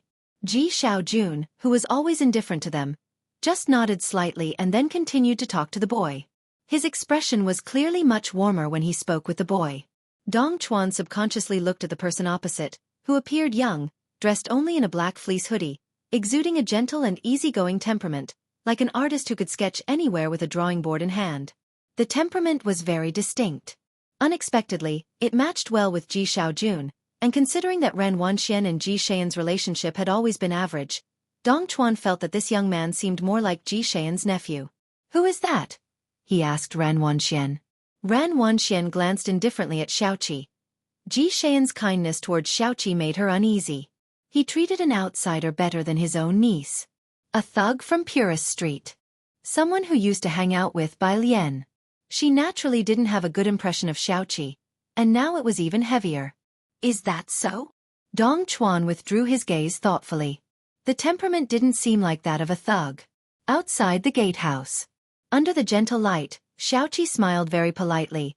Uncle Ji, please feel free to use it. If it breaks, there's more where it came from. It's also fine for holding flowers. It was originally intended for my sister to hold flowers, but Mr. Ming had already brought her a vase, so our boss didn't send it over. The vase was so precious that the butler mentioned it to Ji Xiaojun, who then called Ning Xiao. Xiaoqi personally came to explain. Upon hearing it was initially intended for Bai Lian, Ji Xiaojun was somewhat doubtful. All right, Xiaoqi, would you like to stay for dinner? Thank you, but I need to get back to oversee the place, replied Xiaoqi graciously as he bade farewell to Ji Xiaojun. He got in his car and left. As Ji Xiaojun watched Xiaoqi leave, the butler behind him spoke softly. You seem to like Miss Bai's friend a lot. I always feel a sense of familiarity with him, Ji Xiaojun replied. In the car, Xiaoqi sent a message to Bai Lian, clarifying the situation for her. Shanghai apartment. Bai Lian had just gotten home. While replying to Xiaoqi, she opened the sandalwood box on her desk. Inside was a small black seal, feeling warm, smooth, and delicate to the touch. Black as lacquer, oily as fat. An exquisite ink jade dragon turtle seal. She picked up the seal, examined it against the light of the study, then left for 103. In 103, Jianghu had already taken off his coat and stood before a table in the living room, backlit, his features deep, his hands clasped in front of his chest, observing a design for new clothing that Jianghu was drawing for Lance. Next to him, Jianghu sat at a small table drawing. He had attended a drawing class all day and was now working on his homework assignment from the teacher. Jianghu was engrossed in drawing, and Jianghu was the first to notice Bai Lian's arrival. He made room for Bai Lian so she could watch Jianghu's design drawings. Lance was leaning across from Jianghu, gesturing at the design. Here and here should have flowers. Jianghu ignored his odd and peculiar demands. Not until Jianghu had finished drawing did Bai Lian show him the black seal she held. Grandpa, he didn't send the wrong thing, did he? It was only then that Jianghu's gaze fell upon the object in Bai Lian's hand. Her fingers were slender, and under the light, they were as white as jade, making the black seal appear even darker. a square seal measuring 4 centimeters on each side. He looked at the seal, his phoenix eyes narrowing slightly. "This," said Jianghu, glancing at the seal in by Lian's hand with indifference. "You play with it if you like. It's not of much use now anyway. You might be able to sell it later." So casual. Bai Lian tossed the ink-black jade in her palm and replied, "All right." Time flies quickly in the winter days. By the end of November, the cape Jianghu was making for Lance was near completion. Bai Lian also finished the theme song for Blossoms on the Tree, and with the heating on at this time, the warmth was ample in room 302. She sat on the warm carpet in the piano room wearing only a light garment, shoes off, and with one hand transformed the reduced character score into a staff notation. After verifying it was correct, she sent it to Dean Jian. As usual, she composed the music, and Dean Jian arranged it. She had time to learn staff notation, but had little knowledge of modern instruments, so such tasks were best left to the professionals. The Cultural Bureau. Jianghu was organizing an exchange meeting for calligraphy and painting as vast as oceans. Recently, this was the one international event in Jianghu. "So we are arranging for Miss Ran with the Calligraphy Association." Vice Director Liang was reporting to him on the side. It was at this moment that Jianghu received Bai Lian's message. It was a translated score with the same name as the drama written on it, Blossoms on the Tree. It was Bai Lian's composition.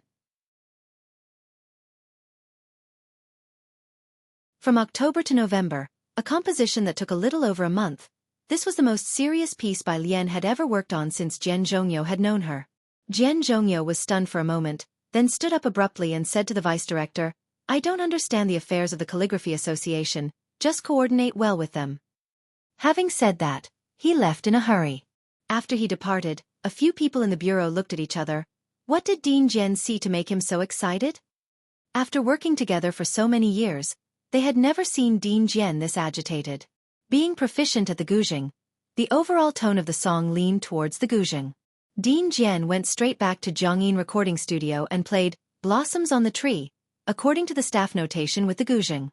A style of music that was calm on the surface, yet turbulent and harboring hidden dangers underneath. Dean Jian, who had never understood the tactic Blossoms on the Tree, now had an image of a magnificent scene in his head. After he finished playing, he was emotionally stirred for a long time. Even the recording staff approached to inquire, "Dean Jian, what is the name of this piece?" Dean Jian took a deep breath, didn't answer her, and instead made a phone call directly to Bai Lian. He cut straight to the point, "Transfer your studies to Jianghu." Ah! Bai Lian, who had returned to the study room of 303, was taken aback, then realized that Dean Jian must have replicated her entire piece of music. Her tone was casual, "I just happen to be good at this style." "It's not about being good," Dean Jian's voice was trembling with excitement. "Do you realize what this piece of music means to me?" Dean Jian, the benchmark of the classical music world. "Didn't you say just to take it seriously for a bit?" Bai Lian turned on the printer to print out a paper, her brows and eyes cast down. "I took it seriously, now it's your turn." Blossoms on the Tree, exploiting a situation to lay out a strategy, to wield small force that exerts a great influence. This bluffing tactic to intimidate the enemy was also something Bai Xianxia was accustomed to using. This song is beautifully written. Absolutely beautiful. Cast a monthly vote for it. If you find any errors, ads pop up, ads redirect, broken links, non-standard content, etc., please let us know. Report so we can fix it as soon as possible.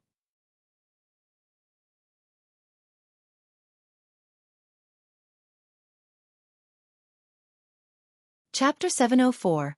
279 Strong Collaboration, Master-Level Arrangement, Chapter 1. The Final Battle.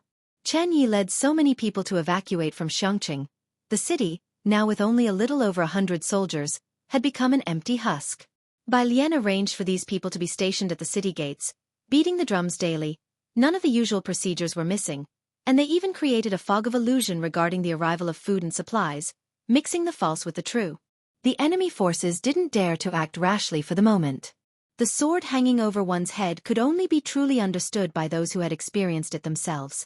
"I need some time," the dean had previously told Bai Lian with ambition, but when it came to his turn, he feared he would mess up the composition. He hung up the phone. The dean turned to ask the sound engineer, "Did you get that recording just now? The young girl had never seen the dean so meticulous. I got it, it's recorded. Go get your teacher. The dean sat in front of the military drum, put on one side of the headphones, listened to the melody, and tried to record a new drum section, then worked on tuning it.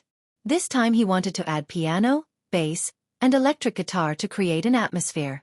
That's why the dean wasn't confident in the song by himself.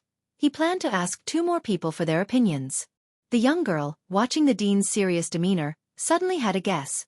Could it be that the Great God by Jian had released a new song? She was somewhat excited, although the song just now didn't quite match Yen Lu's usual style. But then again, Yen Lu never had a fixed style. Suppressing her excitement, she quickly opened the door to go find her teacher. Meanwhile, the dean's phone rang, an old acquaintance asking if he was taking on any new composition projects. It's for teacher sure, also an old artist. Someone from the drama theater asked me to contact you. Composition. The dean had little patience for these things now, only saying, I'm not taking any composition work at the moment. After composing 4 by Lien, all other composition work felt flavorless. The dean found it hard to be interested. He hung up the phone and set it to silent mode. After the song was sent to the dean, Bai Lian's busy spell of composing came to an end. She bound the printed paper she had written into a book and walked outside to don her cotton-padded jacket, then stretched out to grab the cloak hanging on the nearby rack, descending the stairs. It was Wednesday, but already last week Tong Feng had arranged for the students to collectively enter the laboratory, with only one full class in the morning and group activities in Jianghu University's various labs in the afternoon. Bai Lian and Ning Xiao and the others were assigned to the best laboratory this time. Professor Sun Fuss Plasma Research Laboratory. Room 103. Lance was trying on clothes, having rented the 7th floor of Building 5. A crow-black cloak, a dark gray cotton robe. Ji Hang had restrained himself, but the crow-black cloak was still meticulously embroidered with an assortment of colored peonies. It had a strong design aesthetic. Bai Lian found it a bit too gaudy for the eyes. Lance adored this cloak, wearing it over a simple shirt even indoors. This is for her. Ji Hang handed a white bag to Bai Lian. I finished it this morning. As the heating was on and the doors and windows were closed, Ji Hang didn't smoke in the main hall, generally only smoking with Lance in the sunroom of the courtyard. In the bag was a long down coat that Ji Hang had made for Yang Lin. Yang Lin hadn't left Xianxia since she arrived in the summer, bringing only a thin suitcase with her, and Jiangjing was cold. In a couple of days, snow was expected, and the temperature would drop even further. At the beginning of the month, Ji Hang had planned to make her a warm, long down coat. Without the neighbored embroideress to help him in Jiangjing, Ji Hang still managed to finish it before the snowfall. Yang Lin was in the open laboratory of the biology building. Bai Lian and Tang Ming had come here to find Yang Lin before, and several senior sisters and brothers in the lab recognized them. Seeing Bai Lian, they greeted her warmly. Yang Lin is in the 3rd floor lab, junior sister. You can go straight to find her. The laboratory building also had heating.